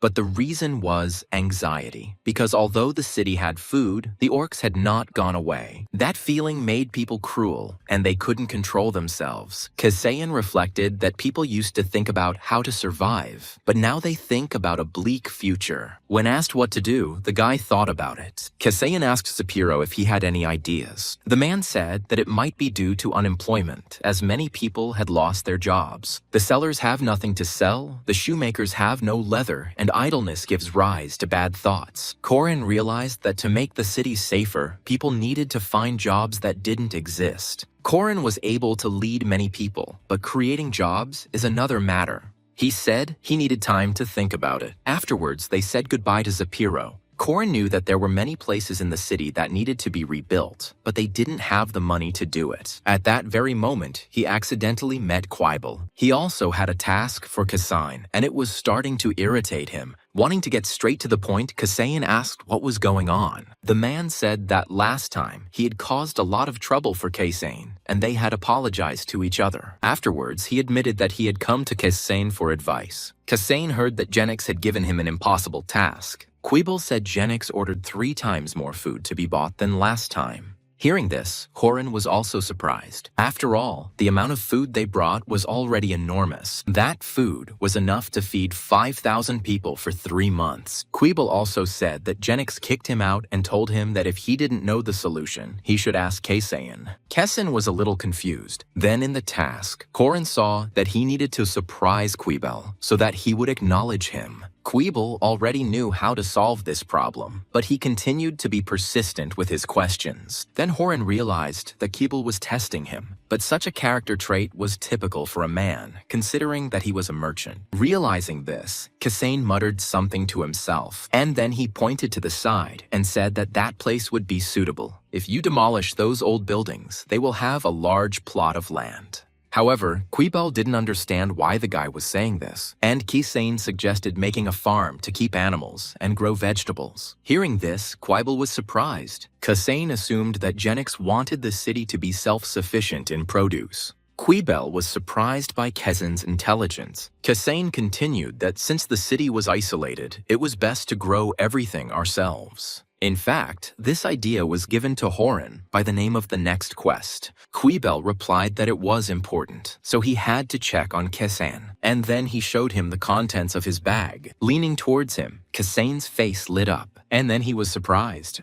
There were many precious stones in the bag. What he saw had too strong an impression on him, but this only made Quibble laugh. Kassane, alarmed, asked what it was, and Quibble reminded him of Genix's order to buy more food. Each of those stones was the size of a middle finger, but most likely, all those jewels came to Genix from the dragon's lair. Quibble admitted that he never would have thought that he would be working with such a sum, and then he asked Kassane where he should direct the caravan. But at that moment, it wasn't a test. Quibble really didn't know how to do better. Kassane asked what exactly the problem was. There is enough food in the city for 3 months, but it will take Quibble 4 to return to the city. Moreover, with a large load, they will move even slower. At that moment, Horan saw a message about a new quest. Genix was a dragon slayer, but Horan wondered why he needed trade routes. Afterwards, Kassane replied that he would study the map and come up with something. Quibble finally said that their caravan would leave tomorrow morning.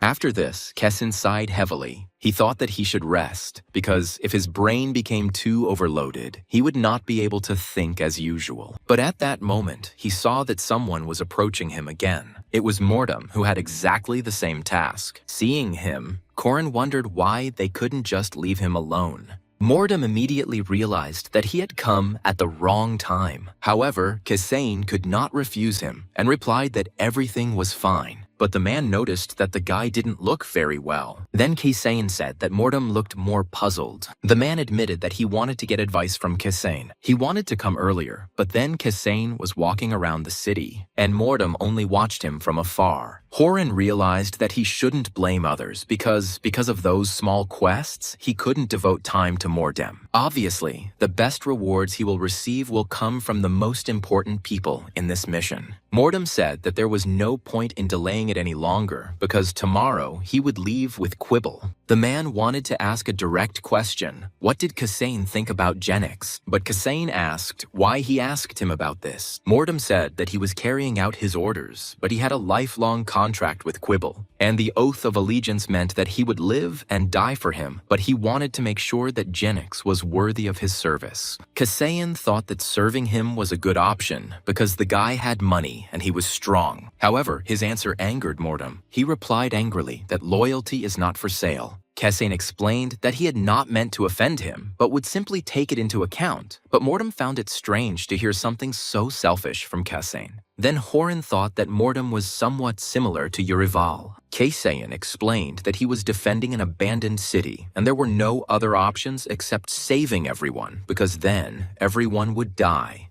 Drawing his sword, he said that he had sworn allegiance to Lord Canadium. But in his heart, Gauss was not the Lord of Canadium. Hearing that he served someone much more important, Mordum assumed it was the king. But Kassane said that was not the case. He replied that he served the people of Canadium. However, Mordum said it was difficult for him to talk about such things. He replied that his grandfather was a knight, and his father also wanted to become one, but could not, and Mordum himself also wanted to become a knight. Suddenly, Kassane said that perhaps now was the time to make this dream come true. Mordum said he would think about it, but he didn't want to be like Genix. On the contrary, he wanted to find a person who would light a flame in his heart. Then Kassane suggested watching Genix for a little while longer. In fact, Horan knew that Genix would have to become someone important to Mordum. Suddenly Mordum said that this was impossible.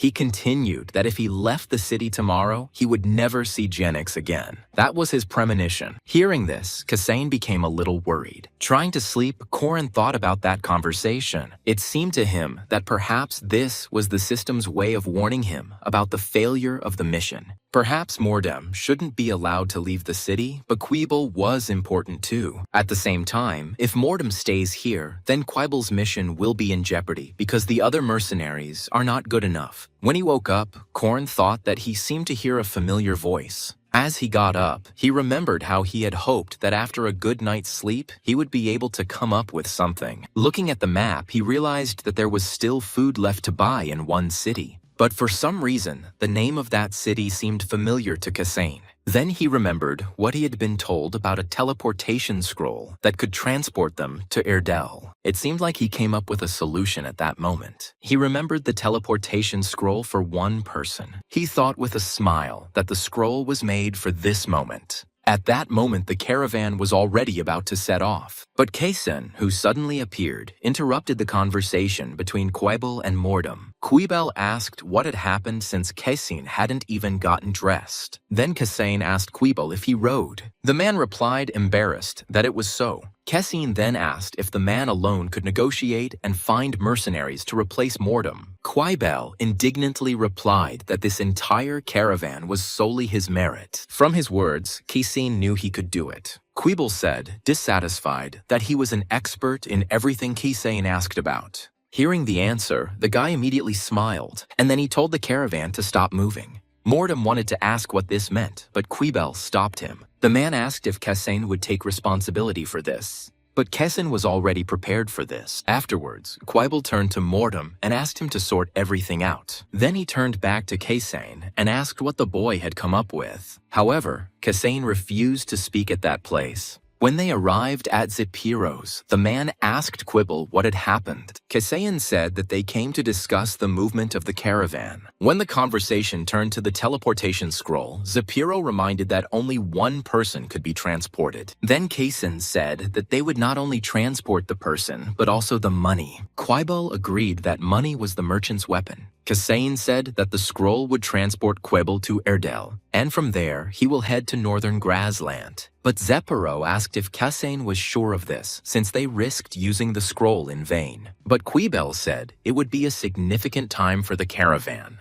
Besides, Erdel wasn't surrounded by monsters, which meant that from there, Quibble could safely travel to northern Grassland. There you just had to buy up everything you could get. Kassane said there was no point in wasting time on negotiations and quality control. Zepiro and Quibble countered that they would then face significant losses. Kassane chuckled at the thought that for them these actions were completely absurd. However, he explained that what is important now is not profit, but time. Quibble was surprised that he was told not to think about money and spending. But later, the man agreed that he needed to think flexibly. If they pay attention to time, they can move forward. The smaller the caravan, the faster it moved, but even with less cargo, they might not make it in time. Quibble said he would have to sacrifice the deadline, but he would manage. Kassane suddenly said that they could even shorten the time a little. Quibble and Zepiro couldn't understand how this was possible. Then he said that even if the caravan moved slowly, 3 weeks was too long. Realizing this, Kassane realized that it was not a matter of speed, but of procedure. The lords stopped the caravans because they feared that the food would go to their enemies. And Quibble knew this well. But Kassane said that not everyone checked the caravans, but only those responsible for it. Realizing what he was getting at, Zepiro became alarmed. Then Kassane placed Lord Kenedium's seal on the table. Quibble was surprised by this, and Zepiro considered it a crime. However, Kassane was full of excitement. After some time, their room was illuminated by light. Using the scroll, they sent Quibble to another city. Zepiro sighed heavily. Kassane asked the old man why he was so worried. Zepiro angrily replied that they would definitely have problems. If you show the guards an official item, they will let the caravan pass without any problems. However, such a scroll will be delivered to higher authorities. Zepiro said that sooner or later, Gauss would see this document with a forged signature. But Kasane believed that the most important thing was to overcome the difficulty that had arisen now. But Zapiro sighed because he had not broken the law since he was 30 years old. Then Kasane replied that he should consider this year the best because he saved people. Zapiro agreed with this, but he wasn't sure that Quibel could handle it. He said that he knew the local lords better, and perhaps he should have used the scroll. Hearing that it was not up for discussion, Zapiro was surprised that he was not trustworthy. Kessin replied that Quibel was a better fit, and they had plenty of work in the city. He also added that he had come up with a solution regarding unemployment. He said that they would build a farm by the time Quibel returned. Zapiro noted that the construction work would only be a temporary measure. Kessin said that it was easy to provide temporary work, but Zapiro was convinced that the only benefit would come from building a farm. Then Kasane asked if he was sure about this. After all, their city was still surrounded by monsters. Soon all the city's residents were gathered in the square. They were a little surprised that they were told to work.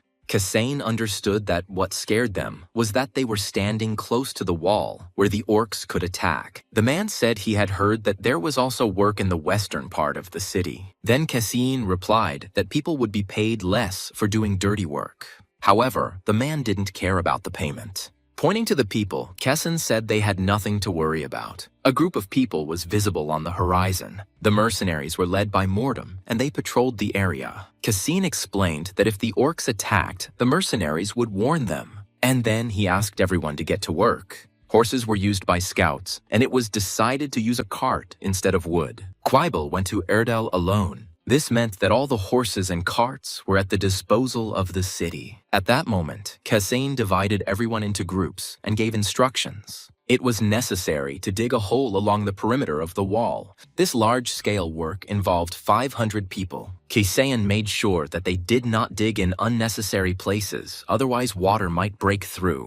Everyone responded to his comments immediately. Zapiro was surprised that Kasane was able to find work so easily. He also believed that the moat would significantly strengthen their defenses. The moats were as effective as the castle walls. Suddenly, someone reported that they didn't have enough shovels. Then, Kasane gave orders to one of the groups to make shovels. Later, someone said they needed more carts, and Kasane hurried the groups, which began to detain others. They needed tools for construction. But in this case, their shortage was welcomed because too many people needed work. They all continued to work hard. Kasane and Zapiro were pleased that things were going smoothly. At the same moment, Kasane announced a short break. From the people's faces, it seemed as if they had already forgotten about all the troubles. The mind controlled the body, but the body also influenced the mind. Everyone turned around when they heard that a special treat had been prepared for them. Kasane said that everyone had worked to strengthen the city's defenses, so today the workers would eat the same as the soldiers. Everyone was delighted when they saw the dried meat. Many men were happy that they would finally be able to feed their families with meat. Zapiro remarked that thanks to meat, everyone would become meek sheep.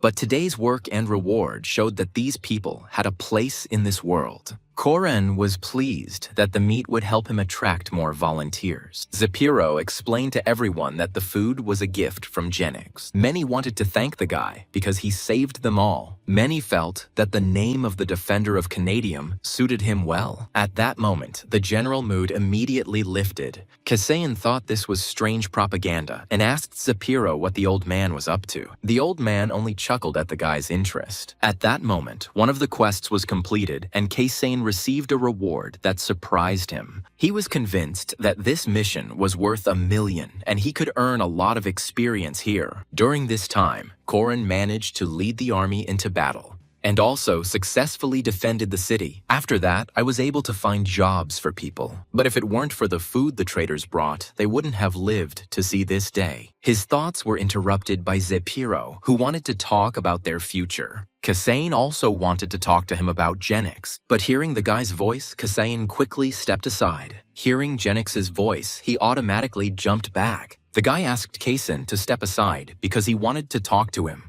When they were alone, Genix said he recognized Kasane's abilities. But no matter how talented Kasane was, for Genix, an ally he could not trust was equal to an enemy. When he asked if Kasane's thoughts had changed, Koren was a little surprised. Genix asked why Kasane had come to Canadium and what he knew about him. Kasain replied that he wanted to speak honestly. Horan wanted to tell the truth because the mission would soon be over. But if he couldn't convince Genix of this, there would be no point. Meanwhile, Genix insisted on an honest answer. Kasain replied that if he told everything, he would break the agreement and lose everything, experiencing something more terrible than death. The goddess Hel gave unlimited power, but in return, she demanded a huge price. Kasain said that whoever violated her will would lose what he valued most. And if Genix did not believe him, then Kasain asked him to believe the city's residents, whom he held dear. However, Genix was not surprised. He said angrily that Kasain could not be trusted. Seeing that his eloquence had not worked on Genix, Horan began to worry. Genix admitted that he hated guys like Kasain. He believed that trusting eloquent people was the most dangerous thing because they could betray you at any moment. Kasain wanted to say something, but Genix interrupted him, threatening to kill the guy. When Genix said he could spot a lie, Heron realized he was at a dead end. But suddenly, Genix said that the guy shouldn't panic so much because he only wanted to ask one question.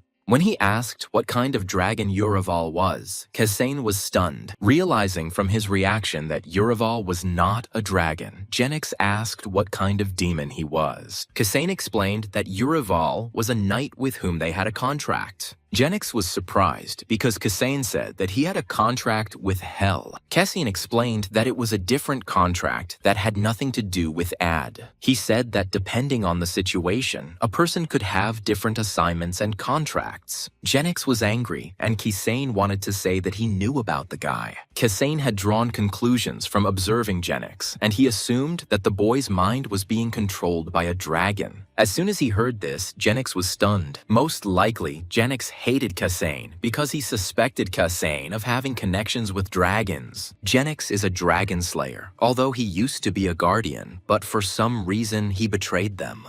At first, Horan thought the boy had gone through a crisis, but what if he had gone through a terrible ordeal that had made him like this? Kasain knew that Genix hated him because the boy misled people with his eloquence. Then Genix asked him to shut up. Kasain admitted that he had secrets, but Genix himself would not reveal personal information about himself. He boldly declared that Genix was no better than the dragon he hated. After hearing this, Genix lost his temper, and then he hit Kasain in the torso. Experiencing a sharp pain, Kasain slowly lowered his gaze, and he saw that his body was pierced through and through. Afterwards, he collapsed to the floor, exhausted. Koren was close to the end and did not understand why everything turned out this way. However, then his body began to recover. As he was losing consciousness, Horan saw someone talking to Genix. Through his sleep, he continued to hear the newcomer scolding Genix. He didn't understand where that man came from or who he was. In his mind, he suddenly heard someone's voice. The voice that asked him to use it reminded Horan of Strovan. When someone appeared next to him, Koren turned around. It was Uriwal, who apologized and admitted that he had been scared. But Koren didn't understand what he was talking about. Urival admitted that when they met Genix, he unconsciously retreated into Koren's subconscious. Seeing him, Urival felt weak and thought that he would only hinder Koren. Eloquence had no effect on Genix, although it might have worked before. Then Horan said that he was not trusted, so Genix did not want to listen to him. When he tearfully asked for the city to be saved, Genix was touched. But then the suppression of Kasain and the trust of Urival worked simultaneously. Horan couldn't stand up to Genix without trust, so Urival admitted it was his fault. But Koren replied that nothing could be done about it. Genix tortured Urival in a way that was worse than any torture. Koren reassured that even from this failure, a lesson could be learned. He admitted that he thought everything could be solved with words, but it didn't always work. Urival was glad that he was not blamed, and the next moment, Koren found himself again in Kasain's body. That wound was fatal and the internal organs were destroyed. But now he doesn't even have a scar left. Then the elf appeared and asked if he was feeling better. Horan immediately recognized her as the one who had scolded Genix. He immediately thanked her for her help. The elf replied that it was because they followed the same faith. Koren chuckled to himself at the fact that he was immediately given a new puzzle. But then he replied that it was probably hard for her to deal with Genix. The girl said that she noticed something about Kasain, and the guy thought she meant that he was rude to the Dragon Slayer. The girl laughed and said that he was right. Kasain asked if she had already found out that he served the goddess. Hearing this, the elf was surprised. She said that Kasain was really smart, so Genix wanted to tell him everything, but she noticed that she did not feel the power of a goddess from Kasain. The guy replied that the goddess gave them different powers, but in fact, he didn't want to end the conversation and gave the elf hints. Kasain gave her hints, but did not lie to her. The girl asked how he would prove it. As he prepared to answer, Kasain suddenly remembered that voice. A voice in his subconscious that asked him not to forget about him. And now was the time to use it. At that moment, a certain force began to envelop Kasain's body. Closing his eyes, he asked Strovan for help. Then even more dark power began to emanate from the guy's body. Horan intended to use the fragment of Strovan's soul. All this time, the elf was watching him. However, restrictions were placed on Kasain. He could not use 2 shards at once. At this moment, the elf became interested. She admitted that it was the power of darkness. A little excited, Kasain replied that everything was exactly as he said. Strovan was a killer who radiated darkness, like the power of hell. Then the girl said that her mistake had caused a misunderstanding. However, she said that Kasain had caused a stir and enraged Genix. Corin decided to lie and said that he had not thought that this could happen and asked why it happened. The girl replied that he killed the woman he loved. Corin didn't expect to hear such an answer. Now he understood that under the influence of the dragon, Genix committed that murder. That's why he was so emotional, cruel, and distrustful. She also added that the dragon's death was not like that of an ordinary person. Unlike humans, they could be reborn, and if part of that dragon is alive, Genix will want revenge. But then Genix himself entered the room and interrupted the girl. He said he had misunderstood what was happening, but Kishin replied that everything was fine. And then he again reminded me of the limitations that prevented him from telling everything.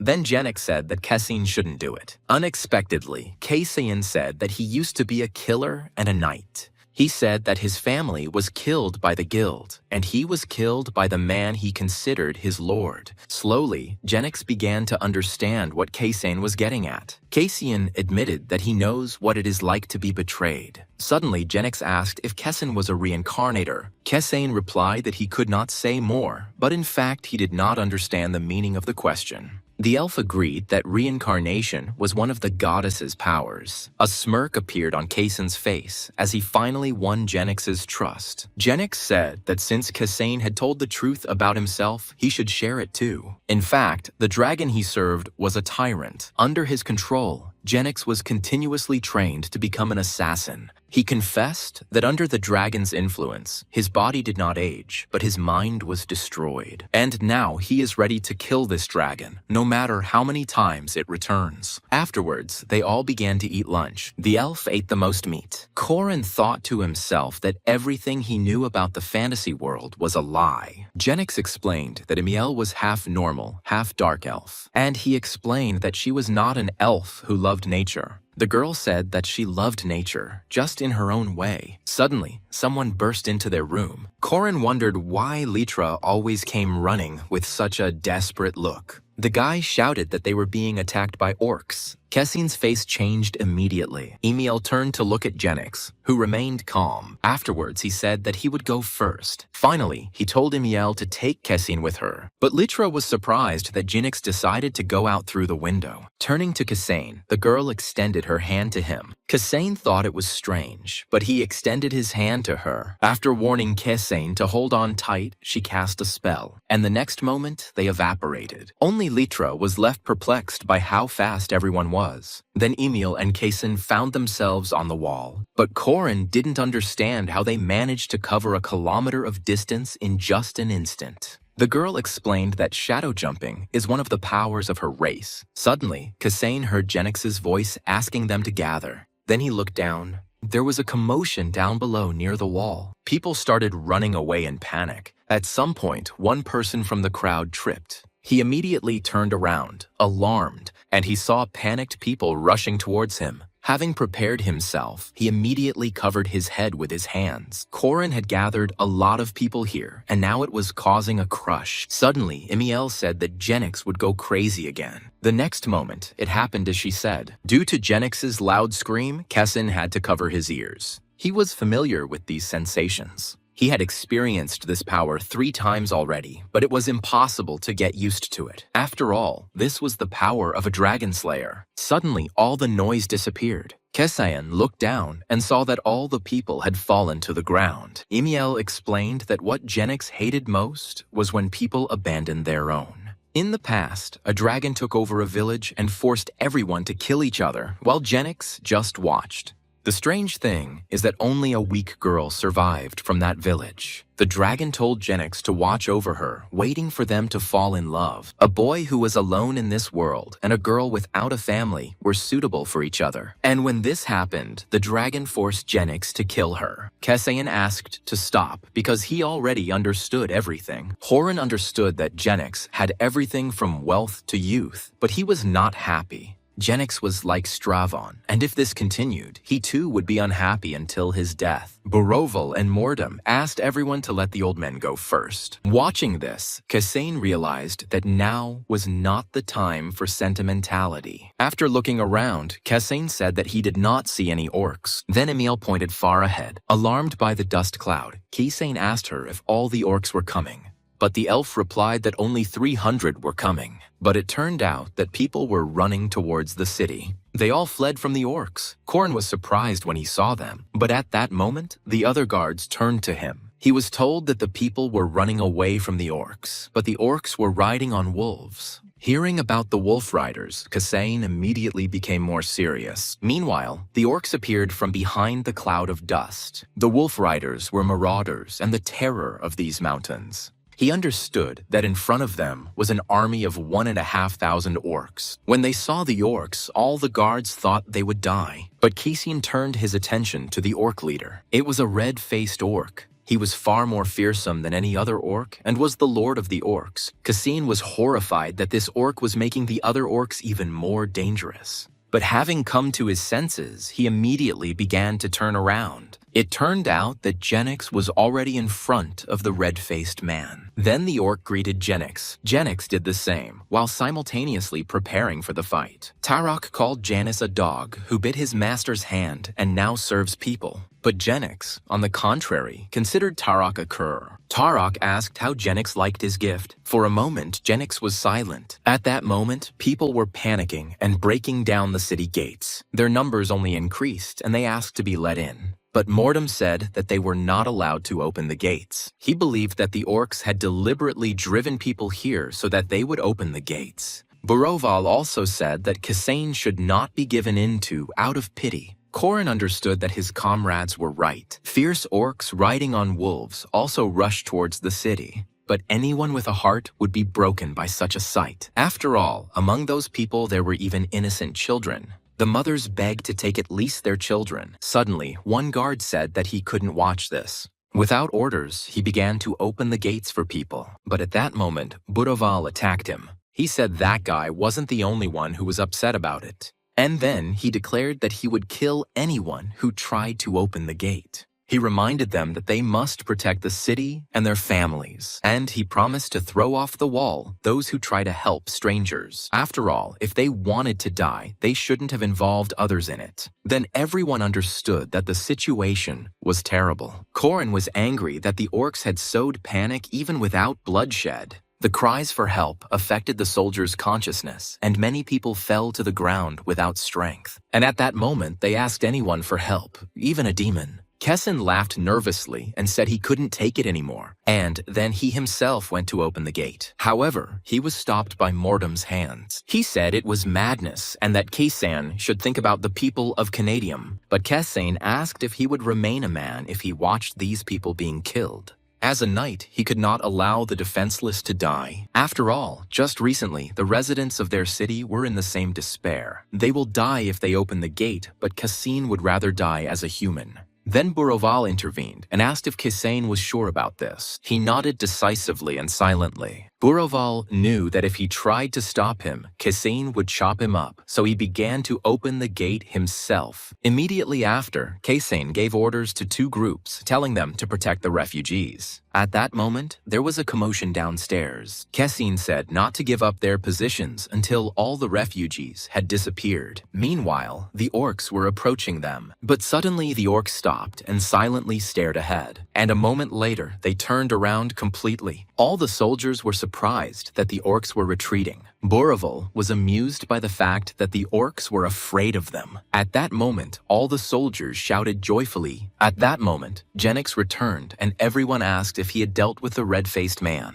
But the guy just said with disappointment that they had been given a poisoned apple. At that moment, no one understood what he was talking about. Genix asked sternly how many people they had let in. Litra replied that it was probably about 1,000. With a sad laugh, Kassane said that this was the end. Tarok turned out to be cunning. He attacked a small village and drove its inhabitants to Canadium. These people became a time bomb for Canadium. Litra insisted on driving them out because they would not be able to feed everyone. He said that if they accepted them, everyone else would die. Suddenly, Genix wished him luck if he wanted to survive alone. He said he could throw him and his family over the wall. Litra objected that he was ready to give his life, but those people would not do that. As cruel as it may sound, he said they couldn't take in so many refugees. Genix then asked if the city could survive without these refugees. Litra said they would manage somehow. Then Genix asked if they could survive if he took his people with him. Hearing this, Litra became frightened. The guy said menacingly that they were all the same. It angered him that human life meant nothing to them, and he wanted to show them that these weak walls could not protect them. At that moment, he had already grabbed the weapon and swung, and the next moment, a powerful blow hit the wall. Seeing this, everyone was scared, and then the whole wall fell. Kassane found it hard to believe that it had been destroyed by just one blow. But at that moment, someone grabbed him by the collar. Zapiro asked him to pull himself together and stop Genix. Unexpectedly, Genix thanked Kassane. After all, he believed that if Kassane had not opened the gates, the enemies would not have been the orcs. In that case, he himself would have become their enemy. He then told everyone to follow him so they could discuss the new strategy. No one dared to answer his terrifying voice. Everyone just continued to silently look at the destroyed wall. Genix said to speak up if anyone had any ideas. However, there was silence in the room. Nobody dared to suggest anything. Then Mortem admitted that he was confused. Turning to Kassane, Genix asked if he had any ideas. Hearing his voice, Corin was surprised. He didn't understand how Genix could speak with his mouth closed, but it turned out he had a telepathic artifact. Hearing this, many thoughts came into Kassane's head, but because of this, Genix was completely unable to hear what the boy was thinking about. But suddenly, Corin understood what the presidential aide meant by those words. Kassane asked if Genix wanted him to change the mood in the room, and he did. Now he wanted to practice drawing a line between the conscious and the subconscious. Many thoughts were constantly running through Kassane's head, and eventually Genix got angry. He said that the guy was annoying him, and that he should speak clearly. But Kassane replied that he had not said anything yet. Then the situation in the room only got worse. Now, Horan was confident that he could defend himself against telepathy, and then asked Genix to leave. But since Genix refused, Kassane asked to do it. Surprised, Genix asked how Kassane would calm everyone down. Kassane answered honestly that while Genix was away, he would throw mud at him to make their meeting more productive. But Genix was surprised by what he heard. Jumping up from his seat, he became angry at Kassane. The others were also shocked by Kassane's impudence. Previously, Genix had asked to do at least something to change the environment, but now he refused. Hearing Kassane's thoughts, Genix recoiled slightly. Afterwards, he asked if 1 hour would be enough for them.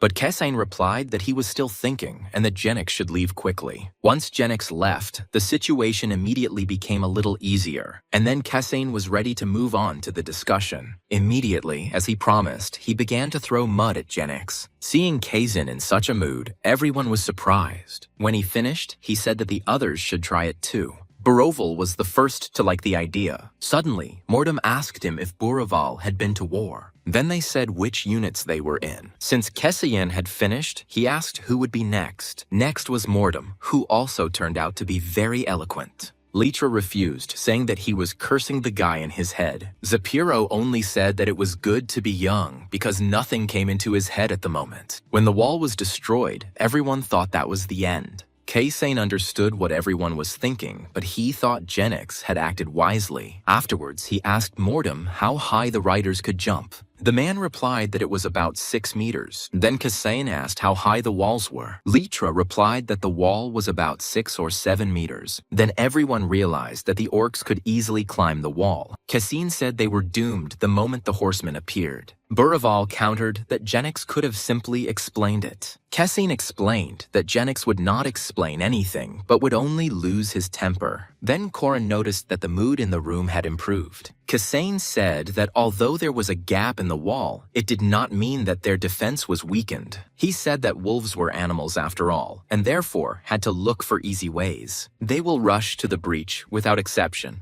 Therefore, he believed that it was necessary to gather all his forces in one point. He suggested that everyone make tower defense, but no one understood what he was talking about. After some time, Kaysane met with Genix. He then asked if they had decided to do bunkering. Kaysane didn't know what it was, and Genix replied briefly that it was a game suited to people like them. But then Kaysane decided that he would pretend to know what they were talking about in order to get Kaysane to talk. Genix was now more friendly towards him, but he was still wary. Kaysane said that to implement the plan, they would need a lot of materials. Then he showed Genix the tower defense plan. He also said that they needed time to prepare. Genix replied that Tarok said they would return in a month, and he would keep his word. Kaysane agreed that the orc was unlikely to change his mind.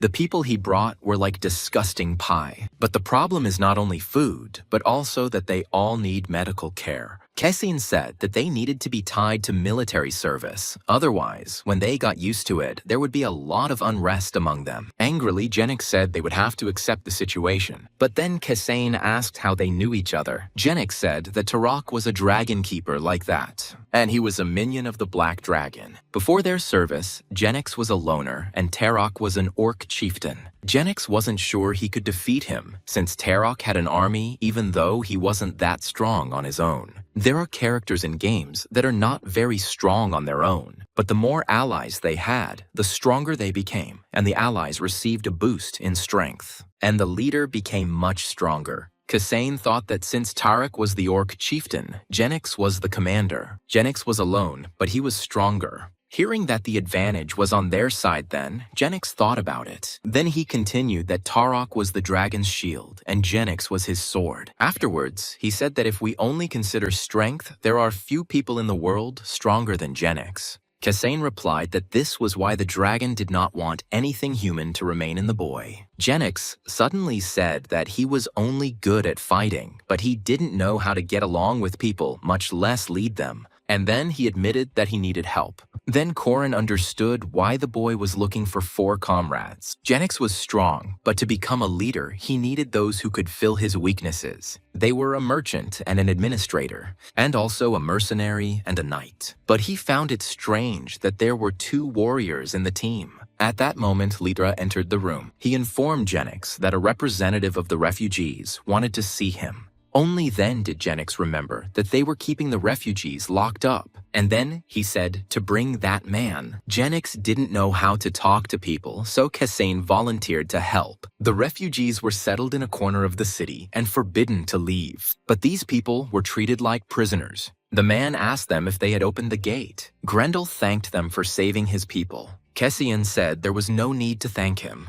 But he continued to say that he wanted to thank him, and Corin thought that he was speaking a foreign language. Kaysane said the decision was made by Genix. Then the man noticed that Genix was hot-tempered. Suddenly, Genix stood up and addressed the man. But Grendel didn't like the guy's tone. Ignoring this, Genix said that Grendel was not human. Hearing this, the man was surprised, and then he agreed that he wanted to show his true form. Immediately after this, his body was enveloped in light. Instantly, the man's clothes changed. Watching this, Corin was surprised. It turned out that there was a dwarf in front of them. Grendel said that he was the leader of the dwarves. and then he got down on one knee and swore allegiance to Genix. Then Horan realized who would become Genix's fourth comrade. At that moment, the two began to speak in an unknown language. Genix spoke it confidently and asked questions, and the dwarf answered sternly. But suddenly, Corin remembered the historical fact that Zapiro had found. Previously, the city traded with dwarves. Then Kaysin asked if the dwarves were not strong warriors. The dwarf became angry and said that the orcs were weaker than them. The dwarf said that the dragon wanted to kill all the women and children. Then Kaysin realized that they were half-dwarves. Having escaped from the dragon, they began to hide among people. The dwarves were strong warriors, but they could not fight in human form. At the same time, if they return to their form, the dragon will find them. So all they could do was run in a human body. Then Genix said that he had killed the dragon, so there was nothing to be afraid of. Then the dwarf was only glad again that he had sworn allegiance to him, although Corin had already regretted opening the gate many times. The appearance of people may have complicated the task, but at the same time, they were part of it. Then Kaysin intervened and asked to resume cooperation with the dwarves. The gnome agreed because they missed this business. Having heard the consent, Kaysin thanked him, and they shook hands. Corin was glad that Gradel was not just an ally, but also the one who would open a new trade route. He realized that Genix now had two trade routes. One path was self-sufficient, and the second was the Shadow Elf. Standing in the middle of the street, Grendel said it was a joke. They explained to him that they were short of wood, but he said that because of this angle, the structure would be demolished in 3 days. Afterwards, he said that he needed 30 of his men. Looking at the fleeing Litra, Corin thought that it was a sad sight. Before this, Litra said that they should leave the refugees. Kaysin asked him not to be angry with the guy, but the dwarf understood that Litra was not so bad. After a while, the dwarf angrily threw his tools around. He was not satisfied with the quality of the instruments. The blacksmiths were surprised that he didn't like anything at all. Corin knew that if he continued to criticize the blacksmiths like this, their pride would suffer. But they were not angry because they knew that the gnomes were skilled craftsmen. People have always learned something new, no matter whether they worked for 20 years or more. But the lifespan of the dwarves was longer, which meant they had a lot of experience. Soon, the dwarf was given a defense plan, but he said the traps were small. Kaysin agreed that they couldn't just erect towers. Traps were a common tactic in tower defense and were intended to have a large kill zone. The traps will hurt the orcs, and all that remains is to finish them off. Suddenly, the dwarf said that we need to put spears sticking out of the ground. He said that orcs are just a piece of meat. But suddenly he heard someone come in. It turned out that Emiel had arrived. She asked angrily what about Genix's sword. The dwarf turned his attention to her in surprise, and then his face turned red. She loudly declared that his sword was created by her tribe. Suddenly, Grendel said that she was a goddess and art, and he boldly said that she was a beauty. But she angrily asked what he was carrying. Kaysin explained that the dwarf called her beautiful and regretted what he said about her clan. Hearing this, the girl beamed. Afterwards, she invited the dwarf to discuss their skills in her room. This left Kaysin in a state of confusion. 10 days later, Genix said that Tarok had made a mistake. After all, this pie didn't contain poison, but an elixir. Half-gnomes were skilled and quick workers. Thanks to a large number of workers, the ditch was quickly dug, and there were triboli scattered around. Even if the wolves were good jumpers, they would not be able to avoid all the traps. The only way to get through was through a hole in the wall, and it was necessary to overcome the line of 24 towers. Each tower was manned by dwarves, archers, and equipment. Thus, the new city defense system was completed. At that moment, Genix praised Kaysin for his work. The gnome said that everything was done, and there were still 2 weeks left. Kaysin wanted to explain what he had said, but Genix didn't need it. And then, he promised to kill Tarok. Afterwards, he wanted to leave, not wanting to disturb everyone. In fact, he wanted to devote time to training. But everyone was surprised that a man who could kill orcs with one swing needed training. Genix explained that Tarok is not so simple. Kasane agreed that the orc army would become stronger, as would their city. Genix agreed with what was said. Mordum chuckled at the fact that Kasane became a translator. Suddenly, Buroval asked how Genix would train, since many were interested. Genix said he was hunting ogres who had a dragon fragment. Hearing this, everyone lost their desire to join. Corin had met someone like this before, but then he asked which fragment Genix was talking about. Genix hadn't spoken before, but now he was ready to share. He explained that the dragon was not dead. Its fragments were still calling to each other, and when they were reunited, it would be reborn. Genix only had 20%, and the more he collected, the stronger he would become. Tarok had about 10, but he didn't stand still either. The guy said that the orc would be different from the one he had last met. Kasane was a little surprised by what he heard, but now he knew that the dragon fragment gave its owner enormous power. As long as Genix has more fragments, he will be able to defeat Tarok. Buraval suddenly asked what if they also had this fragment. Genix replied that they would go crazy and then die. Or they will be lucky and gain a power that is not of this world. When asked if they were jealous, Kasane replied that they were not. He calmly replied that he was not envious at all. He told Genix that with greater power comes greater responsibility. But Kasane would replace responsibility with the word pain. He believed that this power was only compensation for the pain that a person experiences. After listening to him, Genix grinned and said that he didn't like Kasane at all, but there was sympathy in Kasane's eyes. Genix became a monster driven only by revenge, and only the dragon's flame allowed him to feel alive. Crouching down on the ground, Horan thought he was worried about Genix, so Kasane asked him to be careful. He asked to protect what is dear to him, and if it is not there, then it must be acquired. Genix heard that this was the only way he could remain human. Having said that he could be human if he wanted to be, Genix looked up. Kasane didn't understand him, and the boy said that was the last thing El said. Afterwards, Genix looked at the others. Then he wanted to tell them something, but in the end, he left without finishing. Seeing the message about automatic progress acceleration, Kasane was surprised. But now he was getting more information. Corin had completed all the main quests, and everything was going smoothly now. And now, he didn't quite understand how best to spend his time here. But in the end, he decided to move on to the next step. He couldn't afford to be distracted by other tasks because he risked angering Genix. Accelerating his progress, Corin suddenly saw Kasane in front of him. But this scene was already familiar to him. Cassian suddenly said that it was funny, but it looked pathetic. And then he said that Corin could rest. After these words, he disappeared. Seeing this, Corin was surprised. As if in fast forward, Kasane himself communicated with people and carried out tasks. He dealt with the side quests as if he were giving Horan a gift. Because of this, Corin thought that Keeson was cool. After all, he didn't do anything, but he still gained experience. But suddenly, Corin heard that Kessin was waiting for the mission to end. Immediately after this, he returned to Kessin's body. First, he decided to look around. He was now in the strategy discussion room. Because of this, Corin thought that something was about to happen, but then he took up his sword. At that moment, it was already about midnight. Having come to someone, Kessin began to knock. Opening the door, Mordum asked why the guy had come at such a time. Kessin said briefly that everything would start soon. Mordum immediately understood what he was talking about and became alarmed. In response to Mordum's questions, Kessin replied that it was already midnight, so the orcs would come.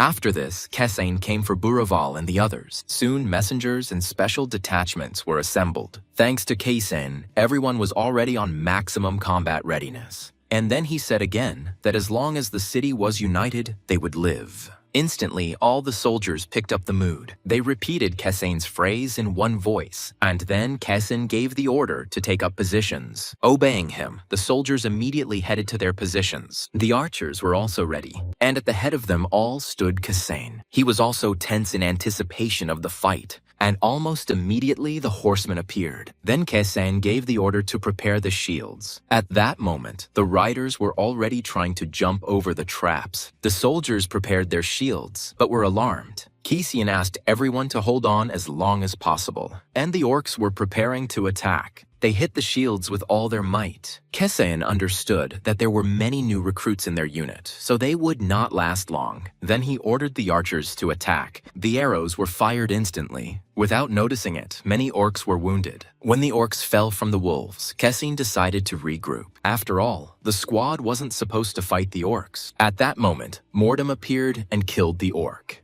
But immediately 2 more attacked him. But he reacted quickly and killed them instantly. His sword swing cut the orcs in half. Immediately, their bodies fell limply to the ground. Then Mordem ordered the second squad to kill all the orcs. Horan chuckled at the fact that Mordem really was a powerful mercenary. But Buraval did not want to give in to the second detachment. Soon, other units joined the attack. Buraval swung furiously at his enemies. His powerful blow also instantly killed orcs, and Mordem continued to fight tirelessly. Having seen other units fighting, the new recruits were no longer so frightened. Then Kesein ordered to unite forces and defeat the orcs. With deafening cries, everyone rushed forward. Many were injured. With the help of shields, soldiers were at least able to avoid blows. And Litra checked the situation on the horizon. Then he saw that someone else was approaching. Then he said that the second wave of orcs was advancing. At that point, Kesein was already tired. They almost dealt with the first wave, but also suffered losses. Then he ordered a retreat to the starting position. He ordered the recruits to hold their positions so that the other units could catch their breath. Suddenly, someone started attacking their equipment. The blow was directed at the approaching orcs. They were surprised when they saw the attack, but it was too late to take cover. That shot had a destructive force. Seeing her, Corrin was only surprised. Afterwards, the ballistas continued firing. But the orcs also continued to advance. Then Horan began to look around for Grendel, and suddenly he was surprised. Horan found the dwarf alone on the front line. The gnome said cheerfully that the people had done well, but now it was their turn. But too many orcs were moving towards him. Horan thought the dwarf's arms were too short for a direwolf, and the gnome could have simply been trampled, but he only shouted something angrily, and his weapon was enveloped in mana. The dwarf swung and killed the orc. Immediately after him, he began to attack the others. When Corrin saw him in action, he was delighted, and then their main force in the battle appeared. Grendel ordered the spearmen to pierce them with their spears. Obeying, they held their spears in front of them. The attack was serious for the orcs. Afterwards, the dwarf ordered to kneel, and everyone obeyed. As they descended, archers appeared behind them. They were immediately given the order to shoot. The orcs were unable to avoid the surprise attack. Zepiro also assisted in the command. At his command, the catapults began to fire. This also made it difficult for the orcs to move, and because of this, they lost their fighting spirit. At some point, they started to be attacked with fire. And soon they reported that the third wave was approaching. It seemed like Kesein was at his limit then. The orcs' strategy was to wear down the humans. The orcs were better prepared than they initially seemed. Corrin was surprised that they continued to attack even in the fire. Suddenly, the dwarves ran towards the main troops. Kesein asked what condition their traps were in. Grendel assured that everything was ready. Then Kesein told everyone to hold on for another 2 minutes, and the orcs approached their ranks again, and they broke through the line. But Kesein knew they had to hold on, and people began to die, one after another. And then they reported that the fourth wave was also close. But the dwarf told the boy not to cry. Grendel, he gave the order to attack. At that moment, everyone was tense. All the soldiers also froze in anticipation of what would happen next. And suddenly, all the orcs fell down. The ground disappeared from under their feet, so they were powerless. And below, spears awaited them. Then the dwarf's fighting spirit only rose, and joyfully he ordered to kill all the orcs. But the carnage only continued.